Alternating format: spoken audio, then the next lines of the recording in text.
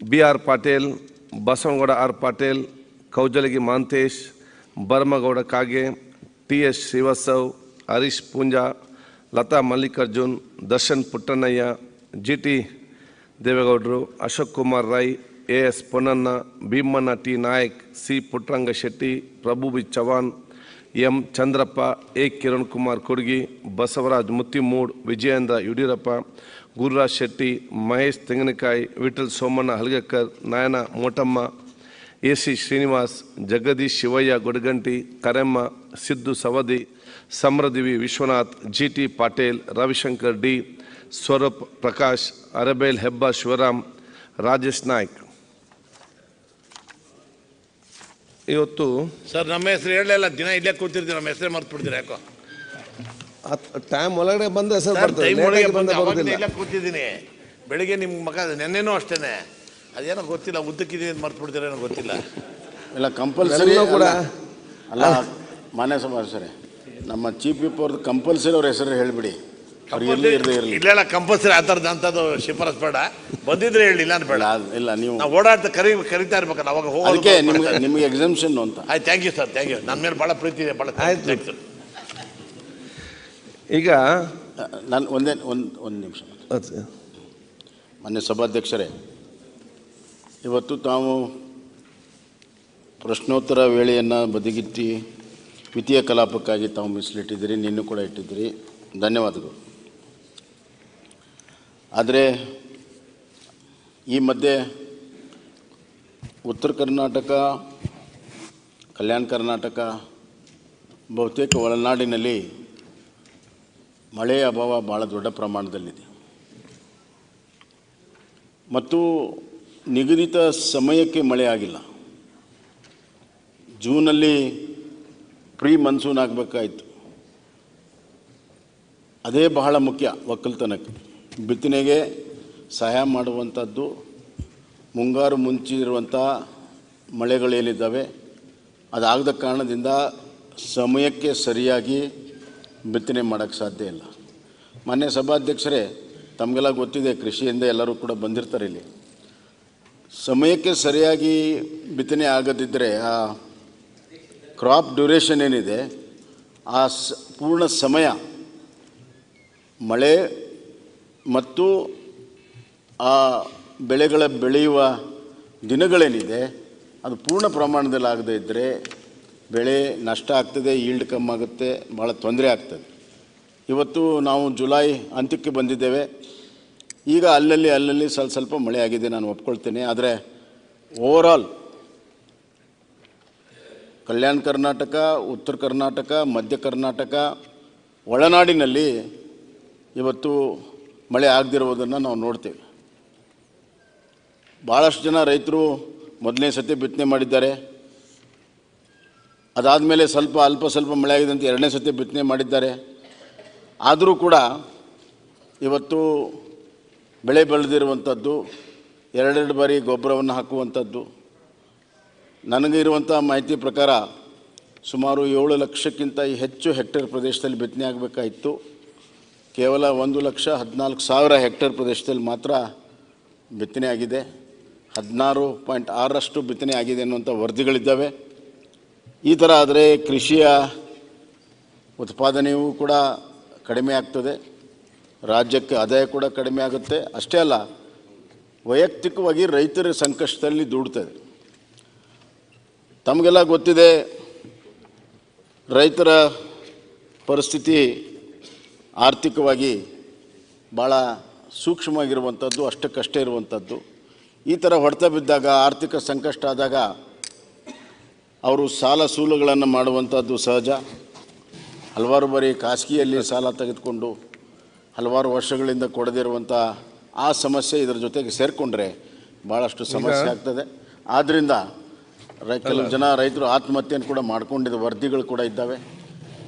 ಒಂದೇ ಒಂದು ನಾನು ಪೂರ್ಣವಾಗಿ ಇಲ್ಲಿ ಮಾತಾಡೋದಿಲ್ಲ, ಆಮೇಲೆ ತಾವು ಸಮಯ ಕೊಟ್ಟಾಗ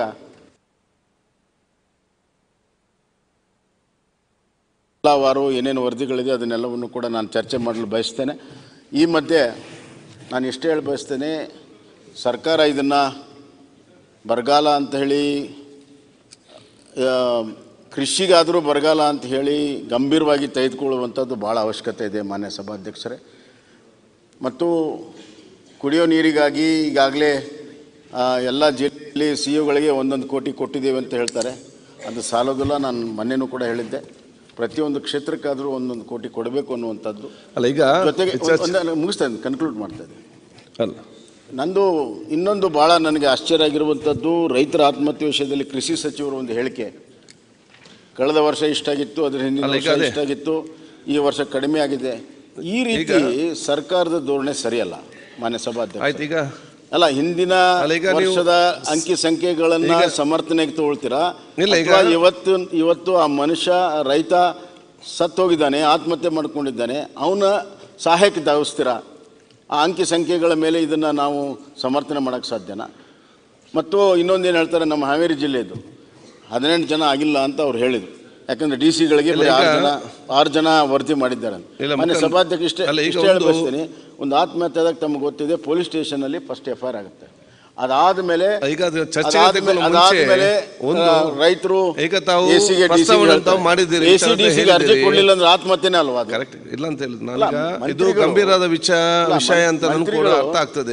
ಪೂರ್ಣ ಪ್ರಮಾಣದ ವರದಿಯನ್ನು ತರಿಸಿಕೊಂಡು ಚರ್ಚೆ ಮಾಡಲಿಕ್ಕೆ ಈ ತರ ನಿರ್ಲಕ್ಷ್ಯವಾಗಿ ಬೇಜವಾಬ್ದಾರಿಯಿಂದ ಹೇಳಿದ್ದಾರೆ. ಈಗ ಏನು ಹೇಳಿಕೆ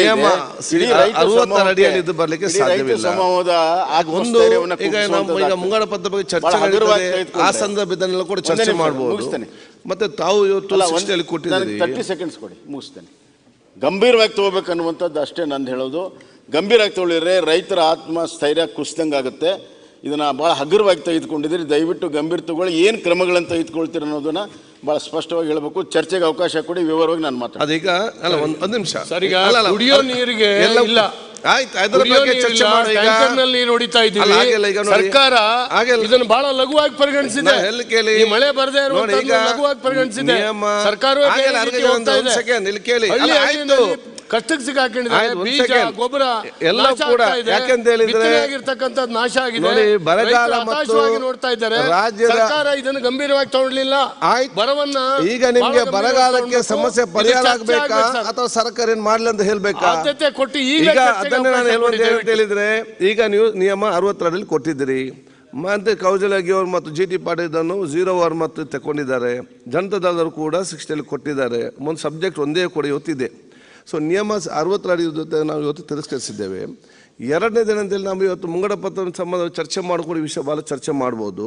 ಮತ್ತು ಅದು ನಿಮಗೆ ಎಲ್ಲರೂ ಕೂಡ ಒಂದು ಗಂಭೀರವಾದ ವಿಚಾರ ಆದ ಕಾರಣ, ರಾಜ್ಯದ ಜನಸಾಮಾನ್ಯರ ಒಂದು ಹಿತಾಸಕ್ತ ವಿಚಾರದ ಕಾರಣ ನಾನು ನಾಳೆ ಇದನ್ನು ಅರ್ಧ ಗಂಟೆ ಚರ್ಚೆಗೆ ಅವಕಾಶ ಮಾಡಿ ಕೊಡ್ತೇನೆ. ಇವತ್ತೀಗ ಬೇರೆ ಇದ್ದ ಚರ್ಚೆ ಮಾಡುವಾಗ ಚರ್ಚೆ ಮಾಡುವಾಗ ಸಂಬಂಧಪಟ್ಟ ಮಂತ್ರಿಗಳೆಲ್ಲ ಬೇಕು, ನಾವು ಮಾಹಿತಿ ಕೊಡ್ತೇವೆ. ನೋಡಿ, ಇವತ್ತಾಗ್ತದ ನಾಳೆ ಅಂತ ಪ್ರಶ್ನೆ ಇಲ್ಲ. ಚರ್ಚೆ ಆದ ನಂತರ ಪ್ರಯೋಜನ ಆಗಬೇಕು. ಮಾನ್ಯ ಸಭಾಧ್ಯಕ್ಷರೇ, ಈ ವಿಷಯ 2 ಕಡೆ ಇದೆ, ಇದು ಒಂದು ಕಡೆ ಇಲ್ಲ. ಅಲ್ಲಿನೂ ಕೂಡ ಬಹಳಷ್ಟು ಜನ ಅವರು ಕೂಡ ಮಾಂತೇಶ್ ಕೌಜಲಿಗೆ ಮತ್ತು GT ಪಾಟೀಲ್ ಇವರೆಲ್ಲ ಕೂಡ ಅರ್ಜಿ ಕೊಟ್ಟಿದ್ದಾರೆ. ಹೀಗಾಗಿ ನನ್ನ ಒಂದು ಸಲಹೆ, ಈ ಲಂಚ್ ಆದಮೇಲೆ ಮಂತ್ರಿಗಳನ್ನು ಕರೆಸಿ ವಿಶೇಷವಾಗಿ ಒಂದು 1 ಗಂಟೆ ಇದಕ್ಕೆ ಸಮಯ ಕೊಟ್ಟರೆ, ಇವತ್ತೇ ಉತ್ತರ ಕೊಟ್ಟರೆ ಒಂದು ಒಳ್ಳೆ ಸಂದೇಶ ಹೋಗ್ತದೆ. ಇಲ್ಲ, ಖಂಡಿತವಾಗಿಯೂ ಅಧ್ಯಕ್ಷರೇ.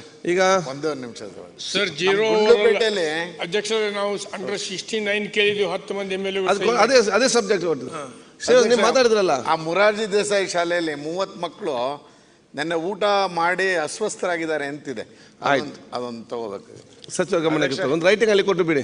ಈಗ ನಮ್ಮ ಇದ್ರ ಚರ್ಚೆ ನಿನ್ನೆ ಎಲ್ಲ ಪ್ರಥಮ ಬಾರಿ ಶಾಸಕರೆಲ್ಲರೂ ಕೂಡ ಮಾತಾಡಿದ್ದಾರೆ. ಮತ್ತೆ ನಮ್ಮ ಚೆನ್ನರೆಡ್ಡಿ ಮತ್ತು ಅಶೋಕ್ ಮಾತಾಡ್ತಿರಲ್ಲ, ಮಾತಾಡಲಿ ನೀವು? ಸರ್, ನಾನು ಮಾತಾಡಿಲ್ಲ. ಓಕೆ, 2 ಮಿನಿಟ್ ಆದಷ್ಟು ಬೇಗ ಮುಗಿಸ್ತೀನಿ. ಫಸ್ಟ್ ಟೈಮ್ ಇನ್ನು ಸೆಕೆಂಡ್ ಟೈಮ್ ಮಾತಾಡ್ಲಿಕ್ಕಿದೆ. 2 ನಿಮಿಷ ಬೇಗ ಮುಗಿ. ಸನ್ಮಾನ್ಯ ಸಭಾಧ್ಯಕ್ಷ, ನೆಕ್ಸ್ಟ್ ಮಾತಾಡಿ, ಅವ್ರು 2 ನಿಮಿಷ ಮಾತಾಡಲಿ. ಎಲ್ಲವೂ ಕೂಡ ಅರ್ಧ ಗಂಟೆ ಮುಗಿಸ್ಬೇಕು, ಒಂದೊಂದು ಅವಕಾಶ ಬೇಗ ಫಾಸ್ಟ್ ಹೇಳಿ.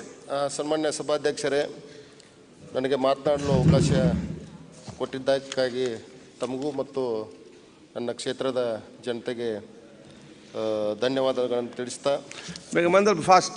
ವಿಶೇಷವಾಗಿ ಸರ್, ಮೊದಲೇ ಸಲ ಮಾತಾಡ್ತಾ ಇದ್ದೀನಿ, ಅದಕ್ಕೆ ಬೇಗ ಸ್ಟಾರ್ಟ್ ಮಾಡಿ ಅಂತ ಹೇಳಿದ್ರು. ವಿಶೇಷವಾಗಿ ವಿಶೇಷವಾಗಿ ರಾಜ್ಯಪಾಲರ ಭಾಷಣ ಮತ್ತು ಸಿದ್ದರಾಮಯ್ಯ ಸಾಹೇಬರ ಅಯವ್ಯಯವನ್ನು ಸ್ವಾಗತ ಮಾಡ್ತಾ, ವಿಶೇಷವಾಗಿ 5 ಗ್ಯಾರಂಟಿಗಳನ್ನು ಸ್ವಾಗತ ಮಾಡ್ತಾ, ಸಭಾಧ್ಯಕ್ಷರೇ, ನನ್ನ ಕ್ಷೇತ್ರದಲ್ಲಿ ಬರ್ತಕ್ಕಂಥ ಕೃಷ್ಣಾ ನದಿಯ ದಡದಲ್ಲಿ ಇರ್ತಕ್ಕಂಥ ಕೆಲವು ಹಳ್ಳಿಗಳ ಸಮಸ್ಯೆ ಕಳೆದ ಒಂದು ಆಲ್ಮಟ್ಟಿ ಏನು ಎತ್ತರ ಏರಿಸಿದ್ರಲ್ಲ, ಅವಾಗ ಒಂದು 2-4 ಊರುಗಳು ಪರಿಹಾರ ಕೊಟ್ಟು ಆ ಊರಿಗೆ ಶಿಫ್ಟಿಂಗ್ ಜಾಗ ತೋರಿಸಲಿಲ್ಲ. ಇನ್ನು 2 ಊರುಗಳು ಸಿದ್ದಾಪುರ ಮತ್ತು ಕೆಮ್ಲಾಪುರ ಗ್ರಾಮಕ್ಕೆ ಸಂಬಂಧಪಟ್ಟಂಗೆ ಆ ಪರಿಹಾರ ಕೊಟ್ಟರು. ಆದರೆ ಸಿರಗೂರು ಗುಂಡವಾಡ ಗ್ರಾಮಕ್ಕೆ ಆ ಒಂದು ಪರಿಹಾರನೂ ಕೊಡಲಿಲ್ಲ, ಶಿಫ್ಟಿಂಗೂ ಮಾಡಲಿಲ್ಲ. ತಾವು ಸಂಬಂಧಪಟ್ಟ ಸಚಿವರಿಗೆ ಇದನ್ನು ತಿಳಿಸ್ಬೇಕು ಅಂತ ಕೇಳ್ಕೊಳ್ತಾ, ಇನ್ನೊಂದು ಸಮಸ್ಯೆ ಸಭಾಧ್ಯಕ್ಷರೇ, ನಮ್ಮಲ್ಲಿ ಯಾತ ನೀರಾವರಿ ಭಾಳ ಅದಾವ್ರಿ. ಯಾತ ನೀರಾವರಿ ಭಾಳಷ್ಟು ಸಾವಿರಾರು ಎಕರೆ ಜಮೀನಕ್ಕೆ ಯಾತ ನೀರಾವರಿ ಕೊಟ್ಟಿದ್ದಾರೆ. ಆದರೆ ರಾಯಬಾಗ್ ತಾಲೂಕಿನಲ್ಲಿ ಬರ್ತಕ್ಕಂಥ ಬೆಂಡವಾಡ ಒಂದು ಗ್ರಾಮ ಬಸವೇಶ್ವರ ಯಾತ ನೀರಾವರಿ SC/ST ಸಂಬಂಧಪಟ್ಟಂಗೆ ಒಂದು ಯಾತ ನೀರಾವರಿ. ಆ ಯಾತ ನೀರಾವರಿ ಒಂದು ಇನ್ನುಳ್ಕದೆ ಅಥವರೆ ಫ್ರೀಯಾಗಿ ಕೊಟ್ಟಾರ. ಆದರೆ SC/ST ಸಂಬಂಧಪಟ್ಟಂಗೆ ಯಾತ ನೀರಾವರಿ ಬಿಲ್ ಹಾಕುವಂಥ ವ್ಯವಸ್ಥೆ ಐತಿ. ಈಗ 2 ಕೋಟಿ ರೂಪಾಯಿ ಬಿಲ್ ಆಗೈತಿ ಸಭಾಧ್ಯಕ್ಷರೇ, ಅದನ್ನು ತುಂಬುವಂಥದ್ದಿಲ್ಲ. ಈಗ ಅದನ್ನು ಬಂದ್ ಮಾಡಿಬಿಟ್ಟಾರ. ಮತ್ತೊಂದು ಏನಪ್ಪ ಅಂತಂದ್ರೆ, ಕೆರೆ ತುಂಬುವ ಯೋಜನೆ ಸಭಾಧ್ಯಕ್ಷರೇ, ನಮ್ಮ ಕ್ಷೇತ್ರದಲ್ಲಿ ಭಾಳಷ್ಟು ಈಗ 2013ರಿಂದ ಏನು 2018 ಸಿದ್ದರಾಮಯ್ಯ ಸಾಹೇಬ್ರದ್ದು ಏನು ಪಿರಿಯಡ್ ಇತ್ತಲ್ಲ, ಅವಾಗ ಆ ಪ್ರತಿಯೊಂದು ಊರಿಗೂ ಕೂಡ ಆ ಪೈಪ್ ಹಾಕಿ ಮಾಡುವಂಥ ಕೆಲಸ ಮಾಡಿದ್ರು. ಆದರೆ ಕಳೆದ 5 ವರ್ಷದಾಗ ಆ ಕೆರೆ ತುಂಬುವಂಥ ಕೆಲಸ ಆಗಲಿಲ್ಲ. ಬರುವಂಥದ್ದು ಏನು ಮಾಡಿದಾಗ ಈಗ ಬರಗಾಲ, ಈಗ ಬೊಮ್ಮಾಯಿ ಸಾಹೇಬ್ರು ಹೇಳ್ದಂಗಂತರೂ ನಮ್ಮ ಭಾಗದಾಗಂತರೂ ಭಾಳಷ್ಟು ಬರಗಾಲ, ಕುಡಿಯೋ ನೀರಿಗೂ ಸಮಸ್ಯೆ ಆಗಿಬಿಟ್ಟಿತ್ತು. ಭಾಳಷ್ಟು ಹಳ್ಳಿಗಳಿಗೆ ಕುಡಿಯೋಕ್ಕೆ ನೀರು ವ್ಯವಸ್ಥೆ ಇಲ್ಲ. ದಯವಿಟ್ಟು ಅದನ್ನು ಮುಂದಿನ ದಿನ ಮಾಡಿದಾಗ ಆ ಕೆರೆ ತುಂಬುವಂಥ ಯೋಜನೆ ಮಾಡಬೇಕಂತ ಕೇಳಿಕೊಂಡು, ವಿಶೇಷವಾಗಿ ನನಗೆ ಮಾತಾಡೋಕ್ಕೆ ಅವಕಾಶ ಕೊಟ್ಟಿದ್ದಕ್ಕಾಗಿ ತಮಗೆಲ್ಲ ಧನ್ಯವಾದಗಳನ್ನು ತಿಳಿಸ್ತಾ ನನ್ನೊಂದು 2 ಮಾತು ಮುಗಿಸ್ತೀನಿ. ನಮಸ್ಕಾರ. ಗುಡ್. ಕರಮ್ಮ ಅವರು. ಸನ್ಮಾನ್ಯ ಸಭಾಧ್ಯಕ್ಷರೇ, ನನಗೆ ಬಜೆಟ್ ಈಗ ಕರ್ಮ ತಾವು ಮೊನ್ನೆ ವಿಷಯ ಎಲ್ಲ ಮಾತಾಡಿದ್ರಿ, ಅದು ಬಿಟ್ಟು ಬೇರೆ ವಿಚಾರ ಬಿಟ್ಟು ಮಾತಾಡ್ತೀನಿ ಸರ್. ಭಾಳ ಸಂತೋಷ ಐತೆ, ಯಾಕಂದರೆ ಬಜೆಟ್ ತುಂಬ ದೊಡ್ಡ ಗಾತ್ರದ ರಾಜ್ಯದಲ್ಲಿ ಬಜೆಟ್ ಮಂಡನೆ ಆದದ್ದು ನಮಗೂ ಸನ್ಮಾನ್ಯ ಮುಖ್ಯಮಂತ್ರಿಗಳಿಗೆ ಕೂಡ ನಮ್ಮ ಜಿಲ್ಲೆಯ ಪರವಾಗಿ ನಾವು ಅಭಿನಂದನೆ ಸಲ್ಲಿಸ್ತೀವಿ. ಆದರೆ ನಮ್ಮ ದೇವದುರ್ಗ ತಾಲೂಕು ಏಷ್ಯಾ ಖಂಡದಲ್ಲೇ ಹಿಂದುಳಿದ ತಾಲೂಕು ಅಂತೇಳಿ ಅಣೆಪಟ್ಟೆ ಕಟ್ಕೊಂಡಂಥ ಒಂದು ವಿಷಯ ಆಗಿದೆ. ಯಾಕಂದರೆ ಎಲ್ಲ ಸರ್ಕಾರಗಳು ಬಂದರೂ ಕೂಡ ಸಾಕಷ್ಟು ಅನುದಾನ ನಮ್ಮ ತಾಲೂಕಿಗೆ ಬಿಡುಗಡೆ ಆದರೂ ಕೂಡ ನಮ್ಮ ಭಾಗದ ಜನರಿಗೆ ಆ ಅನುದಾನ ಕನ್ನಡಿ ಒಳಗಿನ ಗಂಟು ಅಂತೇಳಿ ಭಾಸವಾಗ್ತಿದೆ. ಯಾಕಂದರೆ ಅದರದ್ದು ಸರಿಯಾಗಿ ವಿನಿಯೋಗ ಆಗ್ತಾಯಿಲ್ಲ. ಇದಕ್ಕೆ ಸಂಬಂಧಪಟ್ಟವರ ಬಗ್ಗೆ ತಾವು ಕ್ರಮ ತಗೋಬೇಕು. ಆದರೆ ನಮ್ಮಲ್ಲಿ ಕೆನಲ್ಗಳಿಗೆ ಈ ಬಜೆಟ್ನಲ್ಲಿ ಕೆನಲಿನ ನೀರಾವರಿಗೆ ಸಂಬಂಧಪಟ್ಟಂಗೆ ಯಾವುದೇ ಉಲ್ಲೇಖ ಇಲ್ಲ. ನಮ್ಮ ರಾಯಚೂರಲ್ಲಿ ಅತಿ ಹೆಚ್ಚು ಕೃಷಿ ಒಂದು ಕೃಷಿ ಆಧಾರಿತ ಒಂದು ರೈತರಿರೋದ್ರಿಂದ ಅಲ್ಲಿ ನಮ್ಮಲ್ಲಿ ಕೆನಲಿಗೆ ಇನ್ನೂ ಆದ್ಯತೆ ಕೊಡಬೇಕು ಅಂತೇಳಿ ನನ್ನದು. ಯಾಕಂದರೆ ಈಗಾಗಲೇ NRBC ಯೋಜನೆ ಕಾಲುವೆ ಕಾಮಗಾರಿ ನಡೆಯುತ್ತಿದ್ದು ಅಂದಾಜು ನೂರಾರು ಕೋಟಿ ಅದರ ಬಜೆಟ್ ಇದ್ದರೂ ಕೂಡ ಆದಷ್ಟು ತ್ವರಿತಗತಿಯಲ್ಲಿ ಅದನ್ನು ಪೂರ್ಣಗೊಳಿಸಬೇಕು ಅನ್ನೋಂಥದ್ದು ನನ್ನ ಮನವಿ. ಸನ್ಮಾನ್ಯ ಅಧ್ಯಕ್ಷರೇ, ಕಾಲುವೆ 15, 16, 17 ಡಿಸ್ಟ್ರಿಬ್ಯೂಟ್ರ್ ಕಾಲುವೆಗಳಲ್ಲಿ ಸರಿಯಾಗಿ ನೀರು ಹರಿದು ಹೋಗುತ್ತಿಲ್ಲ. ಈ ಭಾಗದ ರೈತರಿಗೆ ಬಹಳ ತೊಂದರೆಯಾಗ್ತಿದೆ. ಅದಕ್ಕಾಗಿ ಸರಿಯಾಗಿ ಗೇಟ್ ವ್ಯವಸ್ಥೆ ಮಾಡಿ ಕೆಳಭಾಗದ ರೈತರಿಗೆ ನೀರು ತಲುಪಲು ವ್ಯವಸ್ಥೆ ಮಾಡಿದರೆ ಭಾಳಷ್ಟು ರೈತರಿಗೆ ಅನುಕೂಲ ಆಗ್ತದೆ. ನನ್ನ ದೇವದುರ್ಗ ತಾಲೂಕಿನಲ್ಲಿ ಸಂಪೂರ್ಣ ನೀರಾವರಿ ಆಗಿಲ್ಲ. ಅರಿಕೇರ ಮತ್ತು ಗಲಗು ಒಂದಿಲಿ ಭಾಗದಲ್ಲಿ ಸಾಕಷ್ಟು ನೂರಾರು ಎಕರೆ ರೈತರಿಗೆ ನೀರು ಸಿಕ್ಕಿಲ್ಲ. ಅದ್ರ ಬಗ್ಗೆ ಸರ್ಕಾರ ಗಂಭೀರವಾಗಿ ಪರಿಗಣಿಸಿ, ಯಾಕಂತಂದರೆ ನಮ್ಮ ಭಾಗದ ಜನ ಕೆಲವರು ನೀರಿಂದ ಒಳ್ಳೆಯ ಒಂದು ಬೆಳೆನ ಅನುಭವಿಸಿದರೆ ಕೆಲವರು ಗೂಳೆ ಹೋಗೋಂಥ ಪರಿಸ್ಥಿತಿ ಅದ. ಅದಕ್ಕೂ ಕೂಡ ನೀರಾವರಿ ಕಲ್ಪಿಸಿಕೊಡ್ಬೇಕನ್ನೋಂಥದ್ದು ನನ್ನ ಒಂದು ಉದ್ದೇಶ. ಸನ್ಮಾನ್ಯ ಅಧ್ಯಕ್ಷರೇ, ಹಾಗೂ ನಮ್ಮ ದೇವದುರ್ಗದಲ್ಲಿ ವಿದ್ಯುತ್ ಸಮಸ್ಯೆ ಸಾಕಷ್ಟು ತೊಂದರೆ ಆಗ್ತದೆ. ಯಾಕಂದರೆ ನಮ್ಮ ಜಿಲ್ಲೆಯಲ್ಲಿ ರಾಜ್ಯಗಳಿಗೆ ವಿದ್ಯುತ್ ಕೊಡೋಂಥ ಒಂದು ಪವರ್ ಗ್ರಿಡ್ ಸ್ಥಾಪನೆ ಆಗಿದೆ. ಆದರೆ ನಮ್ಮ ತಾಲೂಕಿಗೆ, ನಮ್ಮ ಜಿಲ್ಲೆಗೆ ಸರಿಯಾದ ಕರೆಂಟ್ ಇಲ್ಲ, ಮತ್ತು ನಮ್ಮ ತಾಲೂಕಿನಲ್ಲಿ ಟಿ ಸಿಗಳಿಲ್ಲ. ನಾವೇನಾದರೂ ಒಂದು ಟಿ ಸಿ ತೊಗೋಬೇಕಾಯ್ತು ಅಂದರೆ ಸಂಬಂಧಪಟ್ಟ ಅಧಿಕಾರಿಗಳಿಗೆ ಫೋನ್ ಮಾಡಿದರೆ ತಿಂಗಳುಗಟ್ಟಲೆ ಆಗ್ತದೆ. ಅದರಲ್ಲಿ ರೈತರು ಏನು ಮಾಡಬೇಕು? ಇದ್ರ ಬಗ್ಗೆ ಸೂಕ್ತ ಕ್ರಮ ವಹಿಸಿ ನಮ್ಮ ದೇವದುರ್ಗ ತಾಲೂಕಿಗೆ ರಿಪೇರಿ ಕೇಂದ್ರಗಳನ್ನು ನೀವು ಅಳವಡಿಸಿ ಕೊಡಬೇಕು ಅನ್ನೋಂಥದ್ದು ನನ್ನ ಉದ್ದೇಶ. ಅದಲ್ಲದೆ ನಮ್ಮ ದೇವದುರ್ಗ ಈಗ ಸಾಕಷ್ಟು ಕೃಷ್ಣಾ ನದಿ ತೀರದಲ್ಲಿರ್ತಕ್ಕಂಥ ಹಳ್ಳಿಗಳು ನಮ್ಮವು. ಅಲ್ಲಿ ಸುಮಾರು 20 ಹಳ್ಳಿಗಳು ನಮ್ಮಲ್ಲಿ ಮಳೆ ಇಲ್ಲಾಂದ್ರೂ ಕೂಡ ಕೃಷ್ಣಾ ನದಿ ಪ್ರವಾಹದಿಂದ ಸಾಕಷ್ಟು ಅಲ್ಲಿ ಜನಜೀವನ ಅಸ್ತವ್ಯಸ್ತ ಆಗ್ತದೆ. ಯಾಕಂದರೆ ತಾತ್ಕಾಲಿಕ ಅವರಿಗೆ ಗಂಜಿ ಕೇಂದ್ರಗಳು ತೆಗಿತಾರೆ, ಮತ್ತು ಎಲ್ಲ ರಾಜ್ಯಾದ್ಯಂತ ದಾನಿಗಳು ಮತ್ತು ಸಂಬಂಧಪಟ್ಟ ಸರ್ಕಾರಗಳು ಬಂದು ಅವರಿಗೆ ತಾತ್ಕಾಲಿಕ ನೆರವು ಕೊಟ್ಟು ಹೋಗ್ತಾರೆ. ಆದರೆ ಶಾಶ್ವತ ಪರಿಹಾರ ಆಗಲೇಬೇಕು ಅನ್ನೋಂಥದ್ದು ನನ್ನ ಮನವಿ. ಸನ್ಮಾನ್ಯ ಅಧ್ಯಕ್ಷರೇ, ಈಗ ಯೋಜನೆ ಬಂದದ್ದು ತುಂಬ ಸಂತೋಷ, ಯಾಕಂದರೆ ಮಹಿಳೆಯರಿಗೆ ಇದು. ಆದರೆ ನಮ್ಮ ದೇವದುರ್ಗದಲ್ಲಿ ಇನ್ನು ಕೆಲವೊಂದು ಹಳ್ಳಿಗಳಿಗೆ ಬಸ್ಸು ಸಹ ಹೋಗೋಂಥ ವ್ಯವಸ್ಥೆ ಇಲ್ಲ. ಆದರೆ ಈಗ ವಿದ್ಯಾರ್ಥಿಗಳಿಗೆ ಬಸ್ಸಿನ ಸೌಲಭ್ಯ ಜಾಸ್ತಿ ಕಲ್ಪಿಸ್ಬೇಕಂದ್ರೆ ಜಾಸ್ತಿ ಬಸ್ಸುಗಳಾಗಬೇಕು, ಮತ್ತು ಮಹಿಳಾ ಶೌಚಾಲಯಗಳು ನಿರ್ಮಾಣ ಆಗಲೇಬೇಕು ಅಂತ ನಾನು ಸರ್ಕಾರಕ್ಕೆ ಮನವಿ ಮಾಡಿಕೊಳ್ತೀನಿ. ಅದಲ್ದೇ ಸನ್ಮಾನ್ಯ ಅಧ್ಯಕ್ಷರೇ, 2 ನಿಮಿಷ, ಯಾಕಂದರೆ ನಮಗೆ ಅವಕಾಶ ಸಿಗೋದೇ ಕಡಿಮೆ. ಯಾಕಂದರೆ ನಾವು ಸ್ವಲ್ಪ ಮಹಿಳೆಯರು 2-3 ಇದ್ವಿ, ನಾವು ಮಾತಾಡೋದಕ್ಕೆ ಸ್ವಲ್ಪ ಕೇಳಿ, ಯಾಕಂದ್ರೆ ನಮ್ಗೆ ಇನ್ನೂ ಅನುಭವ ಇಲ್ಲ. ನಮಗೊಂದು ಅವಕಾಶ ಕೊಡಿ, ನಾವು ತಮ್ಮ ಬಗ್ಗೆ ಹೆಮ್ಮೆ ಅದ. ಸನ್ಮಾನ್ಯ ಅಧ್ಯಕ್ಷರೇ, ತಾವು ಮಹಿಳೆಯರಿಗೆ ಮತ್ತು ಕಲ್ಯಾಣ ಕರ್ನಾಟಕ ಭಾಗ ಅತ್ಯಂತ ಹಿಂದುಳಿದ ಮತ್ತು ರಾಯಚೂರು ಜಿಲ್ಲೆ ನೂತನ ವಿಶ್ವವಿದ್ಯಾಲಯ ಘೋಷಣೆ ಮಾಡಲಾಗಿದೆ. ಆದರೆ 206 ಕೋಟಿ ರೂಪಾಯಿ ಅನುದಾನ ಬಿಡುಗಡೆ ಮಾಡಲು ಪ್ರಸ್ತಾವನೆ ಇದೆ ಎಂದು ನಾನು ಈ ಮುಖಾಂತರ ತಮ್ಮಲ್ಲಿ ಮಾಡ್ತೀನಿ. ಸನ್ಮಾನ ಇನ್ನೂ ಒಂದೇ ವಿಷಯ, ಯಾಕಂದರೆ ಉತ್ತರ ಕರ್ನಾಟಕಕ್ಕೆ ಯಾವುದೇ ಕೈಗಾರಿಕೆಗಳಿಲ್ಲ. ಇವತ್ತು ನಮ್ಮವರೆಲ್ಲ ದುಡಿಯೋದಕ್ಕೆ ಬೆಂಗಳೂರು ಪುಣೆ ಅವರ್ಸ್ ಅಂತ ವ್ಯವಸ್ಥೆ ಅದ. ನಮ್ಮ ಕಡೆಗೆ ಒಳ್ಳೊಳ್ಳೆ ಕೈಗಾರಿಕೆಗಳ ಸ್ಥಾಪನೆ ಆಗಬೇಕು ಅನ್ನೋಂಥದ್ದು ನನ್ನ ಉದ್ದೇಶ. ಹಂಗಾಗಿ ಆದಷ್ಟು ನಮ್ಮ ಈ 15A ಕೆನಲ್ ಬಗ್ಗೆ 2 ನಿಮಿಷ, 15A ಕೆನಲ್ ಆಗಿದೆ, ಆದ್ರೆ ಅಲ್ಲಿ ನೀರಿಲ್ಲ. ಅದು ಒಂದು ಮಾಡಬೇಕು. ನನಗೆ ಮಾತಾಡ್ಲಿಕ್ಕೆ ಅವಕಾಶ ಕೊಟ್ಟಂತ ಸದ್ಯಕ್ಕೆ ತಮಗೆ ಒಂದ್ಸಿ ನಾನು 2 ಮಾತುಗಳು ಮುಗಿಸ್ತೀನಿ. 9 ಜನ ಸಚಿವರು ಫ್ರಂಟ್ ರೋ, 9 ಜನದಲ್ಲಿ ಯಾರು ಇಲ್ಲ. ಇವತ್ತೊಂದು ದಿವಸಕ್ಕೆ ನಮ್ಮ ಸೆಷನ್ ಅನ್ನ ತಾಜ್ ವೆಸ್ಟ್ ಎಂಡ್ಗೆ ಶಿಫ್ಟ್ ಮಾಡಿದ್ರೆ ಅಸೆಂಬ್ಲಿ ಸೆಷನ್ ಎಷ್ಟು ಚೆನ್ನಾಗಿ ಆಗ್ತಾ ಇತ್ತು. It would have been better.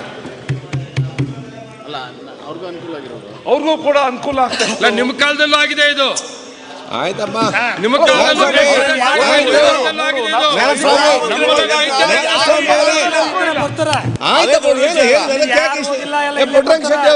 ನೋಡಿದೀವಿ ನಾವು. ಆಯ್ತು, ನಂಜೇಗೌಡರ ಕೂತ್ಕೊಳ್ಳಿ. ಅವ್ರು ಏನು ಹೇಳಕ್ ಯಾಕೆ ಎಷ್ಟು ನೀವು ಬೇಕು? ಆಯ್ತಪ್ಪ, ಅದು ಏನಾಯ್ತು? ಅವ್ರನ್ನ ತಮಾಷೆ ನಂಜೇಗೌಡ. ಆಯ್ತು ಚಂದ್ರ ಅವರೇ, ಅಲ್ಲ ಇವಾಗಲೇ ಮನ್ಸು ಮಾಡಿ, ಅಲ್ಲ ತಾವು ಸಲಹೆ ಕೊಟ್ಟಿದ್ರಿ, ನಿಯಮಲ್ಲಿ ನನಗೆ ಅದಕ್ಕೆ ಅವಕಾಶ ಇಲ್ಲ, ಎಲ್ಲ ಮಾಡ್ತಿದ್ದೆ. ನಿಯಮಲ್ಲಿ ನನಗೆ ಪ್ರಯೋಜನ ಇಲ್ಲ ಅಂತ ಹೇಳಿ. ಆಯ್ತು ಚಂದ್ರ ಅವ್ರು ಮಾತಾಡಿ. ಸಭಾಧ್ಯಕ್ಷರೇ, ನಾನು ಶಿರಟ್ಟಿ ಮಾತಾಡಿದ್ರೆ ಬೇಗ ಮುಗಿಸಿ. ಹೌದು ಸಭಾ, ಶಿರಟ್ಟಿ ಮತಕ್ಷೇತ್ರ ಗದಗ ಜಿಲ್ಲೆಯಿಂದ ಆಯ್ಕೆಯಾಗಿ ಬಂದಿದ್ದೀನಿ. ಅಲ್ಲಿರುವಂತ ಶಿರಟ್ಟಿಯ ಜಗದ್ಗುರು ಫಕೀರೇಶ್ವರ ಪಾದಗಳಿಗೆ ನಮಸ್ಕರಿಸುತ್ತಾ, ಉಪಾಧ್ಯಕ್ಷರೇ, ಉಮ್ಮನ್ ಚಾಂಡಿ ಅವರ ಬಗ್ಗೆ ಆ್ಯಕ್ಚುಲಿ ಸಂತಾಪ ಸೂಚನೆಯನ್ನು ಮಾಡ್ಬೋದು. ಆದರೆ ಅವರು ಭಾಳ ಒಬ್ಬ ಒಳ್ಳೆಯ ಅಡ್ಮಿನಿಸ್ಟ್ರೇಟರು, ಮುಖ್ಯಮಂತ್ರಿ ಆಗಿದೆ. ಅವ್ರ ಬಗ್ಗೆ ಅಪಾರವಾದಂಥ ಗೌರವ ಇದೆ. ಅವ್ರು ಹೋಗಿದ್ದಕ್ಕೆ ನಮಗೆಲ್ಲರೂ ಕೂಡ ದುಃಖ ಆಗಿದೆ. ತಾವು ಕೂಡ ಹೋಗಿ ಬಂದಿದ್ದಾರೆ. ಆದರೆ ಈ ಸಚಿವರೆಲ್ಲ ಅಲ್ಲಿ ಹೋಗಿದ್ದಾರೆ ಅಂತ ನಂಗೆ ಅನ್ಕೊಳ್ಳಲ್ಲ. ನಿಮಗೆ ಸ್ವಲ್ಪ ಅಲ್ಲಿ ಬಾರ್ಡ್ರಲ್ಲೆಲ್ಲ ಸಂಬಂಧ ಇದೆ, ನೀವು ಹೋಗಿದ್ದೀರಿ. ಈ 9 ಜನ ಸಚಿವರು ನಮ್ಮ ಸುರೇಶ್ ಕುಮಾರ್ ಹೇಳಿದ್ರು ವೆಸ್ಟ್ ಎಂಡ್ಗೆ ಮೀಟಿಂಗ್ ಮಾಡಿ ಅಂತ. ನನಗೊಂದು ಡೌಟ್ ಇದೆ, ವೆಸ್ಟ್ ಎಂಡ್ ಹೆಸರಲ್ಲಿ ಮತ್ತು ಬೇರೆ ಬೇರೆ ಕಡೆ ಎಲ್ಲ ಹೋಗಿದ್ದಾರೆ ನೋಡ್ರಿ. ಮತ್ತೆ ಚಂದ್ರ ಅಲ್ಲಿನೂ ಇಲ್ಲ, ಇಲ್ಲಿನೂ ಇಲ್ಲ. ದಿನೇಶ್, ಈಗ ನೀನಾದರೂ ಸ್ವಲ್ಪ ಮುನಿಯಪ್ಪನವರು, ಪ್ರಿಯಾಂಕಾ ಇದ್ದಾರೆ, ನಾವು ಇದೀವಲ್ಲ ಇಲ್ಲಿ. ಅಲ್ಲ, ನಾವೆಲ್ಲ ಇದ್ದೀವಲ್ಲ 3 ಜನ. ಅಲ್ಲ ಏನ್ರಿ ನಾವೇನು ಲೆಕ್ಕಕ್ಕೆ ಬರೋದಿಲ್ವಾ ಏನು? ಅಲ್ಲ 9 ಜನ ನಾವೇನು ಲೆಕ್ಕಕ್ಕೆ ಬರೋದಿಲ್ವಾ? ಇಲ್ಲ ಅಂತಂದ್ರೆ ಅವ್ರಿಗೆ ಯಾಕೆ ಫ್ರಂಟ್ ಬೆಂಚ್ ಸ್ಥಾನ ಕೊಟ್ಟಿರ್ತಾರೆ? ಫ್ರಂಟ್ ಬೆಂಚು 2ನೇ ಬೆಂಚ್ ಅದ್ರಲ್ಲಿ ಏನು ವ್ಯತ್ಯಾಸ ವ್ಯತ್ಯಾಸ ಖಂಡಿತವಾಗಿದೆ. ನಿನಗೆ ಯಾಕೆ ಕೊಟ್ಟಿಲ್ಲ ಹಂಗಂದ್ರೆ? ನಿನಗೆ ಯಾಕೆ ಸೆಕೆಂಡ್ ಲೈನ್ ಕೊಟ್ಟಿದ್ದಾರೆ? ಎಲ್ಲರಿಗೂ ಒಳ್ಳೊಳ್ಳೆ ಖಾತೆಗಳು ಇದೆ, ಒಳ್ಳೊಳ್ಳೆ ಜವಾಬ್ದಾರಿ ಖಾತೆಗಳು ಒಳ್ಳೇದಿದೆ. ಫ್ರಂಟ್ ಲೈನಲ್ಲೂ ಕೊಟ್ಟಿದ್ದಾರೆ ಸೀನಿಯರ್ಸು. ಇಲ್ಲೆಲ್ಲ ಹೊಸದಾಗಿ ಬಂದವ್ರಿಗೆಲ್ಲ ಸ್ವಲ್ಪ ಮಾರ್ಗದರ್ಶನ ಮಾಡಲಿ ಅಂತ ಹೇಳಿ ಕೊಟ್ಟಿರ್ತಾರೆ. ಅದು ಒಬ್ಬರು ಇಲ್ಲ ಅಂತ ಬರ್ತಾರೆ. ಇಲ್ಲೇ ಇದ್ರು ಈಗ ಜಸ್ಟ್ ಈಗ ಆಚೆ ಇಲ್ಲೇ ಇರ್ತಾರೆ. ಮತ್ತೆ ಇಲ್ಲೇನೇ ಇರ್ಬೇಕಲ್ಲ, ಎಲ್ಲಿ ಹೋಗ್ತಾರೆ? ಅದು ಇಲ್ಲಿ ಒಳಗಡೆ ಬರಲ್ಲ. ಇದು ಇವತ್ತಿನ ಪ್ರಶ್ನೆ ಅಲ್ಲ, ಈ ಕಳೆದ 1 ವಾರದಿಂದ ಇದೇ ನಡೆದಿದೆ. ಪಾಪ ಅಧ್ಯಕ್ಷರು ಕೂಡ ಸೂಚನೆಯನ್ನ ಕೊಟ್ಟಿದ್ದಾರೆ, ಎಲ್ಲ ಕೊಟ್ಟಿದ್ದಾರೆ. ಅಸಹಾಯಕರಾಗಿದ್ದಾರೆ ಅವರು. ನೀವು ಸಭಾಧ್ಯಕ್ಷರನ್ನ ಅಸಹಾಯಕರು ಮಾಡಿದ್ದೀರಿ. ಅಲ್ಲ, ಅವ್ರ ಮಾತಿಗೆ ಬೆಲೆ ಕೊಡ್ಲಿಲ್ಲ ಅಂದ್ರೆ ಅಸಹಾಯಕರಾಗ್ತಾರೆ. ಅವ್ರು ಏನ್ ಮಾಡಿ ಅವರ ಕಷ್ಟ, ಮಂತ್ರಿಗಳ ಕಷ್ಟಗಳು ಮಂತ್ರಿಗಳ ಕಷ್ಟ ಏನೇ ಇರ್ಬೋದು ಸರ್. ಸೀರಿಯಸ್ ಬಿಡಿ, ನಾ ಹೇಳಿದಾಯ್ತು. ಇದು ಮಾನಸಿಕತೆ ಪ್ರಶ್ನೆ. ನಮಗೆ ಎಲ್ಲ ಕೂಡ ಜವಾಬ್ದಾರಿ ಬೇಕು, ಒಂದು ಆ ಸೆಂಟರ್ ಆಫ್ ಇದು ಬೇಕು ಅಂತ ಅಂದಮೇಲೆ ಜವಾಬ್ದಾರಿನೂ ಕೂಡ ಸಹಜವಾಗಿ ಬರಬೇಕು. ಆ ಮಾನಸಿಕತೆ ಹೇಳಿದರೆ ನೀವು ಎಷ್ಟೇ ಸಲ ಹೇಳಿದ್ರು ಕೂಡ, ಆ ಚೀಫ್ ವಿಪ್ ಎಷ್ಟೇ ಸಲ ಓಡೋಗಿ ಬಂದರೂ ಕೂಡ ಇದು ಆಗೋದಿಲ್ಲ. ಇದು and you will be sending a wrong message to the society. No, ಇಲ್ಲ ಅವ್ರು ಬರ್ತಾರೆ. ಅಲ್ಲ, ಈಗ ಅನ್ಸಿದ್ಯಾ? ಒಂದು ನಿಮಿಷ ಈಗ ಅನ್ಸಿದ್ಯಾ ಅಂತ?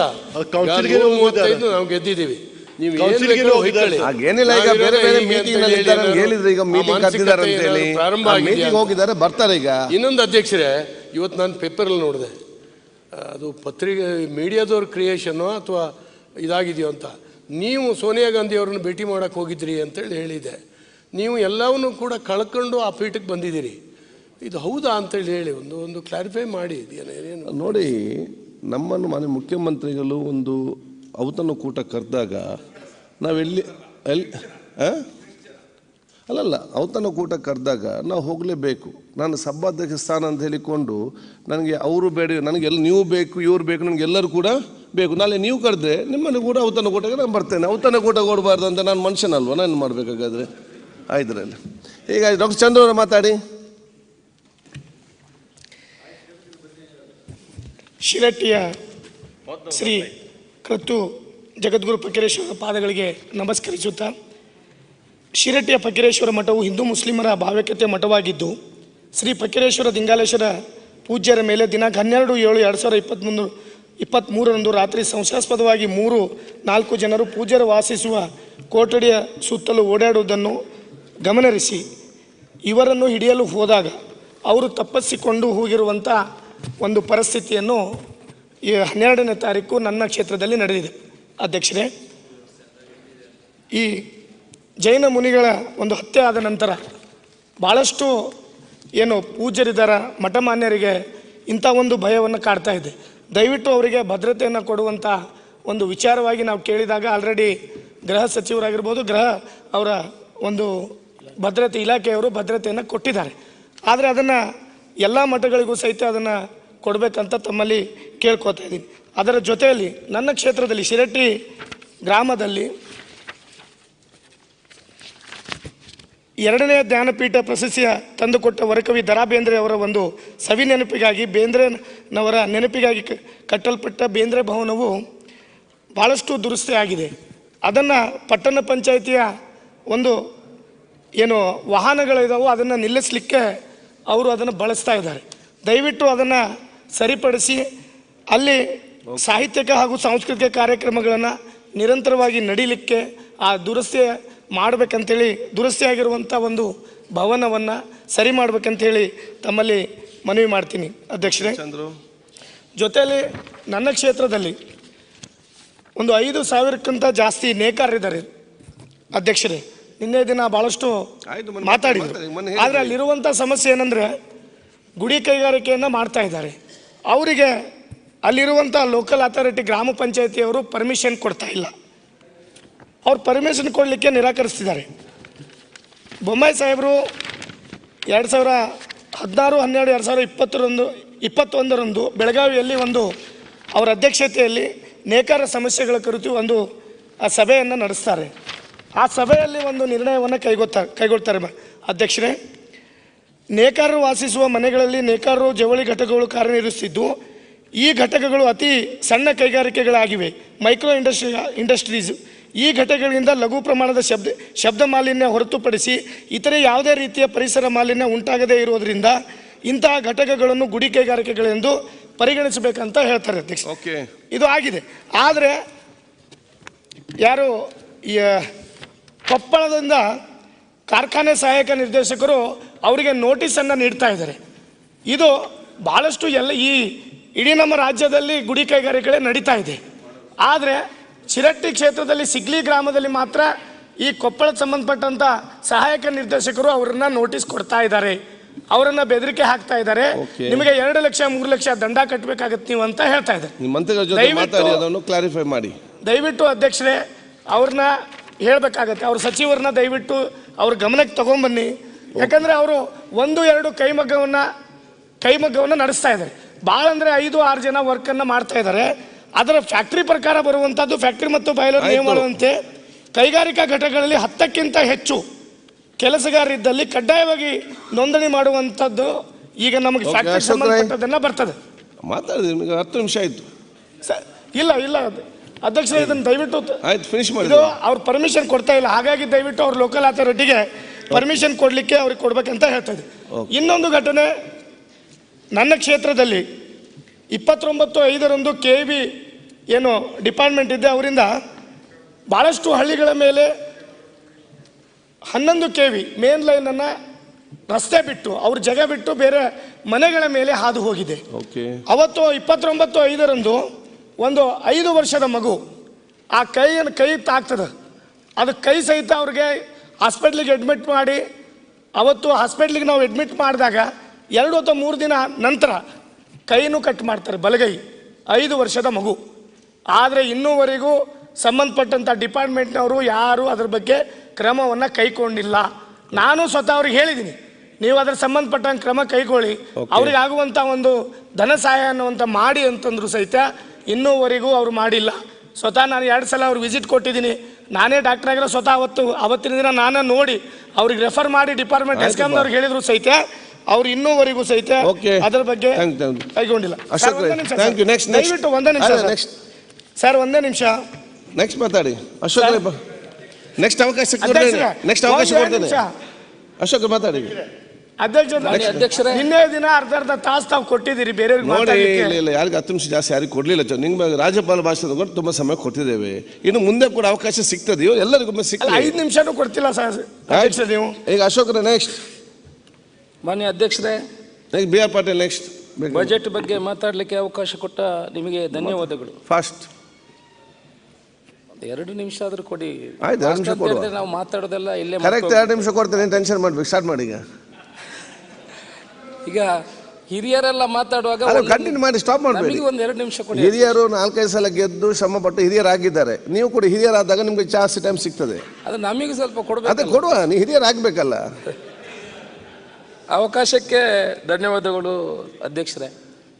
ಹಿಂದೆ ಚುನಾವಣಾ ಸಮಯದಲ್ಲಿ ನಾವು ಚುನಾವಣಾ ಪ್ರಚಾರ ಮಾಡಲಿಕ್ಕೆ ಹೋಗುವಾಗ ಈ 5 ಗ್ಯಾರಂಟಿಗಳೇನಿದೆ ಅದರ ಬಗ್ಗೆ ನಮಗೆ ಹೇಳುವಾಗ ನಮಗೇನೆ ಹೆದರಿಕೆ ಆಗ್ತಾ ಇತ್ತು, whether it is implemented or not ಅಂತ. ಈಗ ಬಜೆಟಲ್ಲಿ 5 ಗ್ಯಾರಂಟಿಗಳನ್ನು ಕೊಡುವಂಥ ಕೆಲಸ ಆಗಿದೆ. ಇದು ಒಳ್ಳೆಯ ವಿಚಾರ. ಇದನ್ನು ಇಡೀ ರಾಜ್ಯ ಇದನ್ನು ಸ್ವಾಗತ ಮಾಡಿದೆ. ವಿರೋಧ ಪಕ್ಷದವರು ಅದರ ಬಗ್ಗೆ ವಿರೋಧ ವ್ಯಕ್ತಪಡಿಸುವುದು ಸಹಜ. ಆದರೆ ಬಹುಶಃ ಈ 5 ಗ್ಯಾರಂಟಿಯಿಂದ ಇನ್ನು 25 ವರ್ಷಕ್ಕೆ ಕಾಂಗ್ರೆಸ್ಸು ರಾಜ್ಯದಲ್ಲಿ ಭದ್ರವಾಗಿ ಕೂಡ್ತದೆ. ವಿರೋಧ ಪಕ್ಷದವರಿಗೆ ಬಹುಶಃ ಅದೇ ಸ್ಥಾನದಲ್ಲಿ ಕೂರುವಂಥ ಪರಿಸ್ಥಿತಿ ಆಗ್ತದೆ ಅಂತ ನನ್ನ ಅಭಿಪ್ರಾಯ. ಬಜೆಟಿನಲ್ಲಿ ನಾವು ಮಾತಾಡಲಿಕ್ಕೆ ಮಾತಾಡಿ, ನನ್ನನ್ನು ನೋಡಿ. ನೀವು ಬಜೆಟಿನಲ್ಲಿ ಒಂದಷ್ಟು ವಿಚಾರಗಳು ಇನ್ನಷ್ಟು ನಮ್ಮ ಭಾಗಕ್ಕೆ ಕೊಡುವಂಥ ಅವಶ್ಯಕತೆ ಇದೆ ಸಭಾಧ್ಯಕ್ಷರೇ. ಅದರಲ್ಲಿ ಪುತ್ತೂರಿನಲ್ಲಿ ಪ್ರತಿ ಡಿಸ್ಟಿಕ್ಕಿಗೆ ಒಂದು ಮೆಡಿಕಲ್ ಕಾಲೇಜ್ ಅನ್ನೋ ವಿಚಾರ, ಅದನ್ನು ಈಗ ದಕ್ಷಿಣ ಕನ್ನಡ ಜಿಲ್ಲೆಯಲ್ಲಿ ಅದು ಇಲ್ಲ. ಪುತ್ತೂರಿನಲ್ಲಿ ವ್ಯವಸ್ಥಿತವಾದ ಆಸ್ಪತ್ರೆಗಳು ಇಲ್ಲ. ಆದ್ದರಿಂದ ಈ ಡಿಸ್ಟಿಕ್ಕಿಗೆ ಒಂದು ಮೆಡಿಕಲ್ ಕಾಲೇಜ್ ಏನು ಬರಲಿಕ್ಕಿದೆ ಅದನ್ನು ನಮಗೆ ನೆಕ್ಸ್ಟ್ ಬಜೆಟಿನಲ್ಲಾದರೂ ಅದನ್ನು ಪುತ್ತೂರಿನಲ್ಲಿ ನಮಗೆ ಕೊಡಬೇಕಂತ ನಾನು ವಿನಂತಿ ಮಾಡಿಕೊಳ್ತಾ ಇದ್ದೆ. ಆ ನಂತರ ಮಂಗಳೂರಿಗೆ, ನಮ್ಮ ದಕ್ಷಿಣ ಕನ್ನಡ ಜಿಲ್ಲೆಗೆ ಪ್ರತಿ ವರ್ಷ ಈ ಒಂದು 10-15 ವರ್ಷದಿಂದ ದಕ್ಷಿಣ ಕನ್ನಡ ಜಿಲ್ಲೆಗೆ ಎಲ್ಲ ಬಜೆಟ್ಗಳಲ್ಲೂ ಯಾವುದು ನಾವು ಮಾತಾಡೋದು ಕಡಿಮೆ ಸಭಾಧ್ಯಕ್ಷ. ನಾವು ಸುಮ್ಮನೆ ಕೂತ್ಕೊಳ್ಳೋದು. ಈಗ ನೀವು ನನ್ನನ್ನು ಕೂತ್ಕೊಳ್ಳಿಕ್ಕೆ ಹೇಳಿದ್ರಿ, ನಾವು ಕೂತ್ಕೊಳ್ಳೋದು ಕಡಿಮೆ, ಎಲ್ಲರೂ ಹೇಳಿದವನು ಕೇಳುವುದು ಜಾಸ್ತಿ. ನಮಗೊಂದು ಮಂಗಳ ಕಾರಿಡಾರ್, ಎಷ್ಟು ಕಾರ್ಬಾರ್ ಮಾಡ್ತೀರಿ, ಮಾತಾಡಿದ್ರೆ ಎಷ್ಟು ಮಾಡಬಹುದು ಅಲ್ಲ, ಆಗಲ್ಲ ಸಭಾಧ್ಯಕ್ಷರೇ. ನಾವು ಒಂದೇ ಕಡೆಯಿಂದ ಬಂದಿರೋರು, ನಾವು ಇಬ್ಬರೇ ಇರೋದಲ್ಲ ಸಭಾಧ್ಯಕ್ಷರೇ. ನೀವು ಒಂದು ಸಭಾಧ್ಯಕ್ಷರಾಗಿ ಕೂತಿದ್ರಿ, ನನ್ನನ್ನು ಒಬ್ಬರನ್ನ ಇಲ್ಲಿ ಕೂರಿಸಿದ್ರಿ, ಬಾಕಿ ಎಲ್ಲ ಆ ಕಡೆ ಕೂರಿಸಿದ್ರಿ. ಹಾಗೆ ಈಗ 5 ವರ್ಷ ಹೇಳಿದೆ ಅಲ್ಲ ಸಭಾಧ್ಯಕ್ಷರೇ, ಈಗ 10-15 ವರ್ಷದಿಂದ ಮಂಗಳ ಕಾರ್ನಿಸ್ ಅಂತ ನಮ್ಮ ಮಂತ್ರಿಗಳು, ಉಸ್ತುವಾರಿ ಮಂತ್ರಿಗಳು ಇದ್ದಾರೆ. ಮಂಗಳ ಕಾರ್ನಿಸ್ ಅಂತ ಒಂದು ರಸ್ತೆ ಏನಿದೆ, ಈ ಕಾರಿಡಾರ್ ರಸ್ತೆಯನ್ನು ಮಾಡಿದರೆ ಅದಕ್ಕೆ 1,000 ಕೋಟಿ ಬೇಕಾಗಿರುವುದು ಸಭಾಧ್ಯಕ್ಷರೇ. ಪ್ರತಿ ಬಜೆಟ್ನಲ್ಲಿ ಒಂದು 200 ಕೋಟಿ ಕೊಟ್ಟರೆ ಇಡೀ ದಕ್ಷಿಣ ಕನ್ನಡ ಜಿಲ್ಲೆಯ ಒಂದು ಬೆಂಚ್ ಮಾರ್ಕ್ ಆಗ್ತದೆ ಅಂತ ನನ್ನ ಅಭಿಪ್ರಾಯ. ಅದಕ್ಕೊಂದು ಅವಶ್ಯಕತೆ ಇದೆ ಸಭಾಧ್ಯಕ್ಷರೇ. ಆನಂತರ ಅಡಿಕೆಗೆ ಒಂದು 2-3 ವಿಚಾರ ಇರುವುದು. ಅಡಿಕೆಗೆ ಹಳದಿ ರೋಗ, ಚುಕ್ಕಿ ರೋಗ ಬರ್ತಾ ಇದೆ ಸಭಾಧ್ಯಕ್ಷರೇ. ಅಲ್ಲಿ CPCR ಏನು ಸೆಂಟ್ರಲ್ ಗೌರ್ಮೆಂಟ್ ದೊಡ್ಡ ಒಂದು ಪ್ರಯೋಗಾಲಯ, ಒಂದು ದೊಡ್ಡ ಹಳದಿ ಚುಕ್ಕೆ ಇಲ್ಲ, ಎಲೆ ಚುಕ್ಕಿ ರೋಗ, ಎಲೆ ಚುಕ್ಕಿ ರೋಗ ನಮ್ಮ ಕನ್ನಡ ಹಾಗೆ. ಆ ಕಡೆಯಿಂದ ಎಲೆ ಚುಕ್ಕೆ ಅಂತ, ನಮ್ಮಲ್ಲಿ ಹಳದಿ ಚುಕ್ಕೆ ಅಂತ ಹೇಳ್ತಾರೆ. ಇಷ್ಟವರೆಗೆ ಇವರು ಅಡಿಕೆ ಬಗ್ಗೆ ವಿರೋಧ ಮಾತಾಡಿದವರು ಈಗ ಅದಕ್ಕೆ ಧ್ವನಿ ಸೇರಿಸ್ತಾ ಇದ್ದಾರೆ. ಪರವಾಗಿಲ್ಲ ಸಭಾಧ್ಯಕ್ಷರೇ. ಅದು ರಬ್ಬರಿಗೆ ಕೂಡ ಬಂದಿದೆ ಸಭಾಧ್ಯಕ್ಷರೇ. ಯಾರು ವಿರೋಧ ಮಾತಾಡಿದ್ದು ಅಡಿಕೆ ಬಗ್ಗೆ? ಕಳೆದ ವರ್ಷ ಅವರ ಅಧಿಕಾರ ನಾನೇ ಅಡಿಕೆ ಬಗ್ಗೆ ರಾಜ್ಯದಲ್ಲಿ ಈ ರಾಜ್ಯದ ಜನ ಇವರು ಅದಕ್ಕೆ ವಿರೋಧ ಮಾತಾಡಿದ್ದಾರೆ. ಹೇಳುದಂತಲ್ಲ, ನಾನು ಅವಾಗ ವಿರೋಧ ಮಾಡಿ. ನೀವು ಕಂಟಿನ್ಯೂ. ಲಾಸ್ಟ್ ಪಾಯಿಂಟ್, ಹಳದಿ ರೋಗ, ಹಳದಿ ಚುಕ್ಕಿ ರೋಗ ಈಗ ಅಡಿಕೆಗೂ ಬರ್ತಾ ಇದೆ, ರಬ್ಬರ್ಗೂ ಕೂಡ ಬರ್ತಾ ಇದೆ. ಅಲ್ಲಿ CPCR ಅಂತ ದೊಡ್ಡ ಒಂದು ಸಂಸ್ಥೆನೇ ಇದೆ. ಅವರು ಏನು ಕೆಲಸ ಮಾಡ್ತಿಲ್ಲ ಕೇಂದ್ರ ಸರ್ಕಾರದ. ಅವರನ್ನು ತಗೊಂಡು ಅದನ್ನು ಅದಕ್ಕೆ ಬೇಕಾಗುವಂತ ವಿಚಾರಗಳನ್ನು ಅವರು ಅದಕ್ಕೆ ಗಮನಕ್ಕೆ ತಗೊಳ್ಬೇಕು ಅಂತ ಎರಡೇ ವಿಚಾರಗಳು, ಎರಡೇ ಪಾಯಿಂಟ್. SP ಆಫೀಸು ಈಗ ಕಮಿಷನರೇಟು ಮತ್ತು SP ಆಫೀಸು ಎರಡು ಮಂಗಳೂರಲ್ಲಿ ಇದೆ ಸಭಾಧ್ಯಕ್ಷರೇ. ಇದು ಪುತ್ತೂರಿಗೆ ಶಿಫ್ಟ್ ಆಗಬೇಕಂತ ಹೇಳಿಬಿಟ್ಟು ಮೊದಲೇ ಆರ್ಡರ್ ಆಗಿದೆ. ಇದನ್ನು ಕೂಡ ನೆಕ್ಸ್ಟ್ ಬಜೆಟ್ನೊಂದಿಗೆ ಪ್ರಾಮುಖ್ಯತೆ ಕೊಟ್ಟು ಅದನ್ನು ಮಾಡುವಂಥ ಒಂದು ವಿಚಾರ. ಇನ್ನು 2 ವಿಚಾರ ಇದೆ, 1 ನಿಮಿಷದಲ್ಲಿ ಮುಗಿಸ್ತೀನಿ ಸಭಾಧ್ಯಕ್ಷರೇ. ತುಂಬ ಜನ ಮಲಗಿದಲ್ಲಿ, ಕೆಲವರು ಮರದಿಂದ ಬಿದ್ದು, ಅಡಿಕೆ ಮರದಿಂದ ಬಿದ್ದು, ಕೆಲವು ಮರದಿಂದ ಬೆಳೆದು ಕೃಷಿಕರು ಮಲಗಿದಲ್ಲಿದ್ದಾರೆ. ಬ್ಯಾಕ್ ಬೋನು, ಸ್ಪೈನಲ್ ಕಾರ್ಡ್ ಇದಾಗಿ ಡ್ಯಾಮೇಜ್ ಆಗಿ ಮಲಗಿದಲ್ಲಿದ್ದಾರೆ ಸಭಾಧ್ಯಕ್ಷರೇ. ಅವರಿಗೆ ನೋಡ್ಕೊಳ್ಳಿಕ್ಕೆ ಇನ್ನೊಬ್ಬರು ಅಟೆಂಡೆನ್ಸ್ ಬೇಕು. ಸುಮಾರು ಅವರ ಜೀವನ ಪೂರ್ತಿ ಅವರು ಮಲಗಿದಲ್ಲಿ ಇರುವಂಥವ್ರು. ಅವರನ್ನು ಕನಿಷ್ಠ ಒಂದು ಇಡೀ ರಾಜ್ಯದಲ್ಲಿ ಒಂದು 25,000 ಜನ ಸಿಗ್ಬೋದು ನಾವು ಹುಡುಕಿದರೆ. ಅವರಿಗೆ ಕನಿಷ್ಠ ಒಂದು ತಿಂಗಳಿಗೆ 5,000 ಮಾನವೀಯತೆ ನೆಲೆಯಿಂದ ಅವರಿಗೆ ಒಂದು 5,000 ರೂಪಾಯಿ ಕೊಡುವಂಥ ಕೆಲಸ ಆಗಬೇಕು. ಅವರು ಸಾವು ನೋವಿನ ಮಧ್ಯೆ ದಿವಸ ಕಳೀತಾ ಇದ್ದಾರೆ. ಅವರಿಗೆ ಮರಣವನ್ನು ಕೊಡಲಿಕ್ಕೆ ನಮ್ಮ ಅದು ಕಾನೂನಲ್ಲಿ ಅವಕಾಶ ಇಲ್ಲ.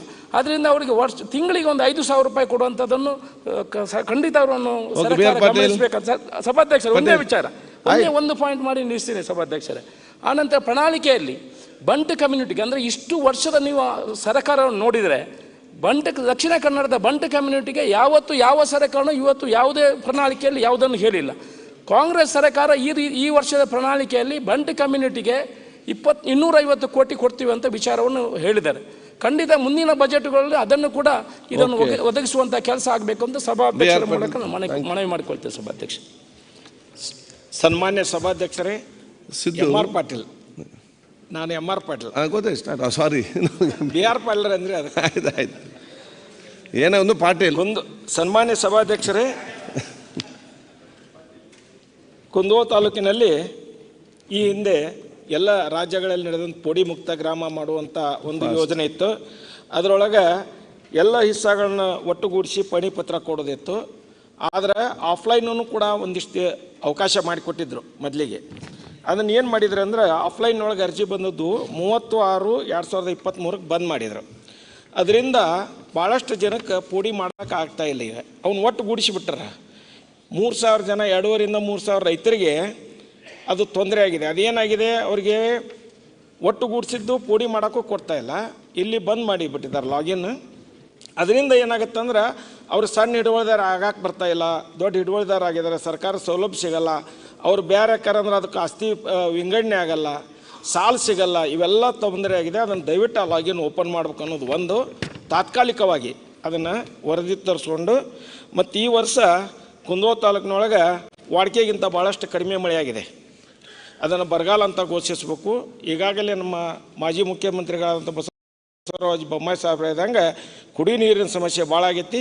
ಅಲ್ಲಿ ಕೂಡ ಅದಕ್ಕೆ ಹೆಚ್ಚಿನ ಅನುದಾನ ಕೊಡಬೇಕು ಅನ್ನೋದ್ರ ಮೂಲಕ, ಮತ್ತು ಕುಂದಗೋಳ ತಾಲೂಕಿನಲ್ಲಿ ಬೆಣ್ಣಿ ಹಳ್ಳ ಸುಮಾರು 25 25 ಕಿಲೋಮೀಟ್ರ್ ಹಾದು ಹೋಗುತ್ತೆ. ಪ್ರತಿ ವರ್ಷ 2,000ದಿಂದ 3,000 ಎಕರೆ ಅಲ್ಲಿ ಹಾನಿ ಆಗತ್ತೆ. ಅದಕ್ಕೆ ಪ್ರತಿ ವರ್ಷ ಪರಿಹಾರನೂ ಕೂಡ ಬರ್ತಾಯಿದೆ. ಅದನ್ನು ಹೂಳೆಚ್ಚುವಂಥ ಕಾರ್ಯಕ್ರಮ ಆಗಬೇಕು. ಅದು 15 ಗ್ರಾಮ ನಮ್ಗೆ ಅಫೆಕ್ಟೆಡ್, ದೊಡ್ಡ ಪ್ರಭಾವ ಬರ್ತೈತೆ ರೀ. ತಾವೆಲ್ಲ ಬೆಣ್ಣೆ ಹೇಳೋದು ಕೇಳಿದಿರಿ, ದೊಡ್ಡ ಪ್ರಭಾವ ಬರ್ತೈತೆ. ಅದನ್ನು ಕೂಡ ತಾವು ಅದಕ್ಕೆ ಹೂಳೆಚ್ಚಕ್ಕೆ ಅನುಕೂಲ ಮಾಡಿಕೊಡ್ಬೇಕು ಅನ್ನುವಂಥದ್ದು. ಯಾಕಂದರೆ ಅದು ಏನಾಗಿದೆ, ಕಂಟಿ ಎಲ್ಲ ಬೆಳೆದು ನೀರು ಆಚೆ ಈಚೆಗೆ ಹೊಲ ಕೂಡ ಬೇರೆ ಬೇರೆ ದಿಕ್ಕಿನ ಹತ್ರ ಹೊಂಟತ್ತದ ಹಳ್ಳ. ಅದರ ಜೊತೆಗೆ ಈ ಹಿಂದೆ ತಮಗೆಲ್ಲ ಹೇಳಿದಂಗೆ ಏನೋ ಬೆಳೆ ವಿಮದ ಬಗ್ಗೆ ಹೇಳಿದ್ದೆ. ನಮ್ಮ ತಾಲೂಕಿನಲ್ಲಿ ಭಾಳಷ್ಟು ಅದಕ್ಕೆ ಅಧಿಕಾರಿಗಳ ಒಂದೇನು ತಪ್ಪಿನಿಂದ ಏನು ವರದಿ ತಪ್ಪು ಕೊಟ್ಟಿದ್ರು. ಇನ್ನು ಬೊಮ್ಮಾಯಿ ಸಾಹೇಬರು ಅದು NDRF SDRFದಾಗ ಪರಿಹಾರ ಕೊಟ್ಟಿದ್ದರು, ವರದಿ ತರಿಸ್ಕೊಂಡು ಬೆಳೆ ಹಾನಿಯಾಗೈತಂತ. ಮುಂದೆ ಬಂದಂಥ ಅಧಿಕಾರಿಗಳು ಅದು ಮತ್ತು ಬೆಳೆ ಬಂದಂಥ ಅನ್ನೋಂಗೆ ತೋರಿಸಿ ತಾಲೂಕಿನಲ್ಲಿ ಎಲ್ಲ ರೈತರಿಗೆ 100 ಕೋಟಿ ಬರುವಂಥ ಬೆಳೆ ವಿಮಾನ ತಪ್ಪಿಸಿದ್ದಾರೆ. ಅದ್ರ ಬಗ್ಗೆನೂ ಪರಿಹಾರ ಕೊಡಿಸುವಂಥ ಕೆಲಸ ಆಗ್ಬೇಕಂತ ಹೇಳಿ, ಮತ್ತು ಇನ್ನೊಂದು ಈಗಾಗಲೇ ಬಸ್ಸಿನ ಬಗ್ಗೆ ಹೇಳಿದ್ದೆ. ಬಸ್ಸಿಂದ ಏನಾಗ್ಯದ, ಮಹಿಳೆಯರಿಗೆ ಕೊಟ್ಟದ್ದು ಒಳ್ಳೆಯದು. ಆದರೆ ಏನಾಗ್ಯದ ಅಲ್ಲಿ ಸಮಸ್ಯೆ ಅಂದ್ರೆ ಒಂದು ಬಸ್ಸಿಗೆ 3 ಬಸ್ ಮಂದಿ ಆಗೈತಿ. ವಿದ್ಯಾರ್ಥಿಗಳಿಗೆ ಅವಕಾಶ ಇಲ್ಲ. ಆದ್ಯತೆ ಕೊಡ್ಬೇಕಂತೇಳಿ ನಾನು ಮಾತು ಮುಗಿಸ್ದೆ. ಸಮೃದ್ಧಿ ಮಂಜುನಾಥ್, ನಮಸ್ಕಾರ. ಮೊನ್ನೆ ಕೂಡ ಮಾತಾಡಿದ್ರಿ, ಅದೇ ಮುಗಿಸಿ. ನೆಕ್ಸ್ಟ್ ಸಿದ್ದು. ಸನ್ಮಾನ ಸಭಾಧ್ಯಕ್ಷರೇ, ಮೊನ್ನೆ ಮಾತಾಡಿದ್ರಿ. ಈಗ ಯಾಕೆಂದರೆ ಇನ್ನೂ ಹಿರಿಯರೆಲ್ಲ ಮಾತಾಡಲಿಕ್ಕಿದ್ದಾರೆ. ನೀವೆಲ್ಲ ಬಹುಶಃ ಹಿರಿಯರನ್ನ ಅಪ್ರಿಷಿಯೇಟ್ ಮಾಡಬೇಕು. ಯಾಕೆ ಅವರು ಕೂಡ ಫಸ್ಟ್ ಟೈಮ್ ಕೊಡ್ತೇವೆ ಅಂತೇಳಿ ನಾವೆಲ್ಲ ಹಿರಿಯರು ಆಯ್ತು ಅಂದ ನಮಗೆ ಅವಕಾಶ ಮಾಡಿ ಕೊಟ್ಟಿದ್ದಾರೆ ಇದರಲ್ಲಿ. ಅದಕ್ಕಾಗಿ ಅವ್ರಿಗೆ ಕೂಡ ನಿಮ್ಮ ಸಮಾವಕಾಶ ನಾಳೆ 2 ದಿವಸ ಇವತ್ತಿಂದ ಪ್ರಾರಂಭ ಮಾಡಿದೆ. ಅದಕ್ಕಾಗಿ ಅದು ಎಲ್ಲ ಕೂಡ ಸಹಕಾರ ಕೊಡಬೇಕು. ಮಂಜುನಾಥ್. ಸನ್ಮಾನ ಸಭಾಧ್ಯಕ್ಷರಿಗೆ ಹೊಂದಿಸುತ್ತಾ 14ನೇ ಬಜೆಟ್ ಮಂಡನೆ ಮಾಡಿರ್ತಕ್ಕಂಥ ಮಾನ್ಯ ಸಿದ್ದರಾಮಯ್ಯ ಸಾಹೇಬರಿಗೆ ನಮಸ್ಕರಿಸುತ್ತಾ, ಇವತ್ತು ಗಡಿನಾಡು ಭಾಗ ಕೋಲಾರ ಜಿಲ್ಲೆ ಮುಳಬಾಗಿಲು ತಾಲೂಕಲ್ಲಿ ಈಗಾಗಲೇ ತಮಗೆ ಗೊತ್ತಿದ್ದಂಗೆ ಸುಮಾರು ದಿನಕ್ಕೆ 5,000ರಿಂದ 6,000 ಜನ ಯುವಕರು ಬೆಂಗಳೂರು ವಲಸೆ ಬರ್ತಿದ್ದಾರೆ. 2018 ಆಲ್ರೆಡಿ ಕೈಗಾರಿಕಾ ಉದ್ಯಮ ಮಾಡಬೇಕಂತ 1,559 ಎಕರೆ ಆಲ್ರೆಡಿ ಪ್ರಸ್ತಾವನೆ ಸಲ್ಲಿಸಿತ್ತು. ಇದರಿಂದ ಮಾನ್ಯ ಮುಖ್ಯಮಂತ್ರಿ ಕೂಡ ನಾವು ಸಲ್ಲಿಸಿದ್ವಿ. ನಮ್ಮಲ್ಲಿ ಕೈಗಾರಿಕೋದ್ಯಮ ಮಾಡೋದ್ರಿಂದ ಸುಮಾರು 5,000ರಿಂದ 6,000 ಜನ ಯುವಕರಿಗೆ ಕೆಲಸ ಸಿಗುತ್ತೆ ಅಂತ ನಾವು ಅಂದ್ಕೊಂಡಿದ್ವಿ. ಬಹುಶಃ ಬಜೆಟಲ್ಲಿ ಇದನ್ನು ಕೈ ಬಿಟ್ಟಿದ್ದಾರೆ. ಬಹುಶಃ ಮುಂದಿನ ದಿವಸದಲ್ಲಿ ಇದನ್ನು ಕೈಗೊಂಡ್ರೆ ಇವತ್ತು ಪೋರ್ಟು, ಚೆನ್ನೈ ಪೋರ್ಟು 162 ಕಿಲೋಮೀಟ್ರಲ್ಲಿ ಪೋರ್ಟ್ ಇದೆ. ತುಂಬ ರಾಷ್ಟ್ರೀಯ ಹೆದ್ದಾರಿ ಆಗೋದ್ರಿಂದ ಮುಳಬಾಗಿಲು ತಾಲೂಕಲ್ಲಿ ಕೈಗಾರಿಕಾ ಉದ್ಯಮ ಮಾಡಿದ್ರೆ ತುಂಬ ಮುಂದಿನ ದಿವಸದಲ್ಲಿ ಅನುಕೂಲ ಆಗುತ್ತೆ ಅನ್ನೋ ಇದರಿಂದ ದಯವಿಟ್ಟು ಮುಂದಿನ ಇದರಲ್ಲಿ ಬಜೆಟಲ್ಲಿ ಕೈಗಾರಿಕಾ ಉದ್ಯಮ ಮಾಡಬೇಕಂತ ನಮ್ಮಲ್ಲಿ ಕಳಕಳಿಯಾಗಿ ಪ್ರಾರ್ಥನೆ ಮಾಡ್ತೀವಿ. ನಮಸ್ಕಾರ. ಓಕೆ, ಚಂದ್ರರೆಡ್ಡಿ ಅವರು. ಸಿದ್ದು ಅವರು ನೆಕ್ಸ್ಟ್. ಸನ್ಮಾನ ವಂದನೆಯನ್ನು ಸಲ್ಲಿಸಿ, ಈಗಾಗಲೇ ನಮ್ಮ ಯಾದಗಿರಿಯಲ್ಲಿ ಸುಮಾರು 2021 ಜನಗಣತಿ ಪ್ರಕಾರ 75,000 ಜನಸಂಖ್ಯೆ ಇದ್ದು ಈಗ 1,00,000 ಜನಸಂಖ್ಯೆ ಆಗ್ತಾಯಿದೆ. ಅದಕ್ಕೆ ಅಲ್ಲಿ ಕುಡಿಯೋ ನೀರಿನ ಸಮಸ್ಯೆ 2 ದಿವಸಕ್ಕೊಮ್ಮೆ ಕುಡಿಯೋ ನೀರು ಕೊಡತಕ್ಕಂಥ ಪರಿಸ್ಥಿತಿ ಬರ್ತಾಯಿದೆ. ಅದಕ್ಕೆ ತಮ್ಮ ಮೂಲಕ ನಾನು ಹೇಳೋದಿಷ್ಟೇ, ಅಮೃತಾಯನ್ ಯೋಜನೆಯಲ್ಲಿ 2.0 ಯೋಜನೆಯಲ್ಲಿ ಹೆಚ್ಚಿನ ಅನುದಾನ ಕೊಡಬೇಕು. ಹಾಗೂ ಇನ್ನೊಂದು ವಿಷಯಪ್ಪ ಅಂತಂದ್ರೆ, ದೋರ್ನಹಳ್ಳಿ ಗ್ರಾಮ ಪಂಚಾಯತಿಯನ್ನು ಪಟ್ಟಣ ಪಂಚಾಯತಿ ಮಾಡಲಿಕ್ಕೆ ತಮ್ಮ ಮೂಲಕ ಸನ್ಮಾನ್ಯ ಸಚಿವರನ್ನು ಕೇಳ್ಕೊಳ್ತೀನಿ. ಈ ದೋರ್ನಹಳ್ಳಿ ಗ್ರಾಮದಲ್ಲಿ ಸುಮಾರು 20,575 ಜನಸಂಖ್ಯೆ ಹೊಂದಿದೆ ಮತ್ತು ಎಲ್ಲ ಆಫೀಸ್ಗಳು ಮತ್ತು ಗ್ರಾಮ ಪಂಚಾಯತಿ ಇದ್ದಿದ್ರೂ ಆರೋಗ್ಯ ವಸತಿ ನಿಲಯ, ಸುವ್ಯವಸ್ಥಿತ ಬಾಲಕರ ವಸತಿ ನಿಲಯ, ಪ್ರೌಢಶಾಲೆ, ಪ್ರಾಥಮಿಕ ಶಾಲೆ ಹಾಗೂ ಖಾಸಗಿ ಶಾಲೆಗಳು ಇವೆ. ಈ ಅಚ್ಚುಕಟ್ಟಾದ ಪ್ರದೇಶವಾಗಿದೆ. ಇಲ್ಲಿ ಹತ್ತಿ, ಮೆಣಸಿನಕಾಯಿ, ತೊಗರಿ, ಶೇಂಗಾ ಈ ಗ್ರಾಮವು ಪ್ರಮುಖ ವಾಣಿಜ್ಯ ಕೇಂದ್ರವಾಗಿದೆ. APMC ಮಾರುಕಟ್ಟೆ ಇದೆ. ಕರ ವಸೂಲಿ ಸುಮಾರು 35 ಲಕ್ಷ ವರ್ಷಕ್ಕೆ ಆದಾಯ ಬರ್ತದೆ. ಈ ಎಲ್ಲ ಆದಾಯ ಮೂಲಗಳಿಂದ ದೋರ್ನಹಳ್ಳಿ ಪ್ರತಿಶತ 100ಕ್ಕೆ 55% ಕೃಷಿಯೇತರ ಕಾರ್ಮಿಕರು ಇದ್ದಾರೆ, 45% ಪ್ರತಿಶತ ಕೃಷಿಕರು ಇರ್ತಾರೆ. ಅದಕ್ಕೆ ದೋರ್ನಹಳ್ಳಿ ಗ್ರಾಮ ಪಂಚಾಯತಿನ ಪಟ್ಟಣ ಪಂಚಾಯತಿ ಮಾಡಬೇಕಂತ ಕೇಳ್ಕೊಳ್ತೀನಿ. ಆಮೇಲೆ ಮತ್ತೊಂದು ವಿಷಯ ಅಂತಂದ್ರೆ, ಆರೋಗ್ಯ ಸಚಿವರ ಬಳಿ ಕೇಳ್ಕೊಳ್ಳೋದೇನೆಂದ್ರೆ, ನಮ್ಮ ಜಿಲ್ಲಾ ಕೇಂದ್ರದಲ್ಲಿ ಆರೋಗ್ಯ ಹಾಸ್ಪಿಟ್ಲ್ ಇದ್ರೂ ಇವತ್ತು ಉದಾಹರಣೆಗೆ ICU ಅವೆಲ್ಲ ಸಲಕರಣೆಗಳಿದ್ದಾವೆ. ಆದರೆ ನೋಡ್ಕೊಳ್ಳಿಕ್ಕೆ ಡಾಕ್ಟರ್ ಸ್ಟಾಫ್ ಭಾಳ ಕಡಿಮೆ ಇರ್ತದೆ. ಅದಕ್ಕೆ ತಮ್ಮ ಮೂಲಕ ಸಚಿವರನ್ನು ಕೇಳೋದಂದ್ರೆ ಆ ಸ್ಟಾಫ್ ಎಲ್ಲ ಭರ್ತಿ ಮಾಡಿ ರೋಗಿಗಳನ್ನು ಬೇರೆ ಕಡೆ ಹೋಗೋದು ತಪ್ಪಿಸಿ ಅಲ್ಲೇ ಯಾದಗಿರಿಯಲ್ಲಿ ನೋಡಿಕೊಳ್ಳೋ ವ್ಯವಸ್ಥೆ ಮಾಡಬೇಕು. ಮತ್ತು ಮೆಡಿಕಲ್ ಕಾಲೇಜ್ ಇದ್ದರೂ ಸಹಿತ ಅಲ್ಲಿಯೂ ಸಹಿತ ಸ್ಟಾಫ್ ಕಡಿಮೆ ಇರ್ತದೆ. ಅಲ್ಲಿ ಡೀನ್ಗೆ ತಿಳಿಸ್ಲಿ, ಯಾರಿಗೆ ತಿಳಿಸಿ ಆ ಸ್ಟಾಫ್ ಭರ್ತಿ ಮಾಡಬೇಕು. ಕುಡಿಯೋ ನೀರಿನ ಸಮಸ್ಯೆ ಎಲ್ಲ ಕಡೆ ಇರ್ತದೆ. ಅದಕ್ಕೆ ಹೇಳೋದಿಷ್ಟೇ, ಈಗ ಹೋದ ಸರ್ಕಾರ ನಮ್ಮ ಸರ್ಕಾರದಲ್ಲಿ HK ಪಾಟೀಲ್ ಮಾಡಿದ್ದ RO ಪ್ಲ್ಯಾಂಟ್ ಭಾಳ ಶ್ಲಾಘನೀಯದ್ದು, ಅದನ್ನು ನಾವು ಅಭಿನಂದಿಸ್ತೀವಿ. ಆ RO ಪ್ಲ್ಯಾಂಟ್ಗಳು ಎಲ್ಲ ಹಳ್ಳಿಗಳಲ್ಲಿ ಸರಿಯಾಗಿ ಹೆಚ್ಚು ಕಡಿಮೆ ಎಲ್ಲ ಹಳ್ಳಿಗಳಲ್ಲಿ ಸರಿಯಾಗಿ ಕೆಲಸ ಮಾಡ್ತಾ ಇಲ್ಲ. ಅದರ ಸಲುವಾಗಿ ಹೆಚ್ಚಿನ ದುಡ್ಡಿನ ವ್ಯವಸ್ಥೆ ಮಾಡಿ ಅದಕ್ಕೆ ರಿಪೇರಿ ಮಾಡಿಸಿ ವ್ಯವಸ್ಥೆ ಮಾಡಿ ಗ್ರಾಮ ಪಂಚಾಯತಿಗೆ ಕೊಡಬೇಕಂತ ಕೇಳ್ಕೊಳ್ತೀನಿ. ಆಮೇಲೆ ಸರ್ ಇನ್ನೊಂದಂದ್ರೆ, ಈಗ ಮುಜರಾಯಿ ಖಾತೆಯಲ್ಲಿ ಕೇಳ್ಕೊಳ್ಳೋದೇನೆಂದ್ರೆ, ಇಲ್ಲಿ ಈ ಸಲ ಏನು ಹೇಳ್ತಾರಪ್ಪ ಇವರು ಅಂತಂದ್ರೆ, ಮುಜರಾಯಿ ಕನಿಷ್ಠ 35 ರೂಪಾಯಿಂದ 15,000 ರೂಪಾಯಿಗಳಿಗೆ ಕೊಡಬೇಕು C ಕ್ಲಾಸಿನ ಅಂತ ಹೇಳ್ತಾರೆ. 15,000 ರೂಪಾಯಿ ಈ ಕಾಲದಲ್ಲಿ ಯಾವುದೇ ದೇವ್ರ ಗುಡಿಗೆ ರಿಪೇರಿ ಮಾಡಲಿಕ್ಕಾಗಲಿ ಯಾವುದು ನೋಡ್ಕೊಳ್ಳೋಕೆ ಸರಿ ಹೋಗ್ತಾ ಇಲ್ಲ. ಅದಕ್ಕೆ ನಾವು ಮತ್ತೆ ತಮ್ಮ ಬಜೆಟ್ನಲ್ಲಿ ಇದಕ್ಕೆ ಹೆಚ್ಚಿನ ಅನುದಾನ ಬಿಡುಗಡೆ ಮಾಡಿದರೆ ಎಲ್ಲ ದೇವಸ್ಥಾನಗಳು ನೋಡ್ಕೊಳ್ಳೋಕೆ ಅನುಕೂಲ ಆಗ್ತದೆ. ಮತ್ತು ಇನ್ನೊಂದು ಆಯ್ತು ಸರ್, ಒಂದು ನಿಮಿಷ ಸರ್, ಇನ್ನೊಂದು ಏನಂದ್ರೆ, ನಮ್ಮ ಶಾದಿ ಮಹಲ್ಲು, ಶಾದಿ ಖಾನ ಮತ್ತು ಇವೆಲ್ಲಷ್ಟಕ್ಕೆ ಅನುದಾನ ಹೋದ ಸರ್ಕಾರದವ್ರು ನಿಂದಿಸಿದ್ರು. ನಮ್ಮ ಸರ್ಕಾರದಲ್ಲಿ ಬಿಡುಗಡೆ ಮಾಡಿದ್ದು ಒಳ್ಳೆಯ ವಿಚಾರ. ಮತ್ತು ಇನ್ನೊಂದು ನಂತರ ಸಭೆಯಲ್ಲಿ ಕ್ರಿಶ್ಚಿಯನ್ ಮತ್ತು ಜೈನ ಪ್ರಮುಖ ಕ್ಷೇತ್ರಗಳಿಗೂ ಅನುದಾನ ಬಿಡುಗಡೆ ಮಾಡಿದ್ದು ಸಂತೋಷ. ಇದನ್ನು ಹೆಚ್ಚಿಗೆ ಮಾಡಬೇಕು. ಓಕೆ ನಮ್ಮ ಮಾತೆ ಮುಗಿಸ. ಧನ್ಯವಾದಗಳು.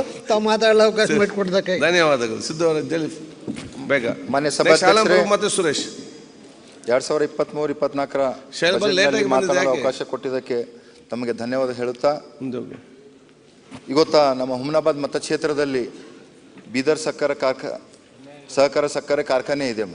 ಸುಮಾರು 1964ನಲ್ಲಿ ಪ್ರಾರಂಭವಾಗಿ ಇವತ್ತು ಒಳ್ಳೆಯ ರೀತಿಯಿಂದ ಮಾಡ್ಕೊಂಡು ಬರ್ತಾ ಇದೆ. ಅದೇ ರೀತಿ ಇವತ್ತು ಈ ಫೈನಾನ್ಸ್ಲಿಂದ, ಈ ಬ್ಯಾಂಕ್ಲಿಂದ ಏನು ಲೋನ್ ತೊಗೊಂಡು ಇವತ್ತು ಬಹಳಷ್ಟು ಸಂಕಷ್ಟನಲ್ಲಿದೆ, NPAನಲ್ಲಿದೆ. ಅದಕ್ಕಾಗಿ ಇವತ್ತು ಮಾನ್ಯ ಸಭಾಧ್ಯಕ್ಷರೇ, ತಮ್ಮ ಮುಖಾಂತರ ನಾನು ಮಾನ್ಯ ಮುಖ್ಯಮಂತ್ರಿಗೆ ವಿನಂತಿ ಮಾಡ್ತೀನಿ. ಇವತ್ತು ಆ ಸಕ್ಕರೆ ಕಾರ್ಖಾನೆ ನಮ್ಮ ಹುಮ್ನಾಬಾದ್ ಮತಕ್ಷೇತ್ರ, ಇಡೀ ನಮ್ಮ ಬೀದರ್ದಲ್ಲೇ ಮೊದಲ ಸಕ್ಕರೆ ಕಾರ್ಖಾನೆ ಇದೆ ಅದು. ಅದಕ್ಕಾಗಿ ಇವತ್ತು ಅದಕ್ಕೆ ಮತ್ತೆ ಪ್ರಾರಂಭ ಮಾಡ್ಲಿಕ್ಕೆ 100 ಕೋಟಿ ರೂಪಾಯಿ ಕೊಟ್ಟು ಪುನರ್ಚೇತನ ಮಾಡಿ ಆ ಸಕ್ಕರೆ ಕಾರ್ಖಾನೆ ನಡೆಸಬೇಕು. ಯಾಕಂತಂದ್ರೆ ಸುಮಾರು ಪರಿವಾರಗಳು ಅದ್ರ ಮ್ಯಾಗ ಅವಲಂಬಿತರಿದ್ದಾರೆ.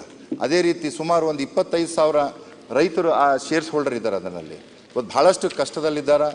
ಅದಕ್ಕಾಗಿ ತಮ್ಮ ಮುಖಾಂತರ ನಾನು ವಿನಂತಿ ಮಾಡ್ಕೋತೀನಿ.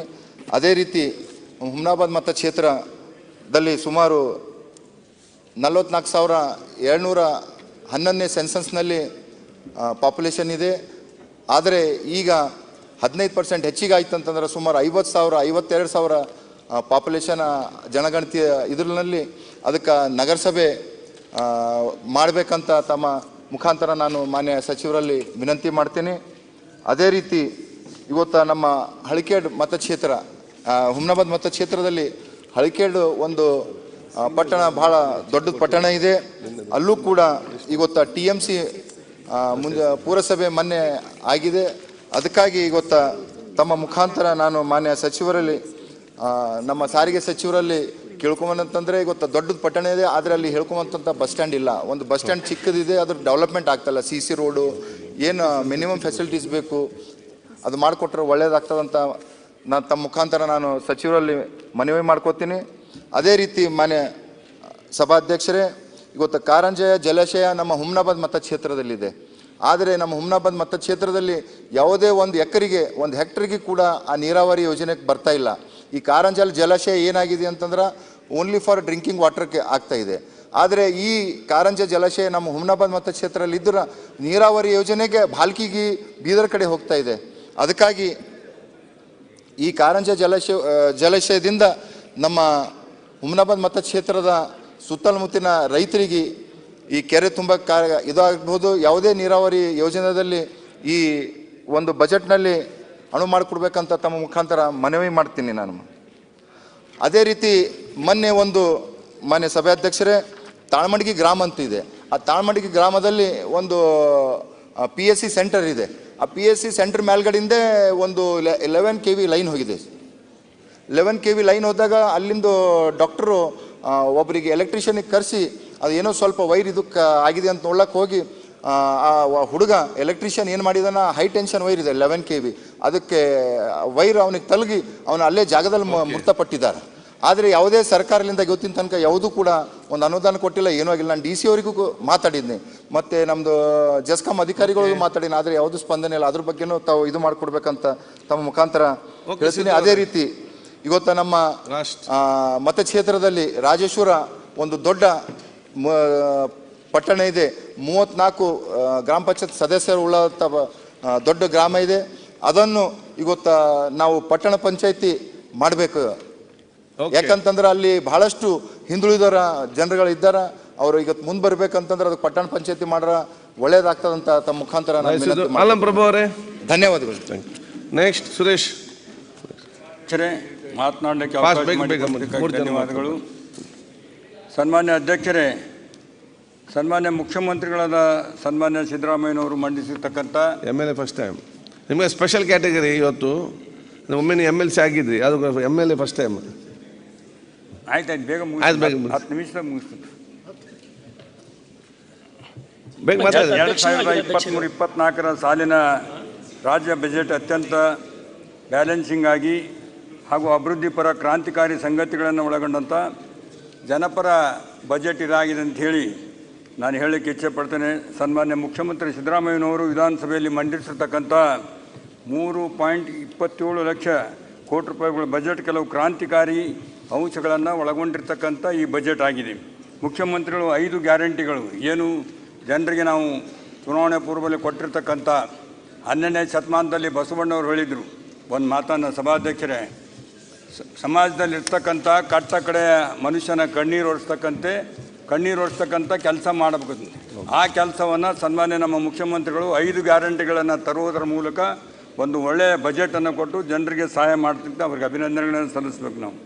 ಅದೇ ರೀತಿ ಹಿಂದಿನ BJP ಸರ್ಕಾರ ಜನಾದೇಶವಿಲ್ಲದ ಸರ್ಕಾರ ರಾಜ್ಯದ ಎಲ್ಲ ಬಡವರಿಗೆ ಹಾಗೂ ಮಹಿಳೆಯರಿಗೆ ಶಿಕ್ಷಣವನ್ನು ನಿರಾಕರಿಸುವ ದುರುದ್ದೇಶದಿಂದ ಜಾರಿಗೊಳಿಸಿದ ನೂತನ ಶಿಕ್ಷಣದ ನೀತಿಯನ್ನು ಜಾರಿಯನ್ನು ಮತ್ತು ರೈತರ ಈ ವಿರೋಧಿ APMC ತಿದ್ದುಪಡಿ ಕಾಯ್ದೆಯನ್ನು ಕೂಡ ವಾಪಸ್ ಪಡೆದುಕೊಂಡಿರ್ತಕ್ಕಂಥದ್ದು ಎಲ್ಲವೂ ಪ್ರಗತಿಪರ ನಿರ್ಧಾರಗಳನ್ನು ಸನ್ಮಾನ್ಯ ಮುಖ್ಯಮಂತ್ರಿಗಳು ಈ ಬಜೆಟ್ನಲ್ಲಿ ಹೇಳಿದ್ದಾರೆ. ಈ ಬಜೆಟ್ ಕಾಂಗ್ರೆಸ್ ಸರ್ಕಾರದ ನಮ್ಮ ಸರ್ಕಾರದ ಹಾಗೂ ಪಕ್ಷದ ಬದ್ಧತೆಯ ಒಂದು ವ್ಯವಸ್ಥೆಯನ್ನು ತೋರಿಸ್ತದೆ ಅಂತಕ್ಕಂಥ ಮಾತನ್ನು ಕೂಡ ಈ ಸಂದರ್ಭದಲ್ಲಿ ಹೇಳಲಿಕ್ಕೆ ಇಚ್ಛೆಪಡ್ತೇನೆ. ಕಳೆದ 4 ವರ್ಷಗಳಲ್ಲಿ ರಾಜ್ಯದ ಜನ ಸಾಕಷ್ಟು ಸಮಸ್ಯೆ ಎದುರಿಸಿದ್ದಾರೆ. ಕೋವಿಡ್ನಿಂದ ಜನರ ಬದುಕು ದುರ್ಬಲ ಆಗಿತ್ತು. ಹಿಂದಿನ ಸರ್ಕಾರದ ಕೆಲವು ತಪ್ಪು ನೀತಿಗಳಿಂದ ಧೋರಣೆಗಳೇ ಕಾರಣ. ನಮ್ಮ ಸರ್ಕಾರದ ಈ ಬಜೆಟ್ ಅತ್ಯಂತ ಎಲ್ಲ ಸಮಸ್ಯೆಗಳಲ್ಲೂ ಕೂಡ ಈ ಬಜೆಟ್ನಲ್ಲಿ ಮದ್ದು ಹೊರೆದಿದೆ.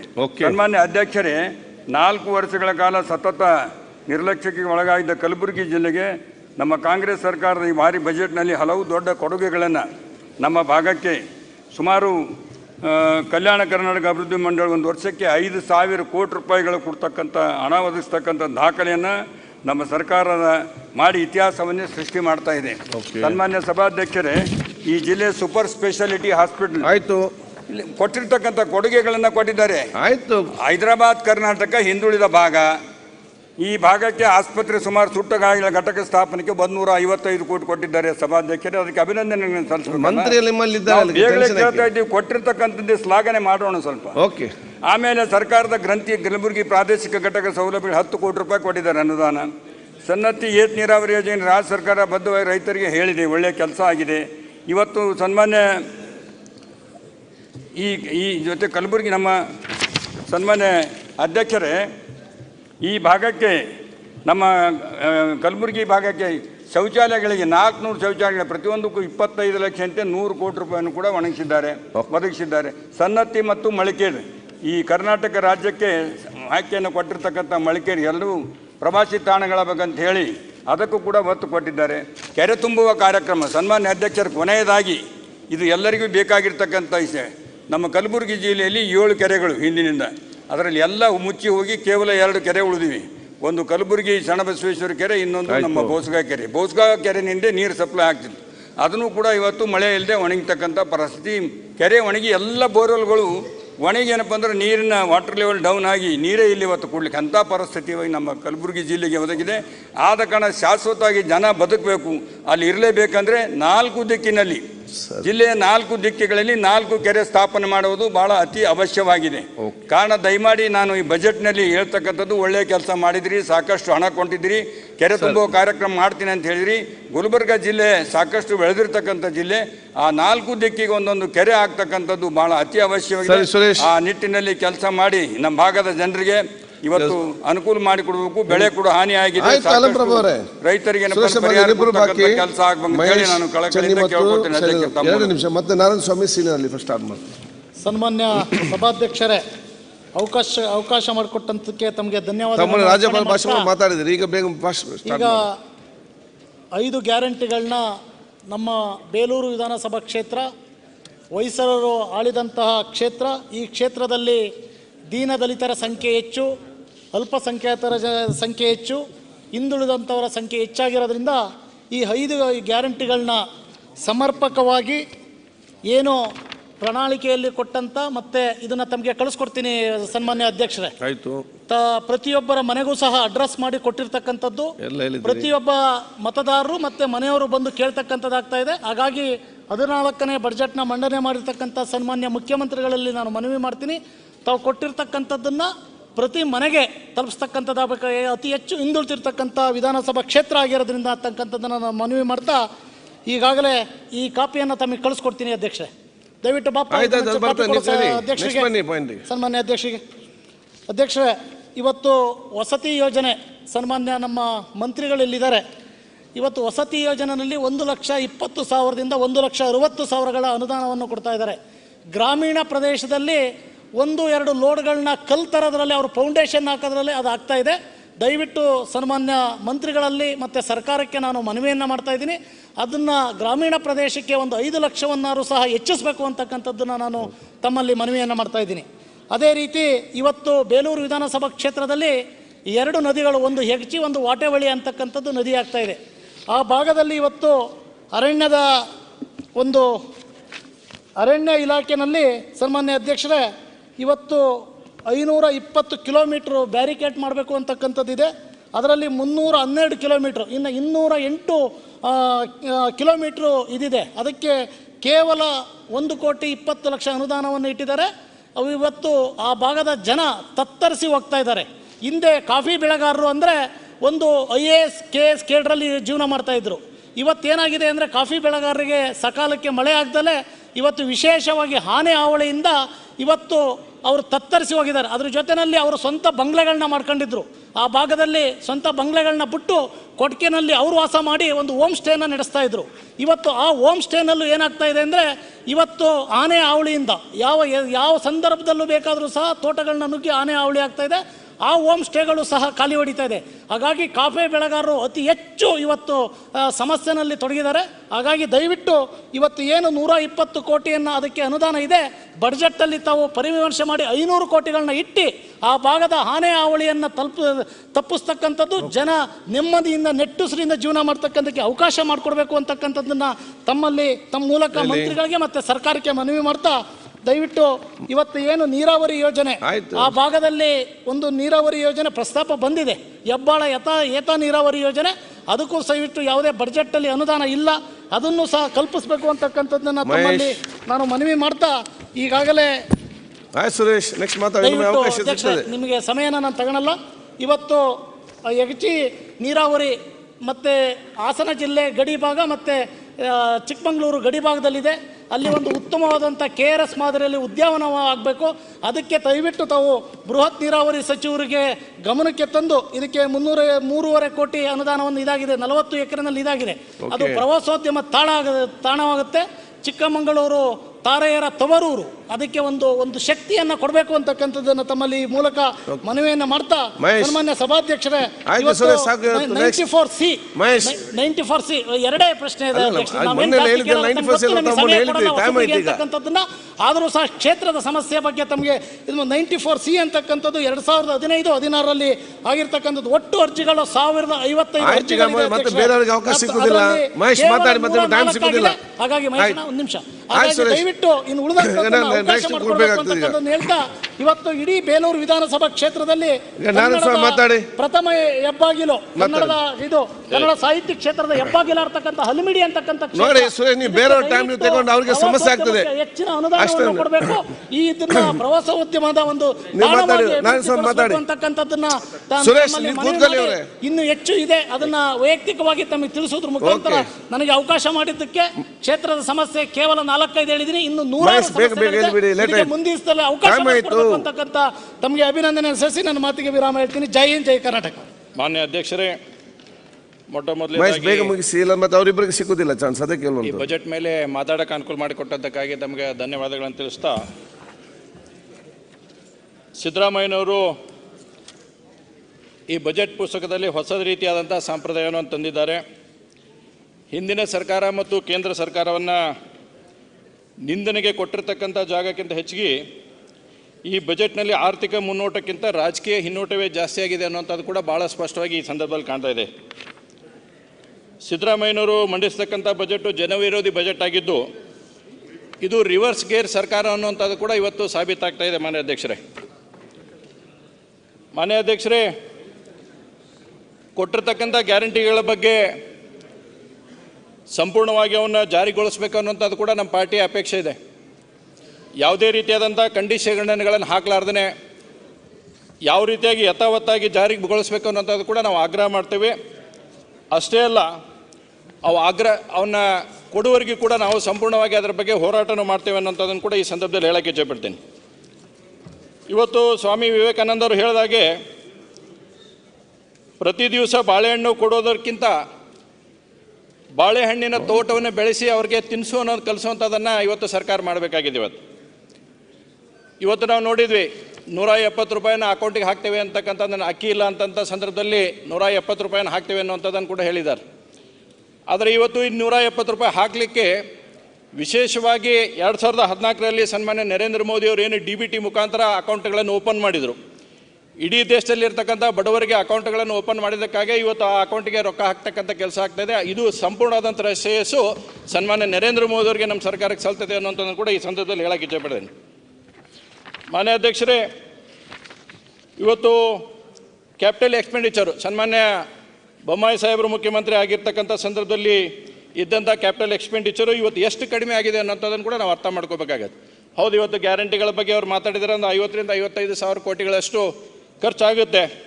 ಆದರೆ ಸಿಂಪಲ್ಲಾಗಿ ನಾವು ಪ್ರಥಮ ಬಾರಿಗೆ ಶಾಸಕರಾಗಿ ಬಂದಂಥ ಸಂದರ್ಭದಲ್ಲಿ 7% ಹಣದುಬ್ಬರ ಇದೆ, 7ರಿಂದ 8% ದೇಶದ ಆರ್ಥಿಕ ಪ್ರಗತಿ ಇತ್ತಂಥ ಸಂದರ್ಭದಲ್ಲಿ ಕರ್ನಾಟಕದ ಆರ್ಥಿಕ ಪ್ರಗತಿ ಇನ್ನೂ ಜಾಸ್ತಿ ಇದೆ.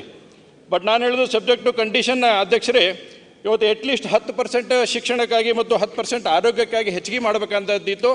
ಆದರೆ ಇವತ್ತು ಅದನ್ನು ಯಾವುದನ್ನು ಕೂಡ ಮಾಡಿಲ್ಲ ಅನ್ನುವಂಥದ್ದನ್ನು ಕೂಡ ಈ ಸಂದರ್ಭದಲ್ಲಿ ತಮ್ಮ ಗಮನಕ್ಕೆ ತರಕ್ಕೆ ಇಚ್ಛೆಪಡ್ತೇನೆ ಅಧ್ಯಕ್ಷರೇ.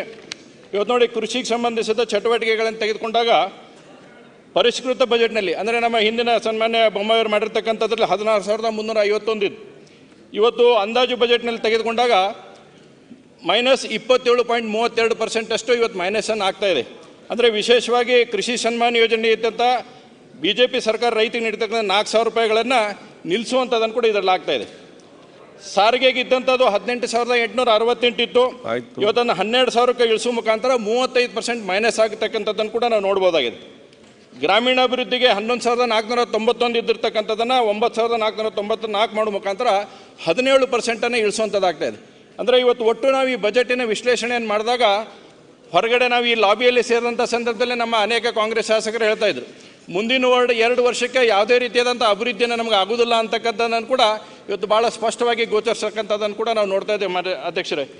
ಅದರ ಜೊತೆಗೆ ಸನ್ಮಾನ್ಯ ಬೊಮ್ಮಾಯಿ ಸಾಹೇಬರಿದ್ದಂಥ ಸಂದರ್ಭದಲ್ಲಿ ಸ್ಪೆಷಲ್ ಇನ್ವೆಸ್ಟ್ ಝೋನ್ ಅಂತಕ್ಕಂಥದ್ದನ್ನು ಉತ್ತರ ಕರ್ನಾಟಕಕ್ಕಾಗಿ ಮಾಡಿದರು. ಆದರೆ ಈ ಸರ್ಕಾರದಲ್ಲಿ ಅದರ ಬಗ್ಗೆ ಎಲ್ಲಿ ಕೂಡ ಉಲ್ಲೇಖ ಆಗಿಲ್ಲ.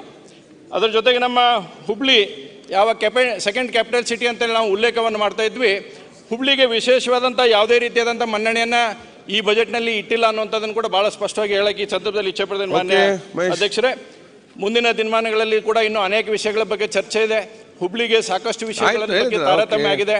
ಇಲ್ಲ, ನೀವು 2 ಹೇಳಿದ್ರೆ ನನಗೆ 2 ಸೇರಿಸಿ ಒಮ್ಮೆ ಮಾತಾಡು ಅಂತ ಹೇಳಿದ್ರೆ ಅದಕ್ಕೆ 10 ನಿಮಿಷ ಕೊಡ್ತೀನಿ ಅನ್ಕೊಂಡು. ಅದಕ್ಕೆ ದಯವಿಟ್ಟು ಈ ಎಲ್ಲ ಬಜೆಟ್ಗಳನ್ನು ನೋಡಿದಂಥ ಸಂದರ್ಭದಲ್ಲಿ ಕಾಂಗ್ರೆಸ್ಸು ಯಾವ ಘೋಷಣೆಗಳನ್ನು ಮಾಡಿದ್ದೋ ಅವನ್ನೂ ಈಡೇರಿಸೋಕ್ಕಾಗ್ತಾ ಇಲ್ಲ. ಅದರ ಜೊತೆಗೆ ಈ ರೀತಿಯಾದಂಥ ಮೈನಸ್ ಮಾಡುವಂಥ ಮುಖಾಂತರ ಶಿಕ್ಷಣ ಕ್ಷೇತ್ರಕ್ಕೆ ಹೆಚ್ಚಿನ ಒತ್ತು ಕೊಡಬೇಕಾಗಿದೆ. ಇವತ್ತು ನಾವು ರಾಜ್ಯದಂತ ಪ್ರವಾಸ ಮಾಡಿದಂಥ ಸಂದರ್ಭ ನೋಡಿದಾಗ ಶಿಕ್ಷಣದ ಶಾಲೆಗಳನ್ನು ನಾವು ನೋಡಿದಾಗ ಬಹಳ ದುಸ್ಥಿತಿಯಲ್ಲಿ ಇರ್ತಕ್ಕಂಥದ್ದು. ಹೀಗಾಗಿ ಶಿಕ್ಷಣ ಕ್ಷೇತ್ರಕ್ಕೆ ಮತ್ತು ಆರೋಗ್ಯ ಕ್ಷೇತ್ರಕ್ಕೆ ಹೆಚ್ಚಿನ ಒತ್ತು ಕೊಡ್ತಕ್ಕಂಥದ್ದನ್ನ ಸರ್ಕಾರ ಮಾಡಬೇಕನ್ನುವಂಥ ವಿನಂತಿಯನ್ನು ಮಾಡ್ತಾ ನಾನು ಮಾತು ಮುಗಿಸ್ತೇನೆ. ಶೈಲೇಂದ್ರ 2 ನಿಮಿಷ. ತಾವು ಮೊನ್ನೆ ರಾಜ್ಯಪಾಲ ಭಾಷೆ ಮಾತಾಡಿದಿರಿ ಬಹಳಷ್ಟು, ನೀವು ಮತ್ತೆ ಚನ್ನಬಸಪ್ಪ. ಆದರೂ ಕೂಡ ಇನ್ನು ಇಬ್ಬರನ್ನು ಕೈ ಬಿಡಬೇಡ ಅಂತೇಳಿ ಆದಷ್ಟು ಬೇಗ ಮಾತು ಮುಗಿಸಿ. ಮಾನ್ಯ ಅಧ್ಯಕ್ಷರೇ, ಈಗ ಯಾರು ಕಡಿಮೆ ಮಾತಾಡ್ತಾರೆ ಮತ್ತವ್ರಿಗೆ ಜಾಸ್ತಿ ಚಾನ್ಸ್ ಸಿಗ್ತದೆ. ಮಾನ್ಯ ಈಗೇನಿದೆ 2ನೇ ಮಾನ್ಯ ಅಧ್ಯಕ್ಷರೇ, ಬಜೆಟ್ ಮೇಲೆ ನನಗೆ ಮಾತಾಡಲಿಕ್ಕೆ ಅನುಮಾಡಿ ತಮಗೆ ಅಭಿನಂದನೆ ಸಲ್ಲಿಸ್ತೀನಿ. ಪ್ರಸ್ತುತ ರಾಜ್ಯದ ಆರ್ಥಿಕ ಪರಿಸ್ಥಿತಿ ಹಾಗೂ ಬಜೆಟ್ ಮೇಲೆ ಸಾಮಾನ್ಯ ಮುಖ್ಯಮಂತ್ರಿಯವರು ತಮ್ಮ ಎಲ್ಲ ಬಜೆಟಲ್ಲಿ ಒಂದೊಂದು ವಚನಗಳು ಒಳ್ಳೆಯದಾಗಿ ಹೇಳಿದರು. ಅದಕ್ಕೆ ಪೂರಕವಾಗಿ ಒಂದು ವಚನ ನೆನಪಾಗುತ್ತೆ ಬಸವಣ್ಣವ್ರದ್ದು. ತನುಮನ ಧನವ ಹಿಂದಿಕ್ಕಿಕೊಂಡು ಮಾತಿನ ಬಡಮೆಯ ಮುಂದಿಟ್ಟುಕೊಂಡು ಒಳಲೊಟ್ಟೆ ನುಡಿದವರು ನೀವೆಲ್ಲರೂ ಕೇಳಿರೆ, ತಲಹಿಲ್ಲದ ಕೋಲು ಹೊಳ್ಳು ಹಾರುವುದಲ್ಲದೆ ಗುರಿಯ ತಾಗುಬಲ್ಲದೆ ಮಾಯಪಾಶ ಹಿಂಗಿ ಮನದ ಗಂಟು ಬಿಡದನ್ನಕ್ಕ ಕೂಡಲ ಸಂಗಮ ದೇವನಲ್ಲಯ್ಯ. ನಿಜ ಈಗ ರಾಜ್ಯದ ಸರ್ಕಾರದ ಪರಿಸ್ಥಿತಿ ಹೀಗಿದೆ ಅಂತ ನಾನು ಅನ್ಕೋತೀನಿ. ಮಾನ್ಯ ಅಧ್ಯಕ್ಷರೇ, ಗ್ಯಾರಂಟಿ ಯೋಜನೆ ಜಾರಿಯಲ್ಲಿ ಸರ್ಕಾರ ಎಡವಟ್ಟು ಆಗಿದೆ ಅಂತ ನಾನು ಅನ್ಕೋತೀನಿ. ಮತ್ತು ಜನರಿಗೆ ದ್ರೋಹ ಕೂಡ ಬಂದಿದೆ. ಮೊದಲು ಕಂಡೀಷನ್ ಇಲ್ದೇ 5 ಗ್ಯಾರಂಟಿಗಳು ಅಂತಂದು ವಿತ್ ಕಂಡೀಷನ್ ಆಗಿ ಮಾಡಿದರೆ ಸಾಕಷ್ಟು ಜನರು ಇದ್ರ ವಿಷಯ ಮೇಲೆ ಮಾತಾಡಿದ್ದಾರೆ. ನಾನು ಮಾತಾಡ್ಲಿಕ್ಕೆ ಹೋಗಲ್ಲ. ಕಾಂಗ್ರೆಸ್ನ ಅಧಿನಾಯಕಿ ಪ್ರಿಯಾಂಕಾ ವಾಡ್ರಾ ಅವರು ನಮ್ಮ ಕ್ಷೇತ್ರಕ್ಕೆ ಬಂದಲ್ಲೇ ರಾಜ್ಯದಲ್ಲಿ ಬಂದ ಸ್ತ್ರೀ ಶಕ್ತಿ ಸಂಘಗಳ ಸಾಲ ಮನ್ನಾ ಮಾಡ್ತೀನಿ, ಅಂಗನವಾಡಿ ಕಾರ್ಯಕರ್ತರು ಮಾಡಿ ಅದು ಏನಾಯ್ತು ಬಜೆಟ್ದಲ್ಲಿ ಘೋಷಣೆ ಆಗಿಲ್ಲ. ಇದು ರಾಜ್ಯದ ಬಂದರೆ ನಮ್ಮ ಜಿಲ್ಲೆಗೆ ಬರ್ತೀನಿ ಅಧ್ಯಕ್ಷರೇ. SC/ST ಡಿಗ್ರಿ ಕಾಲೇಜು ನಮ್ಮ ವಿಧಾನಸಭಾ ಕ್ಷೇತ್ರದಲ್ಲಿದೆ. ನಮ್ಮ ಸರ್ಕಾರದಾಗ 29 ಕೋಟಿ ಕೊಟ್ಟು ಇನ್ಫ್ರಾಸ್ಟ್ರಕ್ಚರ್ ರೆಡಿ ಮಾಡಿದ್ರೆ ಈಗ ಇನ್ನೊಂದು 15 ಕೋಟಿ ಕೊಟ್ಟರೆ ಅದು ಕಂಪ್ಲೀಟ್ ಆಗುತ್ತೆ. ಅಲ್ಲಿ ವಿದ್ಯಾರ್ಥಿ ವಸತಿ ನಿಲಯ ಹಾಗೂ ವಿದ್ಯಾಭ್ಯಾಸ ಎರಡೂ ಇದೆ. ಕಂಪ್ಲೀಟ್ ಆಗಿ ಬೇರೆ ಬೇರೆ ವ್ಯವಸ್ಥೆಗೆ ಅದು ಅನುವು ಮಾಡಿಕೊಳ್ಳುತ್ತಿದೆ. ನಾನು ಸರ್ಕಾರಕ್ಕೆ ತಮ್ಮ ಮೂಲಕ ವಿನಂತಿ ಮಾಡ್ಕೋತೀನಿ, ಇನ್ನಿಷ್ಟು ಹಣ ಕೊಟ್ಟು ಆ ಒಂದು SC/ST ವಿದ್ಯಾರ್ಥಿ ಅನುವು ಮಾಡಿಕೊಡ್ಬೇಕನ್ನು ನಾನು ಹೇಳ್ತೀನಿ. ಅದೇ ಥರ ನಮ್ಮ ವಿಧಾನಸಭಾ ಕ್ಷೇತ್ರ ಹುಮ್ನಾಬಾದ್ ಮನ್ನೇಕಿಳಿ ಬಾಂಬೆ ಮತ್ತು ಮುಂಬೈ ಹೈದರಾಬಾದ್ ಹೈವೇ ಇದೆ ಅಧ್ಯಕ್ಷರೇ. 6 ರೋಡ್ ಬರುತ್ತೆ. ಅದಕ್ಕೆ ಅಲ್ಲೊಂದು ಟ್ರೋಮಾ ಸೆಂಟರ್ ಬಜೆಟಲ್ಲಿ ಘೋಷಣೆ ಮಾಡಿದ್ದಾರೆ. ಮೈಸೂರು ಗುಲ್ಬರ್ಗ ಸಂತೋಷ, ಒಂದು 32 ಕೋಟಿ ಮೀಸಲಿಟ್ಟಿದ್ದಾರೆ. ನಾನು ಹೇಳಕ್ಕೆ ಇಚ್ಛಪಡ್ತೀನಿ, ಸುಮಾರು ದಿನನಿತ್ಯ ಎಷ್ಟೋ ಆಕ್ಸಿಡೆಂಟ್ ಆಗ್ತಾವೆ. ಅದಕ್ಕೆ ಮನ್ನೇಕಿಳಿ ಹೈವೇಲಿ ಅಲ್ಲಿ ಹುಮ್ನಾದ್ 2 ಇನ್ ಬಿಟ್ವೀನ್ ತಾವೊಂದು ಟ್ರೋಮಾ ಸೆಂಟರ್ ಮಾಡಿದರೆ ಒಂದು ಪೇಷಂಟಿಗೆ ಸಾಕಷ್ಟು 4-5 ಲಕ್ಷ ರೂಪಾಯಿ ಉಳಿತಾವೆ. ಐದಾರು ಹೈದರಾಬಾದ್ ಹೋಗ್ಬೇಕು ಪೇಷಂಟ್, ಐದಾರು ಸೋಲಾಪುರ್ ಹೋಗ್ಬೇಕು. ಇದೊಂದು ತಪ್ಪಿಸ್ಬೇಕು. ಇದೊಂದು ಇಲ್ಲೇ ಎಜುಕೇಷನ್ ಮಿನಿಸ್ಟರ್ ಕೂಡ ಇಲ್ಲದ್ರೆ ಹೆಲ್ತ್ದು. ಅದೇ ಥರ ಲಿಫ್ಟ್ ಇರಿಗೇಷನ್ ಕಾರಂಜ ಜಲಾಶಯ ಇದೆ, ಭಾಳಷ್ಟು ರೈತರಿಗೆ ಅನುಕೂಲ ಆಗ್ತಾ ಇದೆ. ನೀರು ಲಿಫ್ಟ್ ಇರಿಗೇಷನ್ ಕೊಟ್ಟರೆ ಕರೆಕ್ಟ್ ಆಗುತ್ತೆ.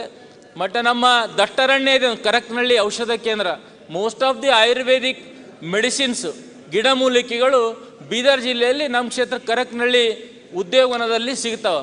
ಅದು ಮಾನ್ಯ ನಾನು ಈಶ್ವರ್ ಖಂಡ್ರೇಜಿಯವ್ರಿಗೆ ಕೂಡ KDPಯಲ್ಲಿ ಹೇಳಿದೆ ಹಣ ಮೀಸಲಿಡ್ಬೇಕಂತ. ಅದು ಇಕ್ಕಿಲ್ಲ ಬಜೆಟ್ದಲ್ಲಿ, ಅದು ಮುಂದಿನ ದಿನದಲ್ಲಿ ಇಕ್ಕಬೇಕಂತ. ಮತ್ತು ನಾನು ರಾಜ್ಯ ಸರ್ಕಾರಕ್ಕೆ ನಮ್ಮ ಉಸ್ತುವಾರಿ ಸಚಿವರು ಅಭಿನಂದನೆ ಸಲ್ಲಿಸ್ತೀನಿ. ಒಂದು ಬ್ಲ್ಯಾಕ್ ಬಕ್ ಕೃಷ್ಣ ಮೃಗ ಸಂರಕ್ಷಣೆಗೆ 2 ಕೋಟಿ ಕೊಟ್ಟಿದ್ರಿ. ಅತಿ ಹೆಚ್ಚು ಕೃಷ್ಣ ಮೃಗ ನಮ್ಮ ಕ್ಷೇತ್ರದಲ್ಲಿ ಭಾಲ್ಕಿ ಕ್ಷೇತ್ರದಲ್ಲಿದೆ. ಅದೊಂದು ಕೃಷ್ಣ ಮೃಗ ಏನು ನಾವು ದೇವತೆ ಪೂಜೆ ಮಾಡ್ತೀವಿ, ಅದು ಕೊಟ್ಟಿದ್ದಕ್ಕೆ ಧನ್ಯವಾದ ಹೇಳ್ತೀನಿ. ಅದೇ ತರ ಇನ್ನೊಂದು ವಂಡರ್ಫುಲ್ ಇದೆ ಸಾಮೂಹಿಕ ಶೌಚಾಲಯ ಸಾಮೂಹಿಕ ಶೌಚಾಲಯ 400 ಕೊಟ್ಟಿದ್ರಿ, ಅದಕ್ಕೂ ಧನ್ಯವಾದ ಹೇಳ್ತೀನಿ. ಕೋಲಾರ ಇಂಡಸ್ಟ್ರಿಯಲ್ ಏರಿಯಾ ಅಧ್ಯಕ್ಷರ 2,500 ಎಕರೆಯಲ್ಲಿ ನಮ್ಮ ಕ್ಷೇತ್ರದಲ್ಲಿ ಅಕ್ವೈರ್ ಆಗಿ ಇಂಡಸ್ಟ್ರಿ ನಡೀತಾ ಇದೆ. ಬಟ್ ಅಲ್ಲಿ ಇನ್ನು ಎಕ್ಸ್ಟೆನ್ಷನ್ ಇಂಡಸ್ಟ್ರಿ ಅಕ್ವೈರ್ ಮಾಡಬೇಕು, ಉದ್ಯೋಗ ಬರುತ್ತೆ. ಉದ್ಯೋಗ ಬಂದ್ರೆ ಇಂಡಸ್ಟ್ರಿ ಬಂದ್ರೆ ಉದ್ಯೋಗ ಬರುತ್ತೆ, ಉದ್ಯೋಗ ಬಂದ್ರೆ ಆ ಮನೆ ನಡೀತದೆ. ಈ ನಿಟ್ಟಿನಲ್ಲಿ ಸರ್ಕಾರ ಇನ್ನಷ್ಟು ಹೆಚ್ಚುವರಿ ಜಮೀನು ತಗೊಂಡು ಇಂಡಸ್ಟ್ರಿ ಓಪನ್ ಮಾಡಬೇಕಂತ ಹೇಳಕ್ ಇಚ್ಛೆ ಪಡ್ತೀನಿ. ಎಫ್ಲೆಂಟ್ ಟ್ರೀಟ್ಮೆಂಟ್ ಬಿದ್ದಿದೆ, ಅದು ಸ್ಟಾರ್ಟ್ ಆಡಿದ್ರೆ ಒಳ್ಳೆ ನೀರು ಕುಡಿಸಬಹುದು ಆ ಕ್ಷೇತ್ರ ಜನರಿಗಂತ. ಹೊಸದಾಗಿ ತಾಲೂಕಾ ನಮ್ಮ ಬೀದರ್ ಜಿಲ್ಲೆ ಹುಲ್ಸೂರು ಚುಡುಗುಪ್ಪ ಇದೆ, ಅದಕ್ಕೆ ಇನ್ಫ್ರಾಸ್ಟ್ರಕ್ಚರ್ ಬಂದಿಲ್ಲ ಅಧ್ಯಕ್ಷರೇ. ಅದು ಬಂದ್ರೆ ಸಾಕಷ್ಟು ಜನರಿಗೆ ಒಳ್ಳೆ ಆಡಳಿತ ಕೊಡಬಹುದು, ಜನರಿಗೆ ಸಹಾಯ ಮಾಡಬಹುದು. ಇಷ್ಟೊಂದು ಮತ್ತೆ ಮೆಡಿಕಲ್ ಮೇಲೆ ಹೇಳ್ತೀನಿ ಅಧ್ಯಕ್ಷರೇ, ಸಾಕಷ್ಟು ವಿಲೇಜಸ್ದಲ್ಲಿ MBBS ಡಾಕ್ಟರ್ ಆರ್ಡರ್ ಆಗುತ್ತೆ. ಪಾಪ ಅವರು ಕೆಲವೊಂತಲ್ಲಿ ಹೋಗ್ತಾರೆ, ಕೆಲವೊಂತಲ್ಲಿ ಹೋಗಲ್ಲ. ಆಯುಷ್ ಡಾಕ್ಟರ್ ಹೋಮಿಯೋಪತಿಕ್ ಡಾಕ್ಟರ್ಸ್ಗಳಿಗೆ ಓಕೆ. ಇನ್ನು ಆಲ್ಟರ್ನೇಟ್ ಮೆಡಿಸಿನ್ ಕೂಡ ತಾವು ಆಸ್ಪತ್ರೆ ಕೊಟ್ಟರೆ ಬಹಳ ಜನ ಹೋಮಿಯೋಪತಿಕ್ ಆಗಲಿ ಆಯುರ್ವೇದಿಕ್ ಟ್ರೀಟ್ಮೆಂಟ್ ಗ್ರಾಮದ ಮಟ್ಟದಲ್ಲಿ PHC ಈ ನಿಟ್ಟಿನಲ್ಲಿ ಸಹಾಯ ಮಾಡಬೇಕಂತ ನೆಕ್ಸ್ಟ್ ಚಾನ್ಸ್ ಸಿಗೋದಿಲ್ಲ ನಿಮಗೆ. ಹೀಗೆ ಅದು ನೆಕ್ಸ್ಟ್ ಚಾನ್ಸ್ ಕೊಡುದಿಲ್ಲ ಅಷ್ಟೇ. ಈ ಬಜೆಟ್ ಚನ್ನಬಸಪ್ಪ ಅವರೇ ಬೇಗ ಮಾತಾಡಿ. ಈಗ ಮಾತಾಡಿ ಕೊಟ್ಟಿದ್ದೇನೆ ಸರ್. ಸನ್ಮಾನ್ಯ ಅಧ್ಯಕ್ಷರೇ, ಮತ್ತೆ ನಾವು ಅವಕಾಶ ಕೊಟ್ಟಿದ್ದಕ್ಕೆ ಧನ್ಯವಾದ. ಲಾಸ್ಟ್ ನಾರಾಯಣ ಸ್ವಾಮಿ ಅವರು ಮತ್ತೆ ಬೇರೆ ಮೊನ್ನೆ ಸಿದ್ದರಾಮಯ್ಯನವರು 23-24 ಬಜೆಟ್ ಅನ್ನು ಮಂಡನೆ ಮಾಡಿದ್ರು. ಆದರೆ 95ರಿಂದ 2000ವರೆಗೂ 2013ರಿಂದ 2018ವರೆಗೂ 2 ಬಾರಿ ಅಡೆತಡೆಗಳಿಲ್ಲದೆ 5 ವರ್ಷಗಳ ಕಾಲ ಸತತವಾಗಿ ಬಜೆಟ್ ಅನ್ನು ಮಂಡನೆ ಮಾಡಿದಂಥ ಪರಿಣಾಮ ರಾಜ್ಯ ಎಂತಹ ದುಸ್ಥಿತಿಗೆ ತಗೊಂಡು ಹೋಯಿತು ಅನ್ನೋದನ್ನು ವಿಶ್ಲೇಷಣೆ ಮಾಡಲಿಕ್ಕೆ ಸಾಕಷ್ಟು ಸಂಗತಿಗಳಿದೆ ಮಾನ್ಯ ಅಧ್ಯಕ್ಷರೇ. ಅದ್ರ ಮೂಲಕನೇ ಏನಾಗಿದೆ ಅನ್ನೋದು ಕೂಡ ನಮಗೆ ರಾಜ್ಯದ ಜನತೆ ಅರಿವಿಗೂ ಕೂಡ ಬಂದಿದೆ. 95ರಿಂದ 2000ವರೆಗೂ ರಾಜ್ಯದ ಹಣಕಾಸು ಸಚಿವರಾಗಿದ್ದಂಥ ಸಿದ್ದರಾಮಯ್ಯನವರು 5 ವರ್ಷದ ಅವಧಿ ಮುಗಿಯುವ ವೇಳೆಗೆ ರಾಜ್ಯದ ಹಣಕಾಸು ವ್ಯವಸ್ಥೆಯನ್ನು ವಿಷಮ ಸ್ಥಿತಿಗೆ ತಳ್ಳಿದ್ರು ಅನ್ನೋದಕ್ಕೆ 2 ಮಾತಿಲ್ಲ ಇವತ್ತು ಅಧ್ಯಕ್ಷರೇ. 95-96ರಲ್ಲಿ 62,027 ಕೋಟಿ ರಾಜಸ್ವ ಹೆಚ್ಚುವರಿಯಿಂದ 1999-2010ಗೆ ಅಧಿಕಾರ ಬಿಟ್ಟುಕೊಡುವಂಥ ಸಂದರ್ಭದಲ್ಲಿ ಬರೋಬ್ಬರಿ 2,323 ಕೋಟಿ ರು ರಾಜಸ್ವ ಕೊರತೆ ಕರ್ನಾಟಕಕ್ಕೆ ಬಂದಿತ್ತು. 95-96ರಿಂದ 2000 ವೇಳೆಗೆ ವಿತ್ತೀಯ ಕೊರತೆ 3 ಪಟ್ಟು ಏರಿಕೆ ಆಗಿತ್ತು ಮಾನ್ಯ ಅಧ್ಯಕ್ಷರೇ. ಇದೆಲ್ಲದನ್ನು ಗಮನದಲ್ಲಿ ಇಟ್ಕೊಂಡಂಥ ಸಂದರ್ಭದೊಳಗಡೆ ಅಧಿಕಾರ ಕಳ್ಕೊಂಡ ನಂತರದಲ್ಲಿ SM ಕೃಷ್ಣ ಅವರು ಮುಖ್ಯಮಂತ್ರಿಗಳಾದಂಥ ಸಂದರ್ಭದಲ್ಲಿ ಅವರೊಂದು ಶ್ವೇತಪತ್ರವನ್ನು ಹೊರಡಿಸ್ತಾರೆ. ಆ ಶ್ವೇತಪತ್ರ ಹೊರಡಿಸಿದಂಥ ಸಂದರ್ಭದೊಳಗಡೆ ಸಿದ್ದರಾಮಯ್ಯನವರು ಮಂಡಿಸ್ತಂಥ, ಯಾಕಂದರೆ ತುಂಬ ಅವರಿಗೆ ಅದ್ರ ಬಗ್ಗೆ ಅನುಭವ ಇದೆ ಅನ್ನೋಂಥ ಮಾತುಗಳನ್ನು ಪದೇ ಪದೇ ಉಲ್ಲೇಖಗಳನ್ನು ನಾವು ಮಾಡ್ತೇವೆ. ಆದರೆ ಆ ಸಂದರ್ಭದೊಳಗಡೆ ಶ್ವೇತಪತ್ರ ಹೊರಡಿಸಿದಂಥ ಸಂದರ್ಭದೊಳಗಡೆ ಈ ರಾಜ್ಯದ ಆರ್ಥಿಕ ಪರಿಸ್ಥಿತಿ ಏನಿತ್ತು ಅನ್ನೋದನ್ನು ನಾವು ಅರ್ಥ ಮಾಡ್ಕೋಬೇಕಾಗತ್ತೆ. ಬಹಳ ವಿಶ್ಲೇಷಣೆಗೆ ನಾನು ಹೋಗೋದಿಲ್ಲ. ಆ ಶ್ವೇತಪತ್ರವನ್ನು ಇವತ್ತು ಗಮನಿಸಿಬಿಟ್ರೆ ಒಟ್ಟು ಸಿದ್ದರಾಮಯ್ಯವ್ರು ಮಂಡಿಸಿದಂಥ ಬಜೆಟ್ ಏನಿತ್ತು, ಇವತ್ತೇನು ಪರಿಸ್ಥಿತಿ ಇದೆ ಅನ್ನೋದನ್ನು ಅರ್ಥ ಮಾಡ್ಕೊಳ್ಳಿಕ್ಕೆ ಸಾಧ್ಯತೆ ಆಗುತ್ತೆ ಮಾನ್ಯ ಅಧ್ಯಕ್ಷರೇ. ಓಕೆ. ಹೀಗೆ ಈ ಥರದ ನಾಗರಿಕರಿಗೆ, ರಾಜ್ಯಕ್ಕೆ ಆರ್ಥಿಕವಾಗಿ ವಿಶೇಷವಾಗಿ ಸಾಲವನ್ನು ಮಾಡೋದ್ರ ಮೂಲಕ ಬಜೆಟನ್ನು ಮಂಡನೆ ಮಾಡಿರುವಂಥದ್ದು ಎಲ್ಲೋ ಒಂದು ಕಡೆಗೆ ಆರ್ಥಿಕ ದಿವಾಳಿತನಕ್ಕೆ ಸಾಕ್ಷಿ ಅನ್ನೋಂಥ ಮಾತನ್ನು ಈ ಸಂದರ್ಭ ಹೇಳಲಿಕ್ಕೆ ನಾನು ಇಷ್ಟಪಡ್ತೇನೆ. ಮಾನ್ಯ ಅಧ್ಯಕ್ಷರೇ, ನಿಜ ಬಜೆಟ್ ಮಂಡನೆ ಆಗಿದೆ, ನಮ್ಮದೊಂದು ವ್ಯವಸ್ಥೆಯ ಭಾಗಗಳು. ಆದರೆ ಈ ಬಜೆಟ್ ಪ್ರಮುಖ ಬುಲೆಟ್ಸ್ ಪಾಯಿಂಟ್ಗಳನ್ನು ಹೇಳಿ ನಮಗೆ ಕೊಟ್ಟಿದ್ದಾರೆ. ಆದರೆ ಇದರೊಳಗಡೆ ಒಂದು ನೋವಿನ ಸಂಗತಿ ಅಂತ ಹೇಳಿದ್ರೆ, ಪರಿಸರಕ್ಕೆ ಸಂಬಂಧಪಟ್ಟಂತೆ ಯಾವುದೇ ಸಂಗತಿಗಳು ಇದರೊಳಗಡೆ ಉಲ್ಲೇಖ ಆಗದಿರೋದನ್ನು ನಾನು ಗಂಭೀರವಾಗಿ ಗಮನಿಸಬೇಕು ಅಂತ ವಿನಂತಿನ ನಾನು ಮಾಡ್ತೇನೆ. ಯಾಕೆ ಅಂತ ಹೇಳಿದ್ರೆ, ವಿಶೇಷವಾಗಿ ಸಹ್ಯಾದ್ರಿ ಪರ್ವತ ಶ್ರೇಣಿ ಸುಮಾರು 1500ಕ್ಕೂ ಹೆಚ್ಚು ಕಿಲೋಮೀಟರ್ ಇರುವಂಥ ಒಂದು ತಾಣ ಅದು. ನಮ್ಮ ದೇಶದ 6 ರಾಜ್ಯಗಳಲ್ಲಿ ಹರಡಿರುವಂಥ ಒಂದು ಪರ್ವತ ಶ್ರೇಣಿಗಳಿದು. ಆದರೆ ಕರ್ನಾಟಕದ ಪಶ್ಚಿಮ ಅಂಚಿನಲ್ಲಿ ದಕ್ಷಿಣೋತ್ತರವಾಗಿ ಹಬ್ಬಿರುವಂಥ ಮಲೆನಾಡು ಸಹ್ಯಾದ್ರಿಯ ಶ್ರೇಣಿಗಳ ಬಗ್ಗೆ ಇವತ್ತು ನಾವು ಗಂಭೀರವಾಗಿ ಯೋಚನೆ ಮಾಡಿಬಿಟ್ರೆ ನಮ್ಮ ಪರಿಸ್ಥಿತಿ ಚಿಂತಾಜನಕ ಆಗೋಗ್ಬಿಟ್ಟಿದೆ. ಅನೇಕ ನದಿಗಳಲ್ಲಿ ಹುಟ್ಟತ್ತೆ, ನದಿಗಳು ಹರಿಯತ್ತೆ. ಆದರೆ ಅದರ ಸದುಪಯೋಗ ಆಗಬೇಕಾಗಿರೋಂಥ ಊರುಗಳಿಗೆ ಆ ನದಿ ಸರಿಯಾದಂಥ ರೀತಿಯೊಳಗಡೆ ತಲುಪದೇ ಇರುವಂಥದ್ದು ನಮಗೆ ಎಲ್ಲೋ ಒಂದು ಕಡೆಗೆ ಅನಾಹುತವನ್ನು ಕಾಡಲಿಕ್ಕೆ ಸಾಧ್ಯತೆ ಆಗಿದೆ ಸನ್ಮಾನ್ಯ ಅಧ್ಯಕ್ಷರೇ. ಹಾಗಾಗಿ ಕಾವೇರಿ, ತುಂಗೆ, ಭದ್ರೆ, ಹೇಮಾವತಿ, ಅಘನಾಶಿನಿ, ಕಾಳಿ, ಘಟಪ್ರಭಾ, ಮಲಪ್ರಭಾ ಹೀಗೆ ಹಲವಾರು ನದಿಗಳು ಇಡೀ ದಕ್ಷಿಣ ಭಾರತಕ್ಕೆ ನೀರು ಕೊಡ್ತಾ ಇರೋಂಥ ನದಿಗಳು. ಹೀಗೆ ಸಹ್ಯಾದ್ರಿಯ ಒಂದು ತಪ್ಪಲಲ್ಲಿರುವಂಥ ಅನೇಕ ಕೃಷಿ ಕಾರ್ಯಕ್ಕಿರ್ಬೋದು, ಕೈಗಾರಿಕೆಗೆ ಸಂಬಂಧಪಟ್ಟಂತಿರೋ ನೀರು ಕೊಡ್ಲಿಕ್ಕೆ ಸಾಧ್ಯತೆ ಇಲ್ಲದಿರುವಂಥ ಸ್ಥಿತಿ ಈಗ ನಿರ್ಮಾಣ ಆಗ್ತಾ ಇದೆ. ಸೊ ಇದನ್ನೆಲ್ಲ ಗಮನದಲ್ಲಿ ಇಟ್ಕೊಂಡಾಗ ಬಜೆಟ್ ಒಳಗಡೆ ಇದು ಯಾವುದೇ ರೀತಿಯ ಒಂದು ಪರಿಸ್ಥಿತಿಗೆ ಹಣವನ್ನು ತೊಡಗಿಸದೆ ಹೋದರೆ, ಇದನ್ನು ಗಂಭೀರವಾಗಿ ತಗೊಂಡು ಹಣವನ್ನು ತೊಡಗಿಸದೆ ಹೋದರೆ ಸಹ್ಯಾದ್ರಿ ಪರ್ವತ ಶ್ರೇಣಿಲಿರುವಂಥ ಪ್ರತಿಯೊಬ್ಬರಿಗೂ ಕೂಡ ತೊಂದರೆ ಆಗುವಂಥದ್ದು ಕೂಡ ನಾವು ಮೇಲ್ನೋಟಕ್ಕೆ ಕಾಣ್ತಾ ಇರುವಂಥದ್ದು ಸತ್ಯ ಸಂಗತಿ ಕೂಡ ಇದು. ಹಾಗಾಗಿ ಸಹ್ಯಾದ್ರಿ ಅನಾರೋಗ್ಯದ ಅನೇಕ ಲಕ್ಷಣಗಳಿದೆ, ಅನಾರೋಗ್ಯದ ಕಾರಣಗಳು ತುಂಬಾ ಇದೆ. ನಾನು ಬಹಳ ಡೀಟೇಲ್ ಆಗಿ ಹೇಳಲಿಕ್ಕೆ ಹೋಗಲ್ಲ, ಪತ್ರದ ಮೂಲಕ ನಿಮಗೆ ಅದನ್ನು ತಲುಪಿಸ್ತೇನೆ ಮಾನ್ಯ ಅಧ್ಯಕ್ಷರೇ. ಒಂದು ಸಂಗತಿ ಉಲ್ಲೇಖ ಮಾಡಿಬಿಡ್ತೇನೆ. ಇದ್ರ ಪರಿಣಾಮವಾಗಿ ಏನಾಗ್ತಿದೆ ಅಂತ ಹೇಳಿದ್ರೆ, ಪರಿಸರ ಅಂದ ತಕ್ಷಣ ನಮಗೆ ಬಹಳ ಸಹಜವಾದಂಥ ಗಿಡ ನೆಡೋದು ಮಾತ್ರ ಅಂತ ಅಂದ್ಕೊಂಡ್ಬಿಟ್ಟಿದ್ದೇವೆ. ಆದರೆ ಕಲುಷಿತ ನೀರುಗಳು ಯಾವ್ಯಾವ ನದಿಗಳಿಗೆ ಸೇರುತ್ತೆ, ಯಾವ್ಯಾವ ಚಾನಲ್ಗಳಿಗೆ ಸೇರುತ್ತೆ, ಎಲ್ಲೆಲ್ಲಿ ಚಾನಲ್ಗಳು ಮಾಡಿದಂಥ ಸಂದರ್ಭದೊಳಗಡೆ ದೊಡ್ಡದ ನಮ್ಮ ತುಂಗಕ್ಕೆ ಸಂಬಂಧಪಟ್ಟಂಥ ಒಂದು ದೊಡ್ಡ ಚಾನಲನ್ನು ಮಾಡಿದ್ವಿ. ಅದರ ಪಕ್ಕದಲ್ಲಿರೋ ಜಾಗಗಳು ಇವತ್ತು ಒತ್ತುವರಿ ಆಗ್ತಾ ಇದೆ. ಅದೇ ಅದಕ್ಕೆ ಬೇಕಾಗಿರೋಂಥ ಸರಿಯಾದಂಥ ಹದ್ಬಸ್ ಮಾಡ್ಕೊಳ್ಳಿಕ್ಕೆ ಬೇಕಾಗಿರೋಂಥ ಬೇಲಿಗಳನ್ನು ನಿರ್ಮಾಣ ಮಾಡೋಕ್ಕೆ ಕಾಂಪೌಂಡ್ ನಿರ್ಮಾಣ ಮಾಡಿಕೊಂಡು ಅಲ್ಲಿ ಕಾಡನ್ನು ನಿರ್ಮಾಣ ಮಾಡೋಕ್ಕೆ ಅವಕಾಶ ಇರೋಂಥ ಜಾಗಗಳು ಅದೆಲ್ಲದೂ ಕೂಡ. ಹಾಗಾಗಿ ಅದಕ್ಕೆ ಹೆಚ್ಚು ಹಣವನ್ನು ಸುಮಾರು 14 ಕಿಲೋಮೀಟರ್ ನಗರ ಪ್ರದೇಶ ಒಂದರಲ್ಲೇ ಬಂದು, ಹಾಗಾಗಿ ಅದಕ್ಕೂ ಕೂಡ ಹಣವನ್ನು ತೊಡಗಿಸಿರುವಂಥ ವ್ಯವಸ್ಥೆಗಳನ್ನು ತಾವು ಮಾಡಬೇಕು, ನಿಮ್ಮ ಮೂಲಕ ಅವರಿಗೆ ಆದೇಶವನ್ನು ಕೊಡಬೇಕು ಅನ್ನೋ ವಿನಂತಿನೂ ಕೂಡ ಮಾಡ್ತಾ ಎಲ್ಲ ಸಮಸ್ಯೆಗಳಿಗೆ ಪರಿಸರಕ್ಕೆ ಸಂಬಂಧಪಟ್ಟಂಥ ಎಲ್ಲ ಸಂಗತಿಗಳನ್ನು ಗಮನದಲ್ಲಿ ಇಟ್ಕೊಂಡು ಇವತ್ತಿನ ಬಜೆಟ್ ಒಳಗಡೆ ಮುಂದಾಗುವಂಥ ಬದಲಾವಣೆಯ ಸಂದರ್ಭದೊಳಗಡೆ ಇನ್ನು ಕೆಲವೇ ದಿನಗಳಲ್ಲಿ ಮಾನ್ಯ ಅದಕ್ಕೆ ಉತ್ತರ ಕೊಡುವಂಥ ಸಂದರ್ಭದಲ್ಲಿ ಪರಿಸರಕ್ಕೆ ಹೆಚ್ಚು ಆದ್ಯತೆಯನ್ನು ಕೊಟ್ಟು ಈ ಕಾರ್ಯವನ್ನು ಮುಂದಕ್ಕೆ ತಗೊಂಡೋಗ್ಬೇಕು ಮಾನ್ಯ ಅಧ್ಯಕ್ಷರೇ. ಅದು ನಿಮ್ಮ ಜವಾಬ್ದಾರಿ ಅಂತ ನಾನು ಭಾವಿಸಿದ್ದೇನೆ ಅಧ್ಯಕ್ಷರೇ. ಈಗ ಎಲ್ಲ ಬಹುಶಃ ನೂತನವಾದ ಶಾಸಕರು ಭಾಳಷ್ಟು ಜನ ಮಾತಾಡಿದ್ದೀರಿ, ಉತ್ತಮವಾದ ಸಲಹೆ ಸೂಚನೆ ತಾವೆಲ್ಲ ಕೊಟ್ಟಿದ್ದೀರಿ. ಬಹುಶಃ ನಿಮ್ಗೆಲ್ಲರಿಗೂ ಕೂಡ ನಾನು ದರ್ಶನ್ ಪುಟ್ಟಣ್ಣಯ್ಯ ನೀವು ಕೈ ಎತ್ತಲಿಲ್ಲ ಅಧ್ಯಕ್ಷರೇ. ಆಯ್ತು ಮಾನ್ಯ ಅಧ್ಯಕ್ಷರೇ, ಇಲ್ಲ ಕೋಲಿ ನೀವು ಮಾತಾಡಿದ ಕೋಲಿ ಮಾತಾಡಿ ಅಧ್ಯಕ್ಷರೇ ಮಾತಾಡ್ತೀನಿ ಮತ್ತೆ ಅವ್ರಿಗೆ ಕೊಡಿ. ದರ್ಶನ್ ನಾನು ಮತ್ತೆ ಕೊಡ್ತೇನೆ ನಿಮಗೆ. ಅಲ್ಲ ಇಲ್ಲ ಅಧ್ಯಕ್ಷರೇ, ಒಂದು ವಿನಂತಿ, ನಮ್ಮ ಕೆಲವಷ್ಟು ಗಮನ ಸೆಳೆಯುವ ಇದನ್ನ ತಗೊಳ್ತೇವೆ. ನೀವೆಲ್ಲ ಸಮಯಾವಕಾಶ ಮಾಡಿಕೊಡಿ, ಚರ್ಚೆ ಅದನ್ನ ಕೊಡ್ತೇವೆ. ಈಗ ಎಲ್ಲ ನೂತನ ಶಾಸಕ ದರ್ಶನ್ ಮತ್ತೆ ಕೊಡ್ತೇನೆ ನಾನು. ಈಗ ಎಲ್ಲ ಭಾಷೆ ಮಾತಾಡಿದಿರಿ, ಹಿರಿಯರು ಕೂಡ ನಮಗೆಲ್ಲ ಕೋಲಿವಾಡ್ ಮಾತಾಡಿದೆ ನಿನ್ನೆ. ನಮ್ಗೆ ಹಿರಿಯರೆಲ್ಲರೂ ಕೂಡ ಸಹಕಾರ ಕೊಟ್ಟಿದ್ದಾರೆ. ಇನ್ನಿಂದ ಇವತ್ತಿನ ತನಕ ಕೂಡ 12 ಗಂಟೆ ಕೂಡ ಅವರ ಸಮಯ ತಮಗೆ ಕೊಟ್ಟಾಗಿ ತಾವು ಮಾತಾಡಬೇಕಂತೇಳಿ ಉತ್ತಮ ಸಲಹೆ ಸೂಚನೆ ತಾವೆಲ್ಲ ಕೊಟ್ಟಿದ್ದೀರಿ. ನಾನು ಒಂದು ನೋಡಿದ್ದೇನೆ, ನೂತನ ಶಾಸಕ ಮಾಡಿದವರು ನಮ್ಮ ಕ್ಷೇತ್ರ ಏನಾಗಲಿಲ್ಲ, ಹಿಂದಿನವ್ರು ಏನು ಮಾಡಲಿಲ್ಲ, ಏನು ಅಭಿವೃದ್ಧಿ ಆಗಲಿಲ್ಲ ಅಂತೇಳಿ ಆ ಒಂದು ನಕಾರಾತ್ಮಕ ನೆಗೆಟಿವ್ ಥಿಂಕಿಂಗ್ ಬೇಡ. ಎಲ್ಲ ಶಾಸಕ ಹಿಂದೆ ಯಾರು ಬಂದಿದ್ದಾರೆ ಅವರವರ ಶ್ರಮಕ್ಕೆ ಅನುಗುಣವಾಗಿ ಪ್ರಯತ್ನ ಪಟ್ಟು ಹಂತಕ್ಕೆ ನಿಲ್ಲಿಸಿದ್ದಾರೆ.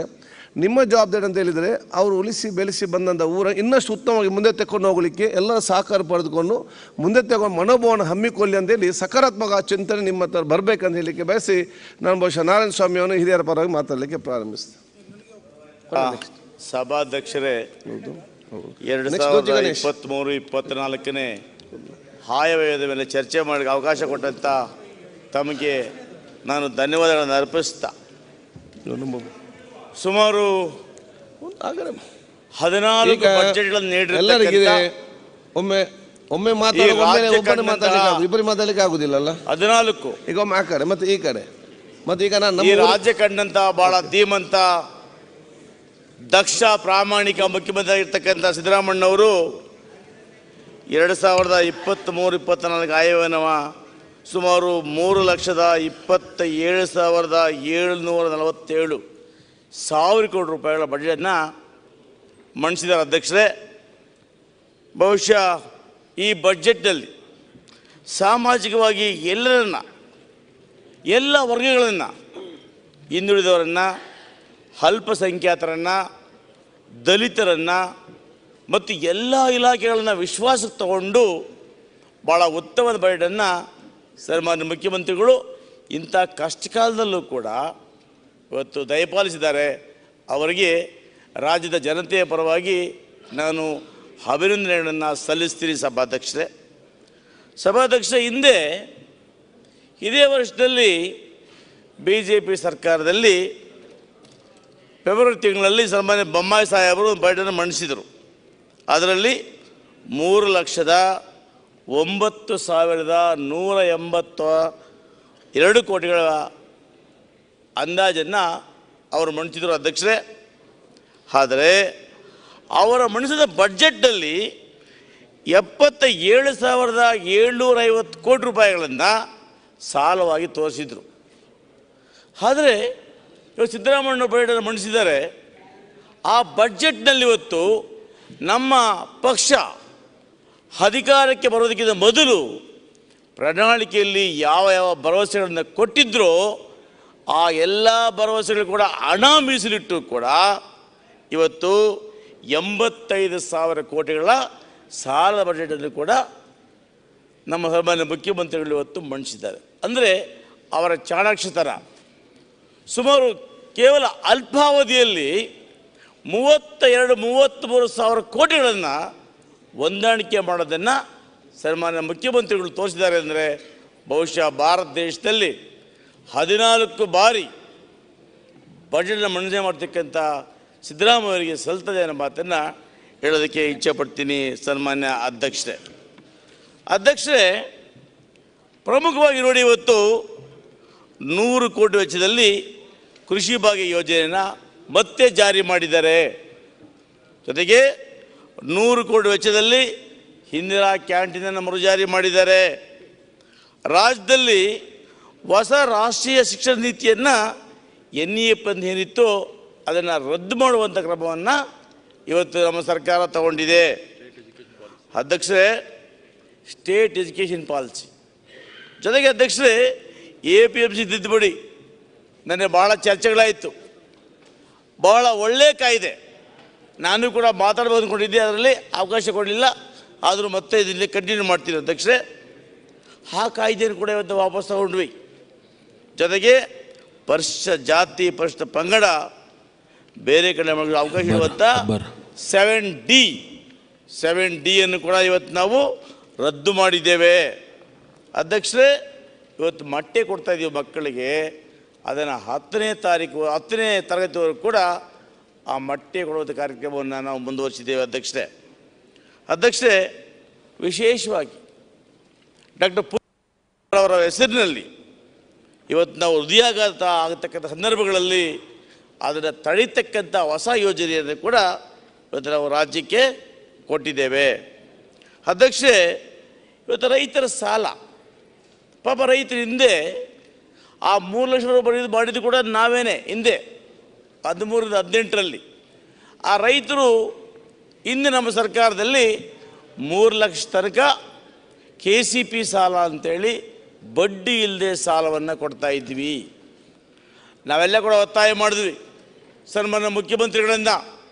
ಇವತ್ತು 5 ಲಕ್ಷವರೆಗೂ ಕೂಡ ರೈತರಿಗೆ ಬಡ್ಡಿ ಇಲ್ಲದೆ ಸಾಲವನ್ನು ಕೊಡ್ತಕ್ಕಂಥ ಯೋಜನೆಯನ್ನು ಸನ್ಮಾನ್ಯ ಮುಖ್ಯಮಂತ್ರಿಗಳು ಜಾರಿಗೊಳಿಸಿದ್ದಾರೆ. ಅಧ್ಯಕ್ಷರೇ, ಜೊತೆಗೆ ಎತ್ತಿನ ಹೊಳೆ ಭಾಳ ಒಳ್ಳೆಯ ಯೋಜನೆ ಇದು. ಇದನ್ನು ಪ್ರಾರಂಭ ಮಾಡಿದಾಗ 14ನೇ ಇಸ್ವಿಯಲ್ಲಿ ಸನ್ಮಾನ್ಯ ಮುಖ್ಯಮಂತ್ರಿಗಳು 12,480 ಕೋಟಿಯನ್ನು ಮೀಸಲಿಟ್ಟಿದ್ದರು. ಆದರೆ ನಂತರ ಬಂದಂಥ ಸರ್ಕಾರ ಆ ಯೋಜನೆಗೆ ಹೆಚ್ಚು ಒತ್ತು ಕೊಡಲಿಲ್ಲ. ಹಾಗಾಗಿ ಇವತ್ತು ನಮ್ಮ ಸರ್ಕಾರ ಮತ್ತೆ ಆ ಯೋಜನೆಗೋಸ್ಕರ ಸುಮಾರು 23,252 ಕೋಟಿ ರೂಪಾಯಿಗಳನ್ನು ಮೀಸಲಿಡೋದ್ರ ಮುಖಾಂತರ ಕೊಟ್ಟ ಮಾತನ್ನು ನಡೆಸ್ತೇವೆ ಸಂದೇಶವನ್ನು ಸನ್ಮಾನ್ಯ ಸಿದ್ದರಾಮಯ್ಯನವರು ಬಡ್ಜೆಟ್ ಮುಖಾಂತರ ಕೊಟ್ಟಿದ್ದಾರೆ. ಅಧ್ಯಕ್ಷರೇ, ಇವತ್ತು ನಮ್ಮ ಹೊಸ ಸಿಸ್ಟಮ್ ಮದುವೆ ಮಾಡ್ತಕ್ಕಂಥವ್ರನ್ನ ನಾವೇನು ಮಾಡ್ತೀವಿ ಅಧ್ಯಕ್ಷರೇ, ಸಬ್ ರಿಜಿಸ್ಟರ್ ಆಫೀಸಲ್ಲಿ ಮೆಮೊರಾಂಡಮ್ ಆಫ್ ಮ್ಯಾರೇಜ್ ಅಂತ ಮಾಡ್ತಾ ಇದ್ದೀವಿ. ಅದನ್ನು ಅಲ್ಲೇ ಹೋಗಬೇಕಾಗಿತ್ತು, ಗಂಡ ಹೆಂಡತಿ ಅಲ್ಲೇ ಹೋಗಿ, ಹುಡುಗಿ ಅಲ್ಲೇ ಹೋಗಿ, ಅವ್ರ ಸಂಬಂಧಿಕರು ಹೋಗಿ ಅಲ್ಲಿ ವಿಟ್ನೆಸ್ ಹಾಕಿ ಮದುವೆ ಮಾಡಬೇಕಾಗಿತ್ತು ಅಧ್ಯಕ್ಷರೇ. ಇವತ್ತು ಅದನ್ನು ಸಿಂಪ್ಲೈಸ್ ಮಾಡಿ ಆನ್ಲೈನ್ ಮುಖಾಂತರ ಕೂಡ ಆ ಮದುವೆಯನ್ನು ದಾಖಲು ಮಾಡ್ಬೋದು ಅಂತೇಳಿ ಒಳ್ಳೆಯ ಅವಕಾಶವನ್ನು ಮಾಡಿಕೊಟ್ಟಿದ್ದಾರೆ ಅಧ್ಯಕ್ಷರೇ. ಆಮೇಲೆ ನಮ್ಮ ಮೆಟ್ರೋ ಯೋಜನೆ ಅದೇನು ಸ್ಲೋ ಓಡ್ತಾ ಇತ್ತಲ್ಲ, ಅದನ್ನು ಮತ್ತೆ ವಿಸ್ತರಣೆ ಮಾಡಲಿಕ್ಕೆ ಕೂಡ ಕೋಟ್ಯಾಂತರ ಹಣವನ್ನು ಈ ಬಜೆಟ್ನಲ್ಲಿ ಮೀಸಲಿಟ್ಟಿದ್ದಾರೆ ಅಧ್ಯಕ್ಷರೇ. ಜೊತೆಗೆ ಅಧ್ಯಕ್ಷರೇ, ಹಿಂದೆ ಸಿದ್ದರಾಮಯ್ಯನವರು ಈ ರೈತರ ಕುರಿ, ಮೇಕೆ, ಹಸು ಇವು ಮೃತಪಟ್ಟಾಗ 3,000, ಹಸುವಿಗೆ 10,000 ಅಂತೇಳಿ ನಾವು ಹಿಂದೆ ನಿಗದಿಯನ್ನು ಮಾಡಿ ಅಧ್ಯಕ್ಷರೇ, ಆ ಯೋಜನೆಯನ್ನು ಮತ್ತೆ ಸಿದ್ದರಾಮಯ್ಯ ಮುಂದುವರಿಸಿ ಇವತ್ತು 5,000 ಪರಿಹಾರವನ್ನು ಕೊಡಬೇಕು ಅಂಥೇಳಿ ಒಂದು ಒಳ್ಳೆ ತೀರ್ಮಾನ ತಗೊಂಡಿದ್ದಾರೆ. ಅದೇ ರೀತಿಯಾಗಿ ಕೂಡ ಎಮ್ಮೆ ಮತ್ತು ಹಸು ತೀರೋದಾಗ 10,000 ಕೊಡಲಿಕ್ಕೆ ಕೂಡ ಒಳ್ಳೆಯ ತೀರ್ಮಾನವನ್ನು ಮುಖ್ಯಮಂತ್ರಿ ತಗೊಂಡಿದ್ದಾರೆ ಅಧ್ಯಕ್ಷರೇ. ಇಷ್ಟೆಲ್ಲ ಕೂಡ ರಾಜ್ಯಕ್ಕೆ ಬೆಳೀತಿರತಕ್ಕಂಥ ಮುಖ್ಯಮಂತ್ರಿಗಳು, ವಿಶೇಷವಾಗಿ ನನ್ನ ಕೋಲಾರ ಜಿಲ್ಲೆಗೆ ಇವತ್ತೇನು ಸಿದ್ದರಾಮಯ್ಯನವರು ನಮ್ಮ ಕೋಲಾರ ಜಿಲ್ಲೆ ಬಹಳ ಬರಗಾಲ ಅಧ್ಯಕ್ಷರೇ, 1,600 ಅಡಿ 1,700 ಅಡಿಗೆಯಲ್ಲಿ ನೀರಿಗೆ ಹೋಗ್ತಾ ಇದ್ದೀವಿ ನಾವು. ಆ ಸಮಯದಲ್ಲಿ ನಾವು ಸಿದ್ದರಾಮಣ್ಣವ್ರನ್ನ ನಾವೆಲ್ಲ ಅಂದಿನ ಎಲ್ಲ ಶಾಸಕರು ಕೂಡ ಪಕ್ಷಾತೀತವಾಗಿ ಭೇಟಿ ಮಾಡಿದ್ವಿ. ಅಧ್ಯಕ್ಷರೇ, ಆ ಸಮಯದಲ್ಲಿ ವಿಶಾಲ ಹೃದಯದ ಜನಪರಯುಕ್ತ ಮುಖ್ಯಮಂತ್ರಿಗಳು ಕೋಲಾರ ಚಿಕ್ಕಬಳ್ಳಾಪುರ ಜಿಲ್ಲೆಗೆ ಏನಾದರೂ ಮಾಡಿ ನೀರು ಕೊಟ್ಟೇ ಕೊಡ್ತೀನಿ ಅಂತೇಳಿ KC ವ್ಯಾಲಿ ಯೋಜನೆ ಏನಿವತ್ತು ಬೆಂಗಳೂರು ನಗರದ ಬರ್ತಕ್ಕಂಥ ಕೊಳಚೆ ನೀರನ್ನು 2ನೇ ಹಂತವರೆಗೂ ಶುದ್ಧೀಕರಣ ಮಾಡಿ ಆ ನೀರನ್ನು ಕೋಲಾರ ಜಿಲ್ಲೆ ಕೆರೆಗಳಿಗೆ ತುಂಬಿಸೋದಕ್ಕೋಸ್ಕರ ಸುಮಾರು 1,400 ಕೋಟಿ ರೂಪಾಯಿನ ಮಂಜೂರು ಮಾಡಿರೋ ಅಧ್ಯಕ್ಷರೇ, ನಮ್ಮ ಚಿಕ್ಕಬಳ್ಳಾಪುರ ಅವಿಭಾಜ್ಯ ಜಿಲ್ಲೆಯಲ್ಲಿ ಬಿಟ್ಟಿರ್ತಕ್ಕಂಥ ವಿಶ್ವೇಶ್ವರಯ್ಯರವರು ಮೈಸೂರು ಭಾಗದಲ್ಲಿ ಕನ್ನಂಬಾಡಿ ಡ್ಯಾಮನ್ನು ಕಟ್ಟುವುದರ ಮುಖಾಂತರ ಮಂಡ್ಯ ಮೈಸೂರು ಜಿಲ್ಲೆಗೆ ದೇವರಾದರು. ಆದರೆ ಆ ಮೈಸೂರು ಜಿಲ್ಲೆ ಬಿಟ್ಟಿರ್ತಕ್ಕಂಥ ಸಿದ್ದರಾಮಣ್ಣವರು ಕೋಲಾರ ಬರಗಾಲ ಜಿಲ್ಲೆಗೆ ನೀರು ಕೊಡೋದ್ರ ಮುಖಾಂತರ ನಮ್ಮ ಜಿಲ್ಲೆಯ ಒಬ್ಬ ನಾವು ದೇವರು ಅಂತ ಅವನ್ನ ಪೂಜೆ ಮಾಡ್ತೀವಿ. ಸನ್ಮಾನ್ಯ ಸಭಾಧ್ಯಕ್ಷರೇ, ಇವತ್ತು ಅಧ್ಯಕ್ಷರೇ, ಮೊದಲನೇ ಹಂತ ಅವರ ಕೊಟ್ಟ ಮಾತಿನಂತೆ ಆ ಯೋಜನೆ ಜಾರಿಯಾಯಿತು. ಇವತ್ತು ನಾವೆಲ್ಲ ಮನವಿ ಮಾಡಿದ್ವಿ. ಮತ್ತೆ 2ನೇ ಹಂತದ ಕೂಡ ಸಿದ್ದರಾಮಣ್ಣವರು ಹಣವನ್ನು ಮಂಜೂರು ಮಾಡಿದ್ದಾರೆ. ಅದಕ್ಕೆ ನಾನು ಮತ್ತೊಮ್ಮೆ ಕೋಲಾರ ಜಿಲ್ಲೆಯ ಜನತೆಯ ಪರವಾಗಿ ಅವರಿಗೆ ಅಭಿನಂದನೆಗಳನ್ನು ಸಲ್ಲಿಸ್ತೀನಿ. ಸಭಾಧ್ಯಕ್ಷರೇ, ಇಷ್ಟೇ ಅಲ್ಲ, ನನ್ನ ಸಹೋದರಿ KGF ಶಾಸಕ ಆಗಿರ್ತಕ್ಕಂಥ ರೂಪಕಲಾ ಶಶಿದವರು ನನ್ನ ಕ್ಷೇತ್ರದ ಮಧ್ಯೆ ಗಡಿಭಾಗದಲ್ಲಿ ಬರ್ತಕ್ಕಂಥ ಸುಮಾರು 1,000 ಎಕರೆಯಲ್ಲಿ ಇಂಡಸ್ಟ್ರೀಸ್ ಮಾಡಬೇಕು, ಇಂಡಸ್ಟ್ರೀಸನ್ನು ಮಾಡಿ ಆ ಭಾಗದಿಂದ ಬೆಂಗಳೂರಿಗೆ ಬರ್ತಕ್ಕಂಥ ಸುಮಾರು 25-30 ಸಾವಿರ ಜನರಿಗೆ ಉದ್ಯೋಗ ಕಲ್ಪಿಸಬೇಕು ಅಂತೇಳಿ ಇಂಡಸ್ಟ್ರಿ ಕಾರ್ಡನ್ನು ಮಾಡಲಿಕ್ಕೆ ಅನುಮೋದನೆ ಪಡ್ಕೊಂಡ್ರು. ಬಹುಶಃ ಅದನ್ನು ಕೂಡ ಮುಖ್ಯಮಂತ್ರಿಗಳು ಮತ್ತೊಮ್ಮೆ ಅವಕಾಶ ಮಾಡಿಕೊಟ್ಟಿದ್ದಾರೆ. ಅದಕ್ಕೆ ಕೂಡ ನಾನು ಸಹೋದರಿಯಾಗಿರ್ತಕ್ಕಂಥ ರೂಪಕಲಾ ಶಶಿಧರ್ ಅವರಿಗೆ, ಸನ್ಮಾನ್ಯ ಮುಖ್ಯಮಂತ್ರಿಗಳಿಗೆ ಮತ್ತು ಜಿಲ್ಲಾ ಉಸ್ತುವಾರಿ ಮಂತ್ರಿಗಳಾಗಿರ್ತಕ್ಕಂಥ BS ಸುರೇಶ್ ಅವರಿಗೆ ಕೂಡ ಅಭಿನಂದನೆಗಳನ್ನು ಸಲ್ಲಿಸ್ತೇನೆ. ಅಧ್ಯಕ್ಷರೇ, ಇಷ್ಟೇ ಅಧ್ಯಕ್ಷರೇ, ಇವತ್ತು ಕೈಗಾರಿಕೆ ಹಿಂದೆ ಶ್ರೀನಿವಾಸಪುರದಲ್ಲಿ ರಮೇಶ್ ಕುಮಾರ್ ಸ್ವಾಮಿಗಳು ಶಾಸಕರಾಗಿದ್ದರು. ಆ ಸಮಯದಲ್ಲಿ KH ಮುನಿಯಪ್ಪ ಸಾಹೇಬರು ಕೇಂದ್ರ ಮಂತ್ರಿಗಳಾಗಿದ್ದರು. ಅವತ್ತು ಸುಮಾರು 1900 ಎಕರೆಯಲ್ಲಿ ಇಂಡಸ್ಟ್ರೀಸ್ ಮಾಡಬೇಕು ಅಂತೇಳಿ ಯೋಜನೆ ಕೈಗೆತ್ತಿಕೊಂಡ್ರು. ಅದು ಪೆಂಡಿಂಗ್ ಇದೆ. ಅದರೊಟ್ಟಿಗೆ ಮುಳಬಾಗಿಲು ತಾಲೂಕಿನಲ್ಲಿ ಇವತ್ತೇನು 650 ಎಕರೆಯಲ್ಲಿ ಇಂಡಸ್ಟ್ರೀಸ್ ಮಾಡಬೇಕು ಹೊರಟಿದ್ದಾರೆ. ಆ ಇಂಡಸ್ಟ್ರಿಯನ್ನು ಕೂಡ ಈ ಬಾರಿ ಪೂರ್ಣಗೊಳಿಸಬೇಕು ಅಂತೇಳಿ ನಾನು ಮನವಿ ಮಾಡ್ತೇನೆ.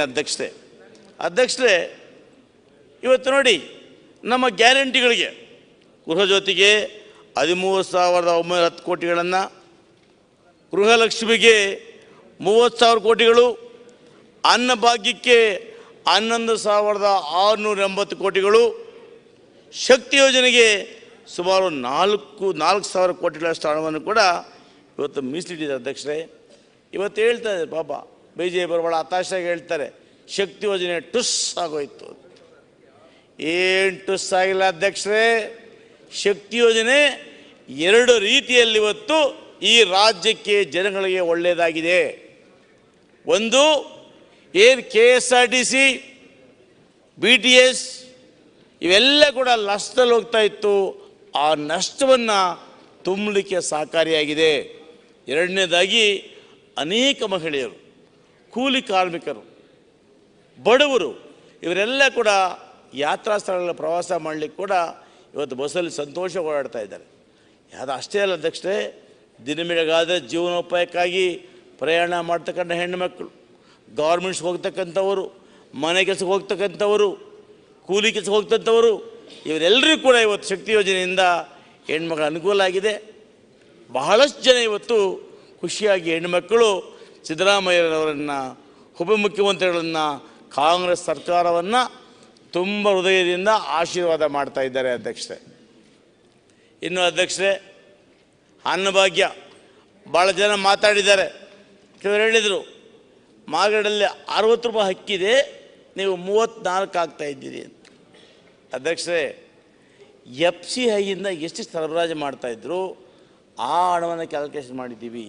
ಅಧ್ಯಕ್ಷ, ಒಂದು ಮಾತ್ರ ಹೇಳ್ತೀನಿ, ಇವತ್ತು ನಮ್ಮ ಭಾಗದಲ್ಲಿ ವಿಶೇಷವಾಗಿ ಬಂಗಾರಪೇಟೆ ತಾಲೂಕಿನಲ್ಲಿ ರೈಸ್ ಮಿಲ್ ಹೆಚ್ಚು ಅಧ್ಯಕ್ಷರೇ. ನಮ್ಮದು ಗಡಿನಾಡು. ಹೇಗೆ ಅಧ್ಯಕ್ಷ ಅಂದರೆ ನಮ್ಮದು ಆಂಧ್ರ ತಮಿಳುನಾಡು. ಅಧ್ಯಕ್ಷರೇ, ಒಂದು ಕಡೆ ಎನ್ನಡ ತಮಿಳುನಾಡು, ಒಂದು ಕಡೆ ಎಕ್ಕಡ ಆಂಧ್ರ, ಮಧ್ಯದಲ್ಲಿ ನಾನು ಕನ್ನಡ. ಅಧ್ಯಕ್ಷ, ನನಗೆ ಈ ಕೈ ಅನಿಸಿದ ತಮಿಳುನಾಡು, ಈಗ ಆಂಧ್ರ. ಆದರೆ ಆ ಎಲ್ಲ ಭಾಗಗಳಿಂದ ಇವತ್ತು ತಮಿಳುನಾಡಲ್ಲಿ ಹೆಚ್ಚು ಅಕ್ಕಿಯನ್ನು ಬೆಳೀತಾರೆ ಅಧ್ಯಕ್ಷರೇ, ಭತ್ತ ಬೆಳೀತಾರೆ. ಹಾಗಾಗಿ ಇವತ್ತೇನು ಈ ಸರ್ಕಾರ ಜಿಲ್ಲಾವಾರು ಟೆಂಡರ್ಗಳನ್ನು ಮಾಡಿದರೆ ನನಗನ್ನಿಸ್ತದೆ ಬಹುಶಃ ನಮ್ಮ ಜಿಲ್ಲೆಗೆ ಬೇಕಾದ ಅಕ್ಕಿಯನ್ನು ನಮ್ಮ ಭಾಗದ ಬಿಲ್ ಓನರ್ಸೇ ಸಪ್ಲೈ ಮಾಡ್ತಾರೆ ಈ ಬೆಲೆಗೆ ಅಂತ ಅನ್ನಿಸ್ತದೆ ಅಧ್ಯಕ್ಷ. ಯಾಕೆ ಅಧ್ಯಕ್ಷ ಅಂದರೆ ಇವತ್ತು ನಮ್ಮಲ್ಲಿ 30-32 ರೂಪಾಯಿ ಒಳ್ಳೆಯ ಸಿಗ್ತವೆ ಮಿಲ್ಲಲ್ಲಿ. ಹಾಗಾಗಿ ಅದನ್ನು ನಾನು ಮುಂದೆ ಮತ್ತೆ ಮಾತಾಡ್ತೀನಿ ಅಧ್ಯಕ್ಷರೇ. ಹೀಗೆ ಸರ್ಕಾರ, ನಮ್ಮ ಸಿದ್ದರಾಮಯ್ಯ ಸರ್ಕಾರ ಜನರಿಗೆ ಭಾಳ ಒಳ್ಳೆ ಕೆಲಸಗಳನ್ನು ಮಾಡಿ ಒಳ್ಳೆ ಬೈಡನ್ನು ಮುಖ್ಯಮಂತ್ರಿಗಳು ದಯಪಾಲಿಸಿದ್ದಾರೆ ಅಧ್ಯಕ್ಷರೇ. ಆಮೇಲೆ ನಾನು ಇಲಾಖೆ ಅವರು ಬರ್ತೀನಿ ಅಧ್ಯಕ್ಷರೇ. ಮೊದಲಿಗೆ ಕಂದಾಯ ಇಲಾಖೆ ಅಧ್ಯಕ್ಷರೇ, ಕಂದಾಯ ಇಲಾಖೆಯನ್ನು ನಾವೆಲ್ಲ ಕೂಡ ಮಾತೃ ಇಲಾಖೆ ತಾಸುಗಟ್ಟಲೆ ಕೊಟ್ರೆ ಹೆಂಗ್ರಿ ಸ್ವಾಮಿ? ನೀವು ಕೂತ್ಕೊಳ್ರಿ, ಶುರು ಮಾಡಿ ಕೊಡಿ, ಕೂತ್ಕೊಳ್ಳಿ, ದಯಮಾಡಿ ಕೂತ್ಕೊಳ್ಳಿ. ನೋಡಿ ನಿಮ್ಗೆ ನಾನು ಸೀನಿಯರ್ ಮೆಂಬರ್ ಇದ್ದೀನಿ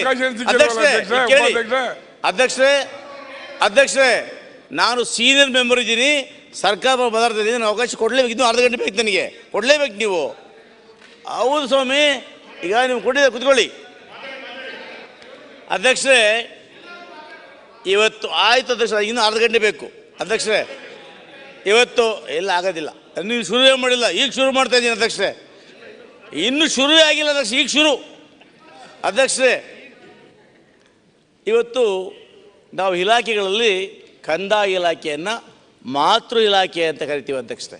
ಯಾಕಂದರೆ ಇವತ್ತಿಷ್ಟೆಲ್ಲ ಕೂಡ ದೇಶ ಅಭಿವೃದ್ಧಿ ಆಗಬೇಕಂದ್ರೆ ಆ ತಾಯಿ, ಭೂಮಿ ತಾಯಿ ಕಂದಾಯ ಇಲಾಖೆನೇ.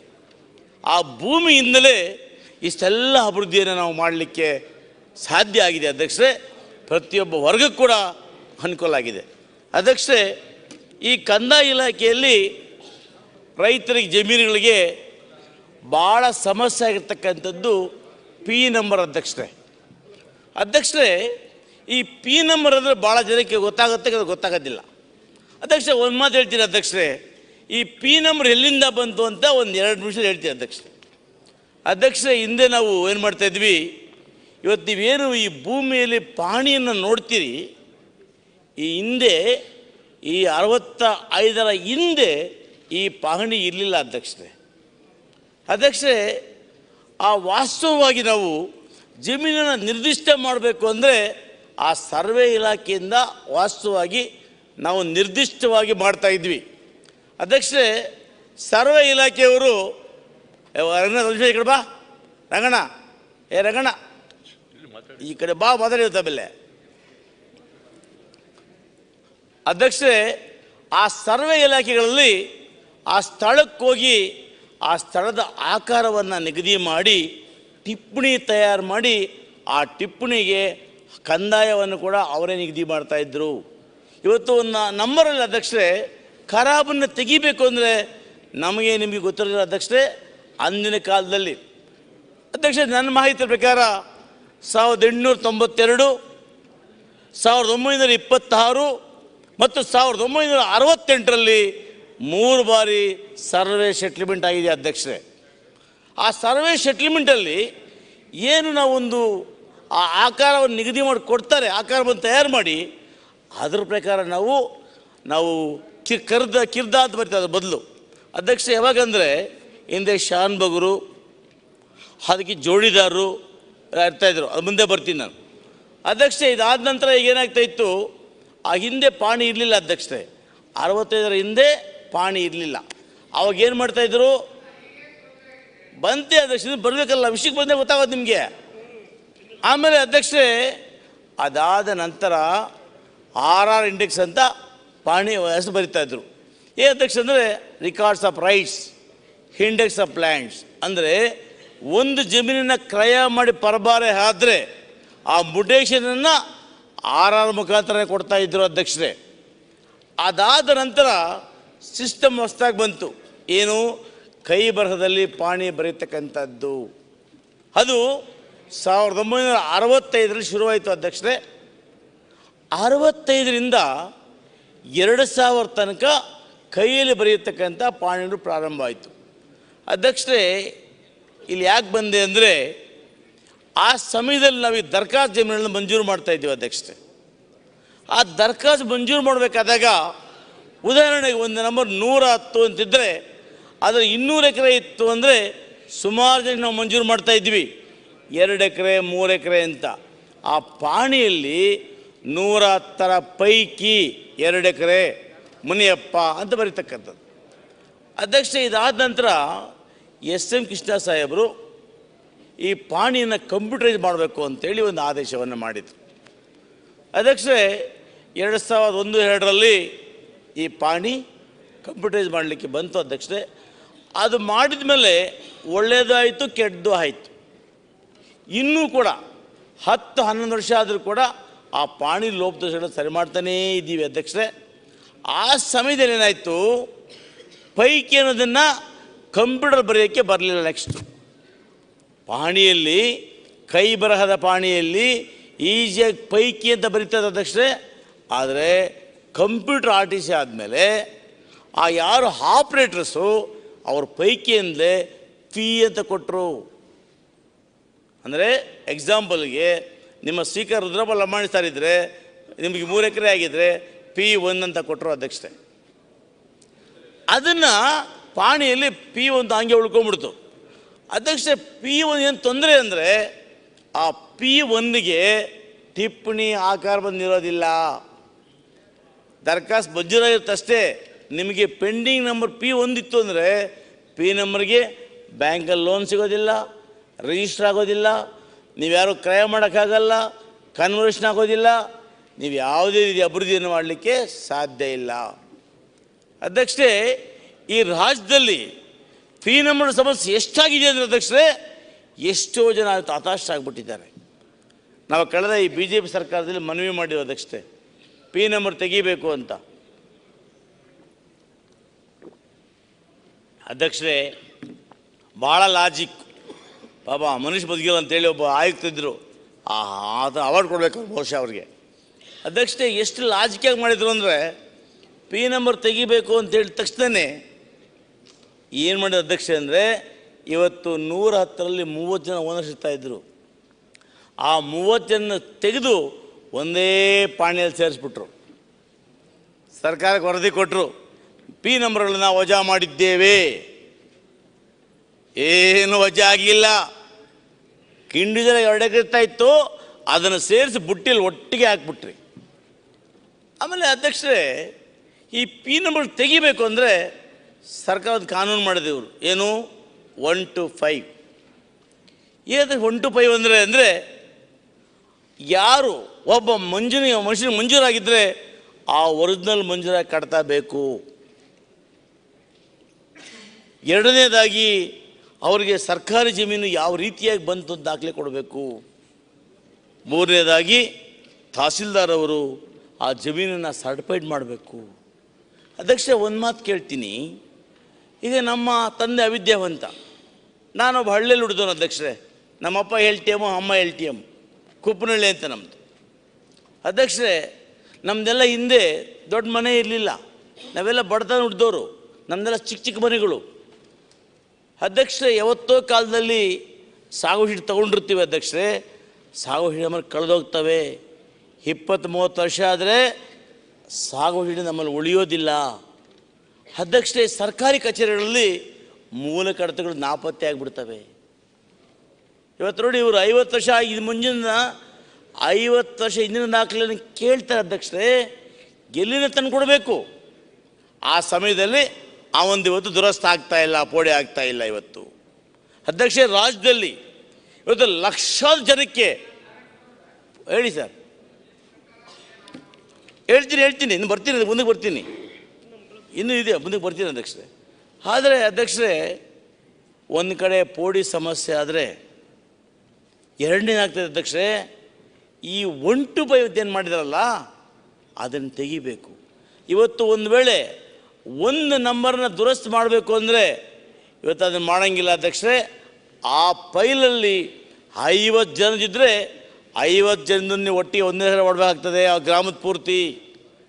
ಆ ಸಮಯದಲ್ಲಿ ಯಾರಾದರೂ ಕೂಡ ಆ ಗ್ರಾಮದಲ್ಲಿ ಯಾವುದೋ ವ್ಯಾಜ್ಯಾಗಿದ್ದು ಕೋರ್ಟ್ಗೆ ಹೋಗಿದ್ರೆ ಆ ಎಂಟೈರ್ ಗ್ರಾಮವನ್ನು ನೀವು ಮಾಡೋಂಗೇ ಇಲ್ಲ ಅಧ್ಯಕ್ಷರೇ. ಇಂಥ ಹುಚ್ಚುಚ್ಚು ಕಾನೂನುಗಳನ್ನು ಇಲ್ಲಿ ಕೂತ್ಕೊಂಡು ಹೆಸರು ಮುಗಿದುಕೊಂಡು ನಮ್ಮ ಅಧಿಕಾರಿಗಳು ಮಾಡ್ತಾರೆ ಅಧ್ಯಕ್ಷರೇ. ಅವ್ರಿಗೆ ನಿಜವಾಗ್ಲೂ ಕೂಡ ರೈತರ ಬಗ್ಗೆ, ಬಡವರ ಬಗ್ಗೆ ಕನಿಕರ ಇಲ್ಲ ಅಧ್ಯಕ್ಷರೇ. ಆಮೇಲೆ ಈ ಸರ್ವೆ ದುರಸ್ತಿ ಮಾಡಬೇಕು ಅಂದರೆ ಏಕ ವ್ಯಕ್ತಿ ಕೋರಿಕೆ ಮೇರೆಗೆ ಅಂದಿರಿ ಮತ್ತು ಅಮೆಂಡ್ ಮಾಡಿದ ಅಧ್ಯಕ್ಷ, ಅದಕ್ಕೆ ನೀವು ಒಬ್ಬರು ಅರ್ಜಿ ಹಾಕ್ಕೋಬೋದು ಅಂತ. ಆವಾಗೇನು ಅಧ್ಯಕ್ಷ ಅಂದರೆ ಅದನ್ನು ತಾಲೂಕು ಸರ್ವೆ ಮುಖಾಂತರನೇ ಮಾಡಬೇಕು ನೀವು ಅಧ್ಯಕ್ಷರೇ. ಒಂದು ತಾಲೂಕಿಗೆ ಒಬ್ಬರೇ ತಾಲೂಕು ಸರ್ವೇರ್, ಭಾಷಾಣ ಅವರೇ ಅಳತೆ ಮಾಡಬೇಕು, ದಾರಿ ಅವರೇ ಅಳತೆ ಮಾಡಬೇಕು, ದರ್ಖಾಸ್ತು ಜಮೀನು ಅವರೇ ಅಳತೆ ಮಾಡಬೇಕು. ಇಷ್ಟೆಲ್ಲ ಕೆಲಸಗಳ ಮಧ್ಯೆ ಇವತ್ತು ನಾವೇನು ನಮೂನೆ 53, 57ರಲ್ಲಿ ದರ್ಖಾಸ್ತು ಜಮೀನುಗಳನ್ನು ಮಂಜೂರು ಮಾಡೋಕೆ ಹೊರಟಿದ್ದೀವಿ, ಇದಕ್ಕೋಸ್ಕರ ಅವರೇ ಮಾಡಬೇಕು ಅಧ್ಯಕ್ಷ. ಅಧ್ಯಕ್ಷ, ಒಂದು ಯೋಚನೆ ಮಾಡಿ, ಇಷ್ಟೆಲ್ಲ ಒಬ್ಬ ತಾಲೂಕು ಸರ್ವೇರು ಮಾಡಲಿಕ್ಕೆ ಸಾಧ್ಯ ಇದೆಯಾ ಅಧ್ಯಕ್ಷರೇ? ಇವತ್ತು ಈ ಕಾರಣಕ್ಕೋಸ್ಕರ ನಾನು ಸರ್ಕಾರಕ್ಕೆ ಮನವಿ ಮಾಡ್ತೇನೆ, ಪಿ ನಂಬರ್ ತೆಗೆಯುವಂಥದ್ದನ್ನು ಇವತ್ತು ನಮ್ಮ ಕೃಷಿ ಬೈರೇಗೌಡರು ಭಾಳ ಬುದ್ಧಿವಂತ ಮಂತ್ರಿಗಳು, ಹೇಳಿ ಅಧ್ಯಕ್ಷರೇ. ಒಂದು ಅಲ್ಲೇ ಕೂಡಿ ಚರ್ಚೆ ಮಾಡಿ ಇದನ್ನೇನು ಮಾಡಬೇಕು ಅನ್ನೋದನ್ನು ಅಲ್ಲ ಮಾಡ್ತೀವಿ, ಒಂದು ಸ್ವಲ್ಪ ಬಂದೆ ಅಧ್ಯಕ್ಷರೇ. ಇಲ್ಲಿ ಏನಾಗಿದೆ ಇಷ್ಟೇ ಅಧ್ಯಕ್ಷರೇ, ಇದನ್ನು ಸಿಂಪ್ಲೈಸ್ ಮಾಡಬೇಕು. ಯಾರು ತಾಲೂಕಿಗೆ ಲೈಸೆನ್ಸ್ ಸರ್ವೆಗಳನ್ನು ಕೊಟ್ಟಿದ್ದೀವಿ ಅವ್ರ ಅಧಿಕಾರವನ್ನು ಕೊಟ್ಟು ಇವತ್ತೇನು ತತ್ಕಾಲ ಪೋಡಿ ಮಾಡಲಿಕ್ಕೆ, ದುರಸ್ತಿ ಮಾಡಲಿಕ್ಕೆ ಅವ್ರನ್ನ ಬಳಸ್ಕೊಳ್ತಾ ಇದ್ದೀವಿ, ಅವ್ರನ್ನ ಎಲ್ಲ ಕೆಲಸಗಳು ಬಳಸ್ಕೋ ರೀತಿ ಆದೇಶವನ್ನು ಮಾಡಬೇಕು ಅಧ್ಯಕ್ಷರೇ. ಮತ್ತು ಸಿಂಪ್ಲೈಸ್ ಹೇಗೆ ಅಂದರೆ, ಈಗ ಅಧ್ಯಕ್ಷ ಒಂದು ಕಾನೂನಿದೆ ನಮ್ಮಲ್ಲಿ, 30 ವರ್ಷಗಳ ಕಾಲ ಇವನ್ ಸರ್ಕಾರಿ ಜಮೀನು ಆಗಿದ್ದರೂ ಕೂಡ ಅವರ ಸ್ವಾಧೀನದಲ್ಲಿದ್ದರೆ ಅಡ್ವರ್ಸ್ ಪೊಸಿಷನ್ ಅಂತೇಳಿ ಅವರಿಗೆ ಹಕ್ಕು ಕೊಡಲಿಕ್ಕೆ ನಮ್ಮಲ್ಲಿ ಅವಕಾಶ ಇದೆ ಅಧ್ಯಕ್ಷರೇ. ಇವತ್ತು 40 ವರ್ಷದಿಂದ ಅವ್ರ ಪಾಣಿ ಕಾಪಿ ಇದೆ, ಅವನ ಹೆಸರು ಖಾತೆ ಇದೆ, ಅವನೇ ಓದು ವ್ಯವಸಾಯ ಮಾಡ್ತಾ ಇದ್ದಾನೆ, ಫಿಸಿಕಲ್ ಪೊಸಿಷನ್ ಇದ್ದಾನೆ, ಅಂಥವನ್ನು ಗುರುತು ಮಾಡಿ ಅವನಲ್ಲಿ ಏನು ದಾಖಲೆ ಲಭ್ಯ ಇದೆ ಆ ದಾಖಲೆಯನ್ನು ಅನುಸರಿಸಿ ಅವನಿಗೆ ಮಾಲೀಕತ್ವವನ್ನು ಕೊಟ್ಟು ಅವನ ಸ್ವಾಧೀನದ ಪ್ರಕಾರ ಆ ದುರಸ್ತಿ ಮಾಡಿದರೆ ಮಾತ್ರ ಈ ಸಮಸ್ಯೆ ಸಾಲ್ವ್ ಆಗಲಿಕ್ಕೆ ಸಾಧ್ಯ ಅಧ್ಯಕ್ಷರೇ. ಓಕೆ, ಸಾಕು ಇಲ್ಲ ಅಧ್ಯಕ್ಷ, ಇನ್ನು ಎಲ್ಲಿ ಇನ್ನು ಶುರು ಮಾಡಿ ಇನ್ನು ಉಳಿದವ್ರು ಮಾತಾಡಬೇಕು. ಇಲ್ಲ ಅಧ್ಯಕ್ಷ, ಬಂದೆ ಅಧ್ಯಕ್ಷರೇ. ಆಮೇಲೆ ಇಂಡಿಯಾ ಸರ್ಕಾರಗಳು ಅಧ್ಯಕ್ಷರೇ, ಈಗ ನಮ್ಮಲ್ಲಿ ಕಂದಾಯದ ಬಗ್ಗೆ ಮಾತ್ರ ಮುಗಿಸ್ಬಿಡ್ರಿ. ಕಂದಾಯ ಇಲ್ಲ, ಇನ್ನು ಇಲಾಖೆ ಬನ್ನಿ, ಇನ್ನು ಇಲಾಖೆ ಬರಬೇಕು ಅಧ್ಯಕ್ಷರೇ. ಸಾಕು, ಇಲ್ಲಿ ಇಲ್ಲ ಇಲಾಖೆ ಎಲ್ಲಾದ್ರೂ ಉಂಟೆ, ಎಲ್ಲಾದ್ರೂ ಉಂಟೆ. ಇಲ್ಲ ಕಂದಾಯ ಇಲಾಖೆ ಇಲ್ಲ ಅಧ್ಯಕ್ಷ, ಇನ್ನು ಎಷ್ಟು ಇಲಾಖೆ ಇದಾವೆ ಇರಿ ಅಧ್ಯಕ್ಷರೇ. ಉಳಿದವರು ಮಾತಾಡ್ಬೇಕಲ್ಲ, ಇನ್ನು ಉಳಿದವರು ಮಾತಾಡ. ಆಮೇಲೆ ಅಧ್ಯಕ್ಷರೇ, ನಮ್ಮಲ್ಲಿ ಪಿ ನಂಬರ್ ಆಯಿತು ಅಧ್ಯಕ್ಷರೇ. ಎರಡನೇ ನಮ್ಮಲ್ಲಿ ಸಾಕಷ್ಟು ನಮ್ಮಲ್ಲಿ 79AB ಅಂತ ಹಿಂದೆ ನಾವು ಮಾಡಿದ್ದೀವಿ ಅಧ್ಯಕ್ಷರೇ. ಈ BJP ಸರ್ಕಾರ ಬಂದಮೇಲೆ 79A ಮತ್ತು B ಎರಡನ್ನೂ ರದ್ದು ಮಾಡಿದ್ದು ಅಧ್ಯಕ್ಷರೇ. 17A ಅಂದರೆ ಆದಾಯ. ಹಿಂದೆ ನಮ್ಮ ಕಾಂಗ್ರೆಸ್ ಸರ್ಕಾರ ಇದ್ದಾಗ ಅದನ್ನು 2 ಲಕ್ಷ ರೂಪಾಯಿ ಮಿತಿ ಇತ್ತು. 2 ಲಕ್ಷ ರೂಪಾಯಿ ಯಾರಿಗೆ ಆದಾಯ ಇದೆ ಅವರ ಜಮೀನು ಖರೀದಿ ಮಾಡಬೇಕು. ಜೊತೆಗೆ 1974ರಿಂದ ಅವ್ರ ಕುಟುಂಬ ವ್ಯವಸಾಯ ಮಾಡ್ತಾ ಇರಬೇಕು, ಅಂಥವ್ರು ಮಾತ್ರ ಅದನ್ನು ಖರೀದಿ ಮಾಡಲಿಕ್ಕೆ ಅವಕಾಶ ಇತ್ತು ಅಧ್ಯಕ್ಷರೇ. ಅಧ್ಯಕ್ಷರೇ, ಯಾಕೆ ಕಾನೂನು ಮಾಡಿದರು ಅಂದರೆ, ಹಿಂದೆ ಅಧ್ಯಕ್ಷರೇ 1960ಕ್ಕಿಂತ ಹಿಂದೆ ಹೋದರೆ ಅಧ್ಯಕ್ಷರೇ ಸಾಕಷ್ಟು ಗ್ರಾಮಗಳಲ್ಲಿ ಜೋಡಿದಾರರು, ಶಾನ್ಭೋಗರು ಇರ್ತಾಯಿದ್ರು ಅಧ್ಯಕ್ಷರೇ. ಸಾಮಾನ್ಯವಾಗಿ ಜೋಡಿ ಗ್ರಾಮಗಳೆಲ್ಲ ಕೂಡ ಅವ್ರ ಹ್ಯಾಂಡ್ ಓವರ್ ಇರ್ತಾ ಇತ್ತು. ಅಂದರೆ ನಮ್ಮ ಸರ್ಕಾರ ಏನು ಮಾಡ್ತದೆ ಅಧ್ಯಕ್ಷರೇ, ಕಾಂಗ್ರೆಸ್ ಸರ್ಕಾರ ಒಂದು ಕಾನೂನು ತೊಗೊಂಬಂತು. ಏನು ಅದನ್ನು ಜೋಡಿದಾರ ಏನು ಅನುಭವಿಸ್ತಾ ಇದ್ದರು ಆ ಎಲ್ಲ ಜಮೀನನ್ನು ಕೂಡ 1959ನೇ ಇಸ್ವಿಯಲ್ಲಿ ಸರ್ಕಾರಕ್ಕೆ ವೆಸ್ಟೇಜ್ ಮಾಡಿಕೊಂಡ್ರು, ಸ್ವಾಧೀನ ಮಾಡಿಕೊಂಡ್ರು. ಅದಾದ ನಂತರ ಸ್ಪೆಷಲ್ ಡೆಪ್ಯೂಟಿ ಕಮಿಷನರ್ ಅಂಥೇಳಿ ಅಪಾಯಿಂಟ್ ಮಾಡಿ ಯಾರ್ಯಾರು ಜಮೀನು ವಾರಕ್ಕೆ ಮಾಡ್ತಾಯಿದ್ರು, ಕ್ರಯಕ್ಕೆ ಕೊಂಡ್ಕೊಂಡಿದ್ರು ಅವರೆಲ್ಲ ಕೂಡ ಫಾರಮ್ 8 ಹಾಕ್ಕೋಬೇಕು ಅಂತೇಳಿ ಅರ್ಜಿಯನ್ನು ಕಾಲ್ಪರ್ ಮಾಡಿ ಆ ಮೂಲಕ ಆ ಜೋಡಿದಾರರ ಅವಶ್ಯಕತೆ ಜಮೀನನ್ನು ಕಿತ್ತು ಎಲ್ಲರೂ ಕೂಡ ಹಂಚುವಂಥ ಕೆಲಸವನ್ನು ಮಾಡಿದರು ಅಧ್ಯಕ್ಷರೇ. ಇವೆಲ್ಲವೂ ಕೂಡ 61ನೇ ಇಸ್ವಿಯಲ್ಲಿ ಮುಗೀತು. ಆಮೇಲೆ ಬಹಳಷ್ಟು ಜಮೀನುಗಳು ಉಳ್ಕೊಂಡಿತ್ತು. ಪಟೇಲ್ ವರ್ಷದಲ್ಲಿ, ಗ್ರಾಮದ ಸಾಹುಕಾರ ವರ್ಷದಲ್ಲಿ ಜಮೀನಿತ್ತು. ಅದಕ್ಕೆ ಅಂದಿನ ಪ್ರಧಾನಮಂತ್ರಿ ಆಗಿದ್ದಂತಹ ಶ್ರೀಮತಿ ಇಂದಿರಾ ಗಾಂಧಿಯವರು ಈ ರಾಜ್ಯದಲ್ಲಿದ್ದಂತಹ ದೇವರಾಜ ಅರಸರವರು ಸೇರಿಕೊಂಡು ಲ್ಯಾಂಡ್ ಗ್ರ್ಯಾಂಟ್ ಆಕ್ಟ್, ಉಳುವವನಿಗೆ ಭೂಮಿ ಅನ್ನೋ ಕಾಯ್ದೆಯನ್ನು 1974ರಲ್ಲಿ ತಗೊಂಬಂದರು ಅಧ್ಯಕ್ಷರೇ. ಅದರ ಉದ್ದೇಶ ಏನು ಅಂದರೆ, ಹಿಂದೆ ಯಾರು ಜಮೀನ್ದಾರ್ ಇರ್ತಾರೆ ಅವ್ರ ರೈತರಿಗೆ ವಾರ ಕೊಡ್ತಾಯಿದ್ರು. ಅವ್ರ ಲ್ಯಾಂಡ್ ಇರಲಿಲ್ಲ ಅವ್ರ ಹತ್ರ. ಆ ಜಮೀನ್ದಾರ ಹತ್ರ ವಾರಕ್ಕೆ ತೊಗೊಂಡು, ವಾರ ಅಂದರೆ ಪಾಲ್ದಾರಿಗೆ ತೊಗೊಂಡು ಆ ಕಷ್ಟಪಟ್ಟು ರೈತರು ದುಡಿದು ಆ ಶೇಕಡ ಅರ್ಧ ಭಾಗ ಮುಕ್ಕಾಲು ಭಾಗವನ್ನು ಆ ಜಮೀನು ಮಾಲೀಕರಿಗೆ ಕೊಡ್ತಾಯಿದ್ರು. ಅವತ್ತು ಕಾಲದಲ್ಲಿ ರೈತರು ಬಡವರಾಗೆ ಉಳಿತಾಯಿದ್ರು, ಶ್ರೀಮಂತರು ಕಷ್ಟಪಡದೆ ಜೀವನ ಮಾಡ್ತಾಯಿದ್ರು ಅಧ್ಯಕ್ಷರೇ. ಹಾಗೋಸ್ಕರ ಈ ಉಳುವವನಿಗೆ ಭೂಮಿ ಕಾಯ್ದೆ ಅಂತಂದು ಆ ಮುಖಾಂತರ ಲ್ಯಾಂಡ್ ರಿಫಾರ್ಮ್ಸನ್ನು ಪ್ರಾರಂಭ ಮಾಡಿ ಯಾರ್ಯಾರು ವಾರಕ್ಕೆ ಮಾಡ್ತಾಯಿದ್ರು ಅವರಿಂದ ಫಾರಮ್ 7 ಮತ್ತು 7A ಅಂತ ಅರ್ಜಿ ತಗೊಂಡು ಸಾಕಷ್ಟು ಜಮೀನನ್ನು ಮಂಜೂರು ಮಾಡಿದರು ಅಧ್ಯಕ್ಷರೇ. ನಾನು ಯಾಕೆ ಈ ಮಾತು ಹೇಳಿದೆ ಅಂದರೆ, ಏನು 7 ತೆಗೆದಿದ್ದಾರೆ. ಇದು ಈ 23 ಬಡ್ಜೆಟ್ ಬಗ್ಗೆ ಚರ್ಚೆ, ದೇವರಾಜ ಅರಸು ಚರ್ಚೆ ಇದು ಅವಶ್ಯ ಇಲ್ಲ. ರೆವಿನ್ಯೂ ಬಗ್ಗೆ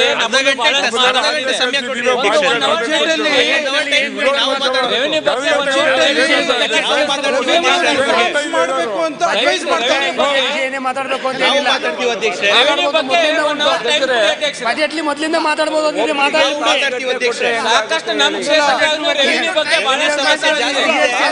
ಒಬ್ಬೊಬ್ಬರಿಗೆ ಕೊಟ್ಟಿದ್ದಾರೆ. ಬಜೆಟ್ ಅಲ್ಲಿ ಮಾಡ್ತಾವ್ರೆ. ಬೆಳಕು ಚೆಲ್ಲಿದ್ರು ಅಧ್ಯಕ್ಷರೇ. ಬಜೆಟ್ ಮೇಲೆ ಕಂದಾಯ ಅವಕಾಶ ಕೊಟ್ಟಿದ್ದೀವಿ ಅಧ್ಯಕ್ಷರೇ. ಬಜೆಟ್ ಮೇಲೆ ಕಂದಾಯ ಇದೆ ನಿಮಗೂ ಕೊಡ್ತೇವೆ ಸ್ವಲ್ಪ. ಅಧ್ಯಕ್ಷರೇ, ನೀವು ರೆವಿನ್ಯೂ ಇಲಾಖೆ ಮೇಲೆ ಮಾತ್ರ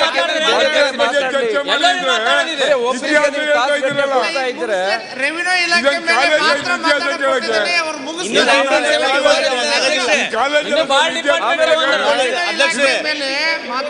ಅಧ್ಯಕ್ಷರೇ ಕೊಟ್ಟಿದ್ದಾರೆ, ಮುಗಿಸ್ತಾರೆ ಬೇರೆ ವಿಚಾರ ರೆವಿನ್ಯೂ ಮುಗಿಸು ಅಂತ ಹೇಳಿದ್ರೆ ರೆವಿನ್ಯೂ ಮುಗಿಸ್ತಾರೆ ಅಧ್ಯಕ್ಷರೇ. ಬೇಗನೆ ಮುಗಿಸ್ತಾರೆ. ಮಾತಾಡ್ತಾರ ತಪ್ಪಲ್ವಲ್ಲ. ನಾನು ಕಂದಾಯ ಇಲಾಖೆ ಕೂಡ ಚರ್ಚೆಗಿದೆ ಇವತ್ತು. ಅದೇ ಇದೆ ಆದ್ರೆ ಇವತ್ತು ನಾನು ರೈತರಿಗಾಗಿರ್ತಕ್ಕಂಥ ಅನ್ಯಾಯವನ್ನು ಕೇಳ್ತಾ ಇದ್ದೀನಿ. ಯಾಕಂದ್ರೆ ಯಾಕೆ ಇವರು 7AB ತೆಗೆದ್ರು ಅಂದ್ರೆ ಅಧ್ಯಕ್ಷರೇ, ಕೇಳಿ ಅಧ್ಯಕ್ಷ, ಒಂದು ನಿಮಿಷ ಕೇಳಿ ದಯಮಾಡಿ. 7AB ಇವತ್ತು ಆದಾಯ ಮಿತಿ ಇಲ್ಲ, ಯಾರು ಬೇಕಾದ್ರೂ ಕೊಂಡ್ಕೋಬೋದು ಲ್ಯಾಂಡನ್ನು. ಆಮೇಲೆ ಹಿಂದೆ 7NB ವ್ಯವಸಾಯಸ್ಥರೇ ಕೊಂಡ್ಕೊಂಡಿದ್ದರು ವ್ಯವಸಾಯ ಜಮೀನನ್ನು, ಅವರು ವ್ಯವಸಾಯಕ್ಕೆ ಬಳಸ್ತಾ ಇದ್ದರು. ಆದರೆ ಇವತ್ತು 7A ಆ್ಯಂಡ್ B ತೆಗೆದಿರೋದ್ರಿಂದ ಇಡೀ ಬೇರೆ ಇಂಡಸ್ಟ್ರೀಸು ಸಾಹುಕಾರೆಲ್ಲ ಜಮೀನು ಖರೀದಿ ಮಾಡ್ತಾರೆ ಅಧ್ಯಕ್ಷರೇ. ಮತ್ತು ಖರೀದಿ ಮಾಡಿದಾಗ ವ್ಯವಸಾಯ ಮಾಡ್ತಕ್ಕಂಥ ರೈತನಿಗೆ ಭೂಮಿ ಉಳಿಯೋದಿಲ್ಲ ಅಧ್ಯಕ್ಷರೇ. ತಮಾಷೆಗೆ ಮಾತಾಡ್ತಾ ಇಲ್ಲ. ಆಯಿತು ಅಧ್ಯಕ್ಷರೇ, ಇವತ್ತು ಮತ್ತೆ ನಾನು ಯಾಕಾದ್ರೆ ಕೋಟ್ ಮಾಡಿದೆ ಅಂದರೆ, ಹಿಂದೆ ಯಾವ ಕಾರಣಕ್ಕೋಸ್ಕರ ಅವರು ಆ ಭೂಮಿ ಒಡೆತನವನ್ನು ತಗೋಬೇಕು ಅಂತ ಮಾಡಿದ್ರು, ಮತ್ತೆ ಅದೇ ಕಾನೂನು ಬರ್ತಾ ಇದೆ ಅಧ್ಯಕ್ಷರೇ. ಇಂಡಸ್ಟ್ರಿ ಏರಿಯಾವರು 1000 ಜಮೀನು ಕೊಂಡ್ಕೊಂಡ್ರೆ ಅವ್ರು ಯಾರು ವ್ಯವಸಾಯ ಮಾಡೋದಿಲ್ಲ. ರೈತರು ವ್ಯವಸಾಯ ಮಾಡಿಲ್ಲ ಅಂದರೆ ನೀವು ನಮ್ಮ ಎಲ್ಲಿಂದ ಊಟ ಮಾಡೋದು ಅಧ್ಯಕ್ಷರೇ? ಏನು ನಾವು ಕಂಪ್ಯೂಟರ್ನ ಮೋಜು ತಿನ್ನೋಕ್ಕಾಗುತ್ತಾ ಕೂತ್ಕೊಂಡು? ಆದರೆ ಅದಕ್ಕೋಸ್ಕರ ಬೇಕಾದರೆ ನೀವು ಈಗ ನಮ್ಮ ಸರ್ಕಾರದ ಸಚಿವರನ್ನ ಮನವಿ ಮಾಡ್ತೇನೆ, 79A ಅನ್ನು ಬೇಕಾದ್ರೆ ತೆಗೀರಿ, B ಅನ್ನು ಉಳಿಸ್ಬೇಕು ಅಧ್ಯಕ್ಷರೇ. ನಾನು ಅವ್ರಿಗೆ ಬರ್ತಾ ಇಲ್ಲ, ನಮ್ಮ ಸರ್ಕಾರದ ಮಂತ್ರಿಗಳಿಗೆ ಮಾನ್ಯ ಮುಖ್ಯಮಂತ್ರಿ ಮನವಿ ಮಾಡ್ತಾ ಇದ್ದೀನಿ.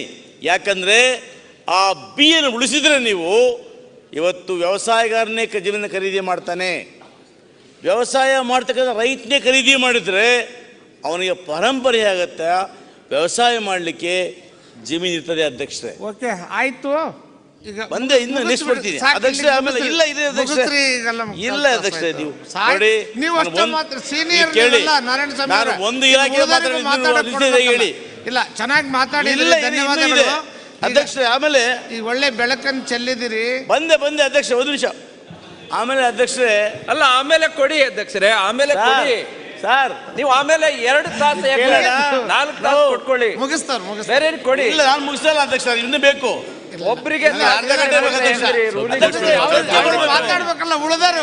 ಈಗ ನಾನು ಮಾಡ್ತಾ ಇಲ್ಲ ಅಧ್ಯಕ್ಷರೇ, ನನ್ನ ಪಾಯಿಂಟ್ ವ್ಯಾಲಿಡ್ ಇಲ್ಲ ಅಂದ್ರೆ ನಾನು ಕಾಲಹರಣ ಮಾಡ್ತಾ ಇಲ್ಲ, ನಾನು ರೈತ ಪರ ಮಾತಾಡ್ತಾ ಇದ್ದೀನಿ. ಅವ್ರಿಗೆ ಬೇಜಾರು ನಿರ್ಣಯ ಮಾಡೋಕ್ಕಾಗೋದಿಲ್ಲ. ಯಾಕೆ ಇದು ಅವಶ್ಯಕ ಮಾತಾಡಲಿಕ್ಕೆ? ಆಮೇಲೆ ಅಲ್ಲ, ಸಭೆ ಮಾತಾಡಲಿಕ್ಕೆ ಸನ್ಮಾನ್ಯ ಶಾಸಕರೇ, ಆಮೇಲೆ ಯಾಕೆ ಮಾತಾಡಲಿಲ್ಲ ನಾನು ಸನ್ಮಾನ್ಯ? ಆಮೇಲೆ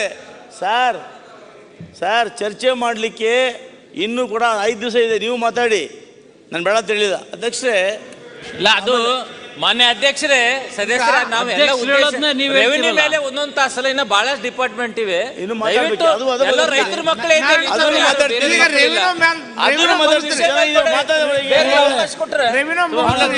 ಸಭಾಧ್ಯಕ್ಷ ಎಲ್ಲರೂ ಒಂದ್ ಸಬ್ಜೆಕ್ಟ್ ಮೇಲೆ ಸೀನಿಯರ್ ಸದಸ್ಯರು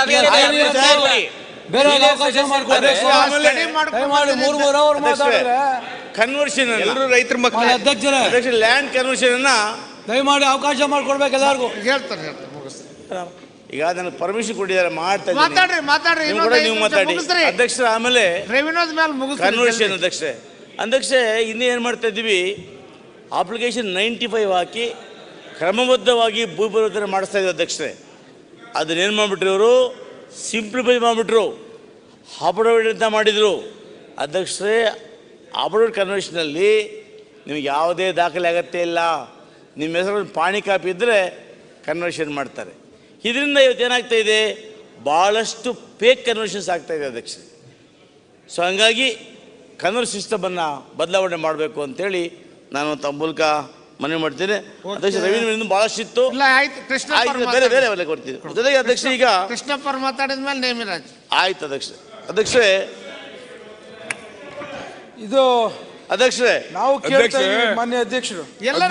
ಅಧ್ಯಕ್ಷರೇ, ಶಿಕ್ಷಣ ಇಲಾಖೆಯಲ್ಲಿ ಅಧ್ಯಕ್ಷರೇ,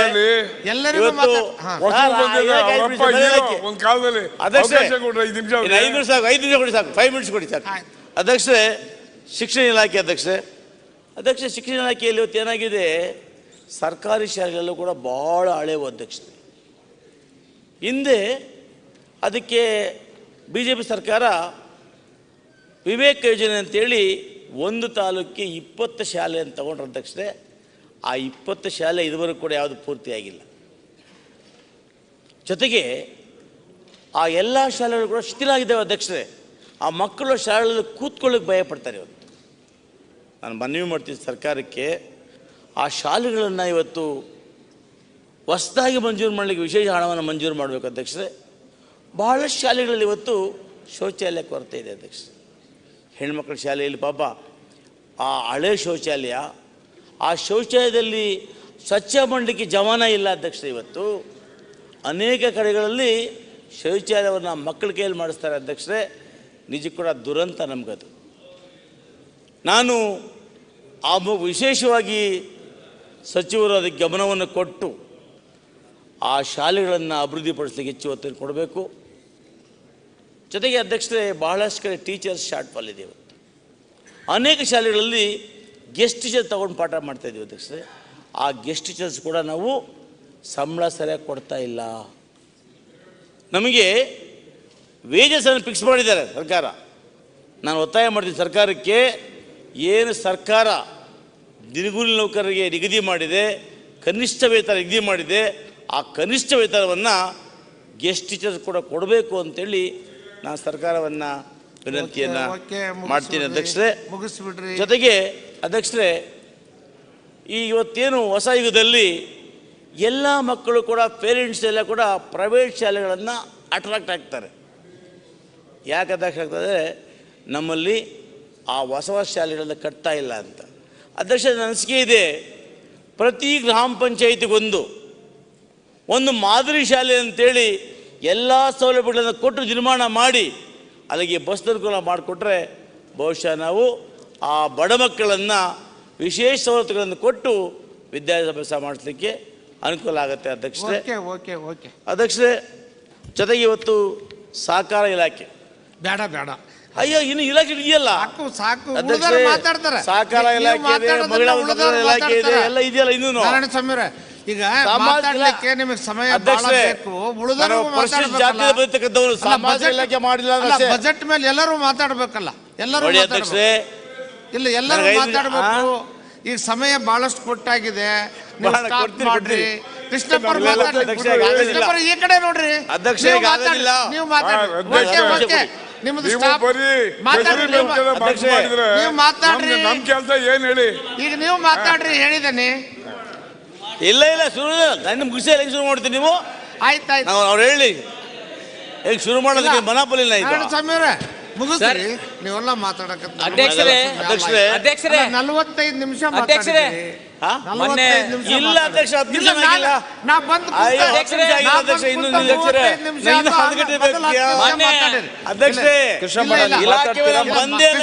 ಗ್ರಾಮೀಣಾಭಿವೃದ್ಧಿ ಇದೆ, ಇನ್ನು ಸಮಾಜ ಕಲ್ಯಾಣ ಇದೆ, ಇನ್ನು ಸಹಕಾರ ಇಲಾಖೆ ಇದೆ. ಇವತ್ತು ನಿಮಗೆ 4 ಬಂದೇ ಎಲ್ಲರಿಗೂ ಕೊಡ್ಬೇಕಲ್ಲ, ಎಲ್ಲರಿಗೂ ಕೊಡ್ಬೇಕು.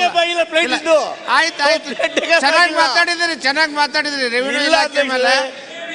ಆಯ್ತು, ಕೃಷ್ಣಪ್ಪರ್ ಮಾತಾಡ್ಲಿ. ಕೃಷ್ಣಪ್ಪ ಮಾತಾಡ್ತೀನಿ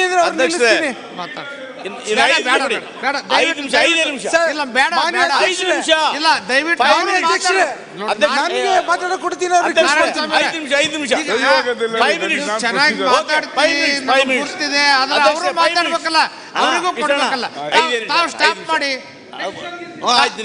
ಸ್ಟಾಪ್ ಮಾಡಿ. ಆಮೇಲೆ ಅಧ್ಯಕ್ಷರೇ, ಇವತ್ತು ಸಾಂಗ್ಲಿರಾಮ ಇಲಾಖೆಯಲ್ಲಿ ಇವತ್ತು ನಮ್ಮ KCVL ಏನ್ ಮಾಡಿದ್ದಾರೆ ಅಲ್ಲ, ಅದನ್ನ ಎಲ್ಲ ಮಾತಾಡಿದ್ದಾರೆ. ತಾವು ಸಾಕು ಮಾಡಿ ಅಧ್ಯಕ್ಷರೇ. ಒಂದು ನಿಮಿಷ, KCVL ಇವತ್ತು ಸೆಕೆಂಡ್ರಿ ಟ್ರೀಟ್ ಮಾಡ್ತಾ ಇದ್ದೀವಿ ನಾವು. ಥರ್ಸ್ಡೇ ಮಾಡಬೇಕು, ಅದಕ್ಕೆ ದಯಮಾಡಿ ಸಚಿವರು ಅವಕಾಶ ಮಾಡಿಕೊಡ್ಬೇಕು ಅಂತೇಳಿ ಮನವಿಯನ್ನು ಮಾಡ್ತೇನೆ. ಮತ್ತು ನಗರಾಭಿವೃದ್ಧಿ ಇಲಾಖೆಯಿಂದ ಯರಗೋಳ್ ಯೋಜನೆ ಇವತ್ತು ಕೋಲಾರ, ಮಾಲೂರು, ಬಂಗಾರಪೇಟೆ ನಗರಗೊಳಿಸ್ತಕ್ಕಂಥ ಯರಗೋಳ್ ಯೋಜನೆ, ಆ ಯೋಜನೆ ಇವತ್ತು 10 ವರ್ಷ ಆಯಿತು, ಇವತ್ತು ಕುಂಟ್ಕೊಂಡು ಹೋಗ್ತದೆ ಅಧ್ಯಕ್ಷರೇ. ಆ ಯೋಜನೆಯ ಸಚಿವರು ಮುತುವರ್ಜಿ ವಹಿಸಿ ಆ ಯೋಜನೆ ಅನೇಕ ಅಕ್ರಮಗಳಾಗಿದ್ದಾವೆ, ಅವೆಲ್ಲವನ್ನು ಪರಿಶೀಲನೆ ಮಾಡಿ ಆದಷ್ಟು ಬೇಗ ಆ ಯೋಜನೆಯನ್ನು ಪೂರ್ಣಗೊಳಿಸಿ ಜನರಿಗೆ ಸಮರ್ಪಣೆ ಮಾಡಬೇಕು ಅಂತ ನಾನು ಮನವಿ ಮಾಡ್ತೇನೆ. ಮತ್ತು ಅಧ್ಯಕ್ಷರೇ, ಅಲ್ಲ 1 ನಿಮಿಷ ಮಾಡ್ತಾ ಇದ್ದೀನಿ ಒಂದು ಇಲಾಖೆ ಮೇಲೆ. 5 ನಿಮಿಷ ಇಲಾಖೆ ಮೇಲೆ 1 ನಿಮಿಷ ಮಾತಾಡಿ ಹಿಂಗ ಅಧ್ಯಕ್ಷ ಹೇಳಿ, ನೀವೇ ಹೇಳಿ. ಉಳಿದವರು ಮಾತಾಡಬೇಕು. ನನಗೆ ಒಂದು ಇಲಾಖೆ ನೀವು ಅರ್ಧ ಗಂಟೆ ಕೊಡಬೇಕು, 1 ನಿಮಿಷ ಕೊಡ್ತಾ ಇಲ್ಲ ನೀವು. ಅಯ್ಯೋ, ಇನ್ನೊಂದ್ಸಲ ನೆಕ್ಸ್ಟ್ ಬಜೆಟ್ ನೊಳಗೆ ನೆಕ್ಸ್ಟ್ ಬಜೆಟ್ ಇನ್ನು 4 ಬಜೆಟ್ ಇದೆ. ಯಾಕೆ ತಲೆ ಕೆಡಿಸ್ತೀರಿ ಅಧ್ಯಕ್ಷರೇ? ಇವತ್ತು ಗ್ರಾಮೀಣ ಇಲಾಖೆಯಲ್ಲಿ ಒಂದು ಒಳ್ಳೆ ಸಮಸ್ಯೆ ಅಧ್ಯಕ್ಷೆ, ಎಲ್ಲರಿಗೂ ಇದೆಲ್ಲರಿಗೂ ಅನ್ವಯಿಸುತ್ತೆ ಅಧ್ಯಕ್ಷರೇ. ಇವತ್ತು ನಾವೇನ್ ಮಾಡಿದ್ವಿ ಅಧ್ಯಕ್ಷರೇ? ಎಲ್ಲ ಇಲಾಖೆ ಗುತ್ತಿಗೆ ಕೊಟ್ಬಿಟ್ಟಿದ್ದೀರಾ. ಅಯ್ಯೋ ರಾಮ, ಅಲ್ರಿ ಸ್ವಾಮಿ, ಎಷ್ಟು ಮಾತಾಡ್ಬೇಕು ಅಷ್ಟು ಮಾತಾಡಿ. ಎಲ್ಲ ಇಲಾಖೆ ಮಾತಾಡ್ಬೇಕಂದ್ರೆ ನೀವು ಬರೇ ರೂಲಿಂಗ್ ಸೈಡ್ ತಾಸ್ ಗಂಟೆ ಕೊಡ್ತಾ totally you are ignoring opposition side ಕೊಡಿ. ಟೋಟಲಿ ದಿನ ಮಾತಾಡ್ತಾರೆ. ನಾವು 75-90 ಜನ ಇದ್ದೀವಿ.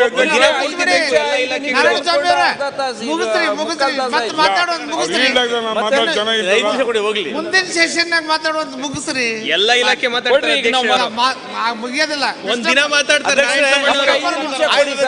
ಹಿಂದೆ ನಮ್ಮ ಸರ್ಕಾರದಲ್ಲಿ ಗ್ರಾಮೀಣ ಭಾಗದಲ್ಲಿ 6 ಪ್ಲಾಂಟ್ ಇದ್ವು, ಬಿಜೆಪಿ ಮೇಲೆ ಸ್ಟಾಪ್ ಮಾಡಿದ್ದಾರೆ. ಅದನ್ನ ಮುಂದುವರಿಸಬೇಕು. ಮಾಡಿಲ್ಲ, ಅದ್ರ ಮೇಲೂ ಚರ್ಚೆ ಮಾಡ್ಲಿಕ್ಕೆ ಅವಕಾಶ ಕೊಡ್ತಾರೆ. ಮುಗಿಸ್ಬಿಡ್ರಿ ನೀವು. ಮುಗಿಸ್ಬಿಡ್ಲಾ? ಓಕೆ, ಅವಕಾಶ ಕೊಡಲ್ವಾ? ಮುಗಿಸ್ರಿ. ಸಾಕಷ್ಟು ಮಾತಾಡಿ. 1 ಅವರ್ ಬೇಕಾಗಿತ್ತು. ತಮ್ಮ ಅನುಮತಿ ಮೇರೆಗೆ ಅವಕಾಶ ಕೊಟ್ಟಿದ್ದಕ್ಕಾಗಿ ಇನ್ನೂ ಅನೇಕ ಇಲಾಖೆ ಮಾತಾಡಬೇಕಾಗಿತ್ತು. ನಿಮ್ಮ ಅನುಮತಿ ಮೇರೆಗೆ ಮುಕುಟಗೊಳಿಸಿ ನನ್ನ ಮಾತನ್ನು ಮುಗಿಸ್ತೀನಿ. ಧನ್ಯವಾದಗಳು. ಕೃಷ್ಣಪ್ಪ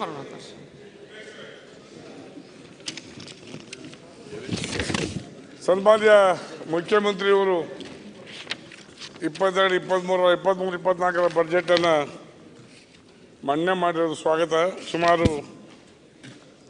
3,27,740 ಕೋಟಿ ಬಜೆಟನ್ನು ಮಂಡನೆ ಮಾಡಿದ್ದಾರೆ.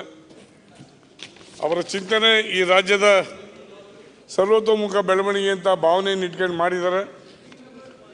ಹೆಚ್ಚು ಕಮ್ಮಿ ಎಲ್ಲ ನೋಡ್ಕೊಂಡ್ಬಂದ್ರೆ ಎಲ್ಲ ಬಜೆಟ್ ಬುಕ್ಸಲ್ಲಿ ಗ್ಯಾರಂಟಿಗೆ ಹೆಚ್ಚು ಒತ್ತನ್ನು ಕೊಟ್ಟಿದ್ದಾರೆ.